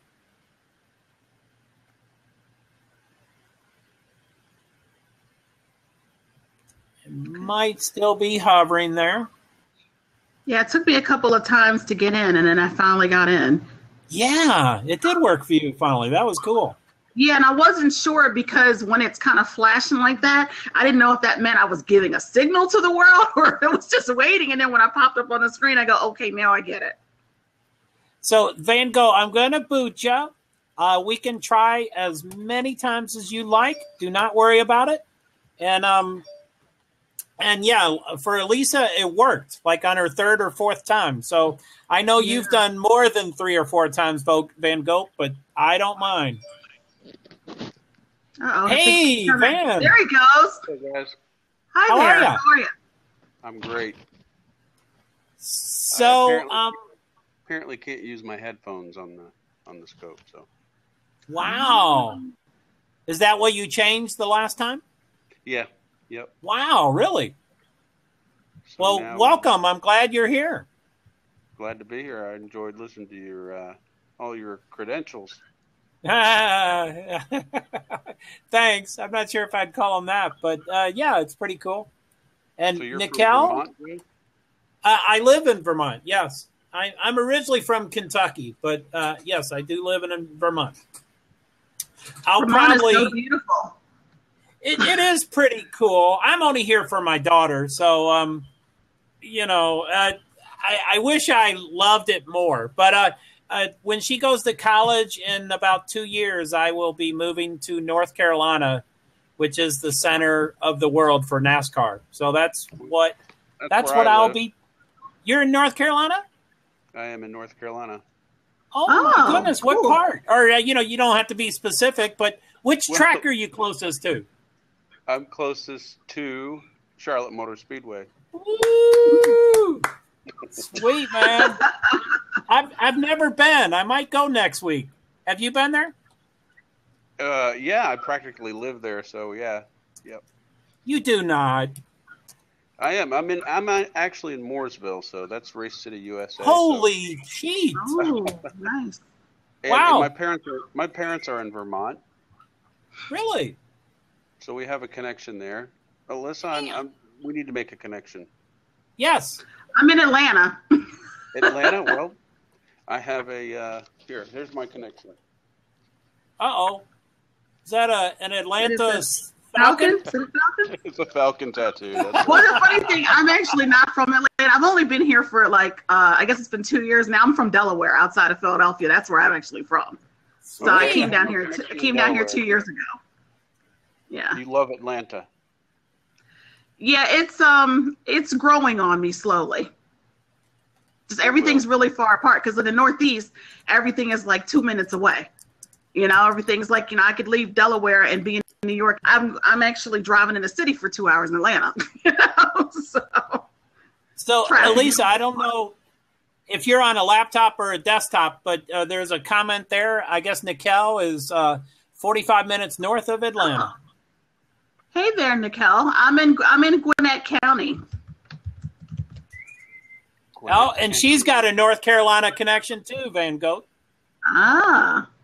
So I travel around North Carolina quite a bit, so Pinehurst is a beautiful, beautiful town.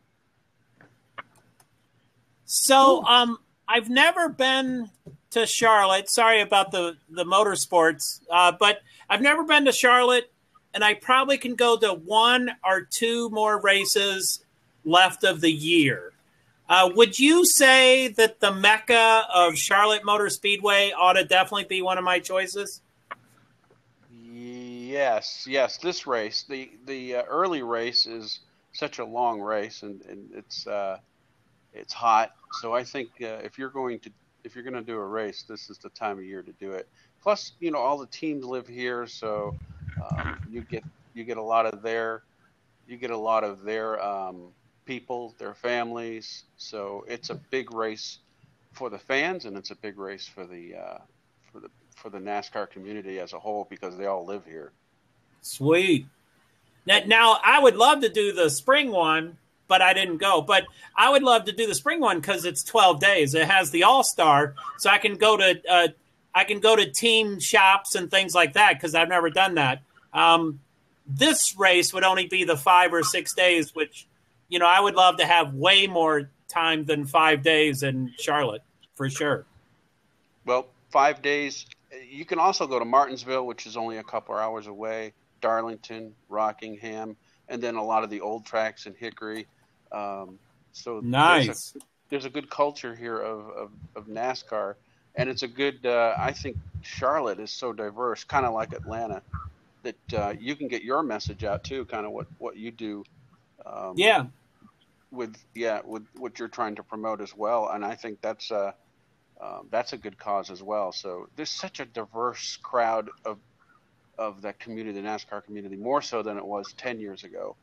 But it's changed a lot, and I'm kind of really pulling for NASCAR to get it right, so that we bring in a diverse crowd. So we need more Yankees down here too.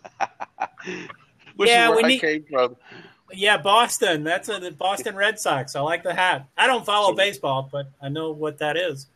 Well, I'm a big sports fan. So when I moved down here from New Hampshire, wow, it was work and weather, and the sports in the sports town here is we've got a little bit of everything. So, oh man, it worked out really well and worked out really well. So, and I met a nice Southern girl here too. So it was nice. That was a win-win for you. Yep. So far, so good. So well, that's great. That's great. Yeah, I came down here for work too. I actually work for a company a couple days a week, and then work for myself the rest of the week. And they came down here, and they were in a new market, so they needed some help doing some stuff, and brought me down. And took a little bit for it to grow on me, but definitely not missing the snow. I can tell you that much. I was surprised here in North Carolina, where I am, that we have 4 seasons still. It's not like it is in Delaware or Vermont, but there's still 4 seasons. Atlanta, I know they got hit a few times since I've been down here in '98. Yeah. But Gwinnett County, that's beautiful down there. It's you're just outside the city. Mm-hmm. It's really spread out down there. Like you said, you could drive for 2 hours and still be in the yeah. It's really gorgeous here, and where I live is very diverse. The population here is just pretty amazing. You've got one area not far from me where the Asian community has a huge population of malls and shopping and food, and it's amazing because from a cultural perspective, my children and I have been just kind of like overwhelmed with new cultures, new things, and trying new foods and doing new stuff. And it's just been really great. But but with the kids, even, the school districts are great here, and the people have just been pretty phenomenal. And where I live is just, it's stunning. And I think to myself, man, it was okay back home, but this is gorgeous down here in the South. It's absolutely beautiful. I get to North Carolina every now and again. I get to Raleigh sometimes, but Raleigh, yeah, yep. Yeah, I get to Raleigh. So, but not that often. But I do get there. But I've always wanted to go to Vermont, Joe. But every time I thought about it, it was like, man, it's just too much snow there.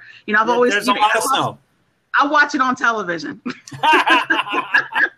Well, come on up anytime you want. Now, Nicole, she wrote, in North Carolina, I live 30 minutes from Rockingham and half an hour from Charlotte, and I'm a Yankee.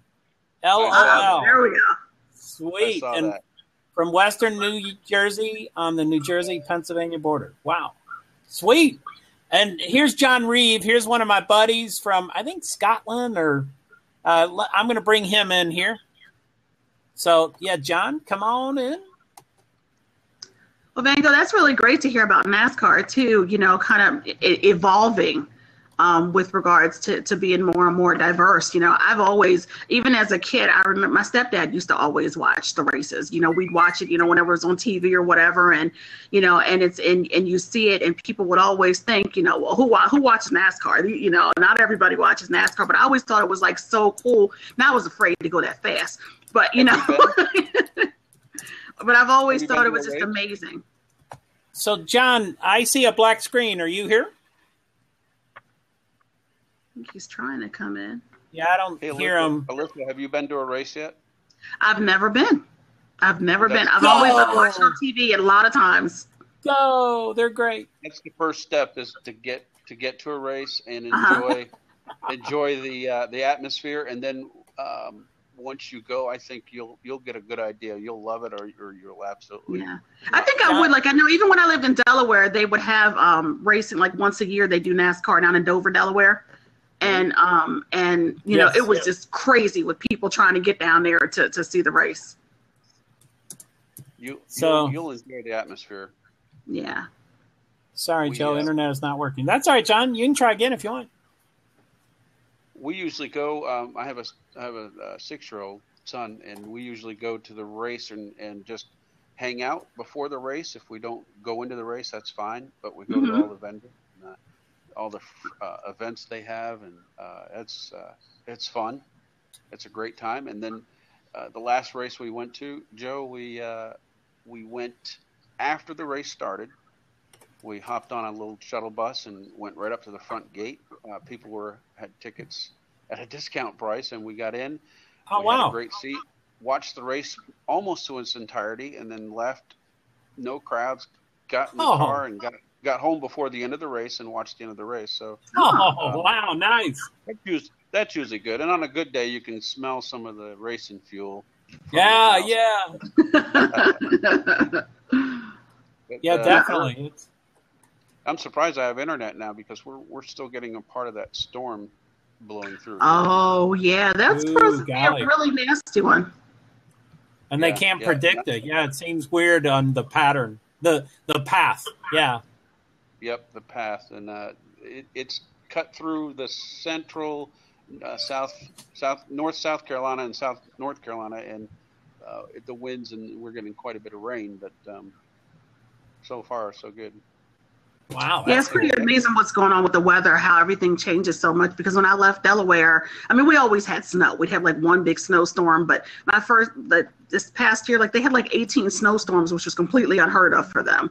So it's just amazing. And even here in Atlanta, like the first, I guess it's my second year, but the first year I was here, I got stuck in that, what we call it, snowpocalypse, which was just barely any ice on the ground. Of course, I'm a northerner going, what is wrong with these people? But it took me 6 hours to get home from the city. It was absolutely insane. People were on the side of the roads, pulled over, out of gas. It was crazy. I'd never seen anything like that before in my life. That was my experience when I first moved down here too. But you guys were stuck on 85 for a while, and people were horrible. Where were they camping out in Dunkin' Donuts or something, or Krispy Kreme? You were camping out, and then they had their Facebook page called Snowpocalypse. So if you had a kid or a health condition, then you put on there where you were, and somebody would try to find you. So it was just, and there's somebody's making a movie about it too, because one of the guys I know, it took him 17 hours to get home. It was just absolutely insane. You can't do anything about ice, that's for sure. No. Golly. Except not drive. Right. Stay at home. Yeah, for sure. Stay at home. Like I said, I've never seen that before, because I'm looking at the ground going, it's barely anything on the ground. But you got millions of people the city releases all these people at one time. And it was just complete gridlock. Cell phone service was down because everybody's trying to make phone calls. And I saw somebody walking with chains on their boots. I'd never seen anything like that in my life. I thought you people need to know what it's like to be up north. Yeah, I'm sure Joe felt it last year if he was up there in Vermont last year, because I know how much my parents got. Yeah. It's amazing when they start measuring it in feet, and oh my goodness. So we're crossing our fingers this year that we have a nice mild winter. I know we won't. Yeah, of course you guys won't. Not there. Well, Vermont's gone through a few years, as I remember, where they hardly had any snowfall, and I know it's big for the communities up there. That's how they make their money, and that's how some of that's how guys survive with plowing and caring for the roads and stuff, and getting the ski areas, obviously, and right. So that's a big thing. Cold is cold, but snow is really a big profit for a lot of the communities up there. So no doubt.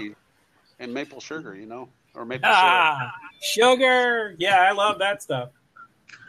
Yeah, and then here, like what I noticed, which I was surprised about, I mean, we do have the change in the seasons. It does get cold. I actually did have to buy my kids coats, so down here, I was thinking it was just going to be warm the whole time, but there was some 30-degree days. But of course, I will say this much from my perspective, 30 degrees in Atlanta is not the same as 30 degrees in the Northeast. 30 degrees off the water is way different than 30 degrees kind of being inland like we are here. Right. Exactly. Yep. My brother lives in near Portland, Maine, so they're right off there. So you're right about the 30 degrees off the water versus where you guys are. Yeah, it's bone chilly. You can't get warm kind of weather. Your blood's starting to thin out already, isn't it? Yeah. And people here are complaining, and I'm looking at them thinking, what do you mean you're cold? Uh-oh. Sorry. My cat's knocking things over. Yeah, I think he. Oh, now he looks dead. But I think he needs attention. Yeah, he was stretching. Bring him in. Yeah, bring the cat in. Yeah, you wanna? He's cool. Bring the cat in. I'd bring my dog in, but she wouldn't know how to act. Uh-oh. Oh, gosh. This is my baby. Oh, wow. That thing's the size of a dog. Yeah, that's a big cat. He's pretty big. I just feed him. I don't know how to, feed him healthily.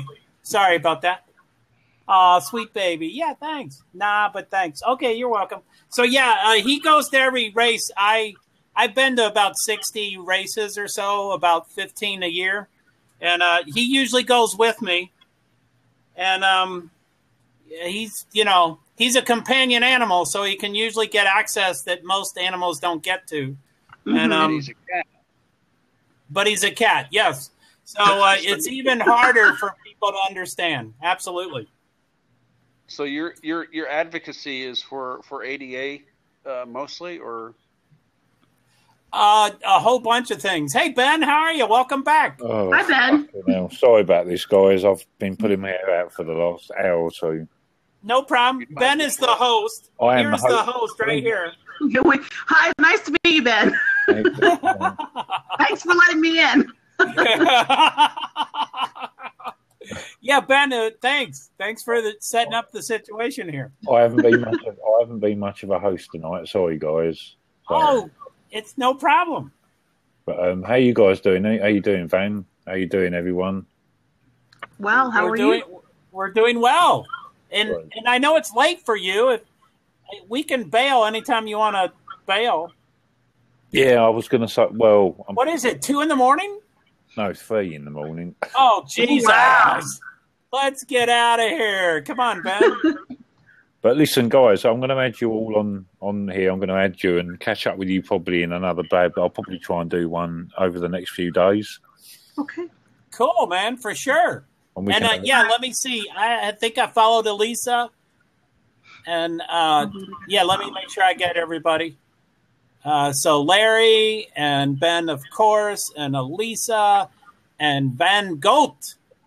I like that name, Van Goat. And Nickel, I don't know how to say that, but I like your name. And Vera. So I got everybody. Thanks.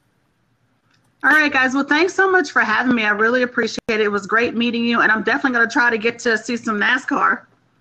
Hey, Definitely. and Elisa, anytime you want to do, I don't know if you're on Meerkat or Periscope and stuff, but I would love to do more Blab with you or something. I love your topics. Well, thank you. If you want to be a guest host or a co-host, or I'd love to do more with you. Okay, we'll definitely stay connected. Thank you guys so much. Cool, Joe, man. Let's do a NASCAR scope sometime, Joe. Hey, no problem. Let's if I come down to Charlotte next weekend, I'll do all weekend. Well, you're welcome to look me up. We'll definitely put you up. Well, Morrisville, what? Half the teams are in Morrisville. I'll show you all around. We're pretty good with a few of the garages, so they know us by name. Sweet, cool. I'm ready. I might go. I got to figure it out. All right. Good night, guys. Thanks, Elisa. See ya. Bye. See ya. Take care.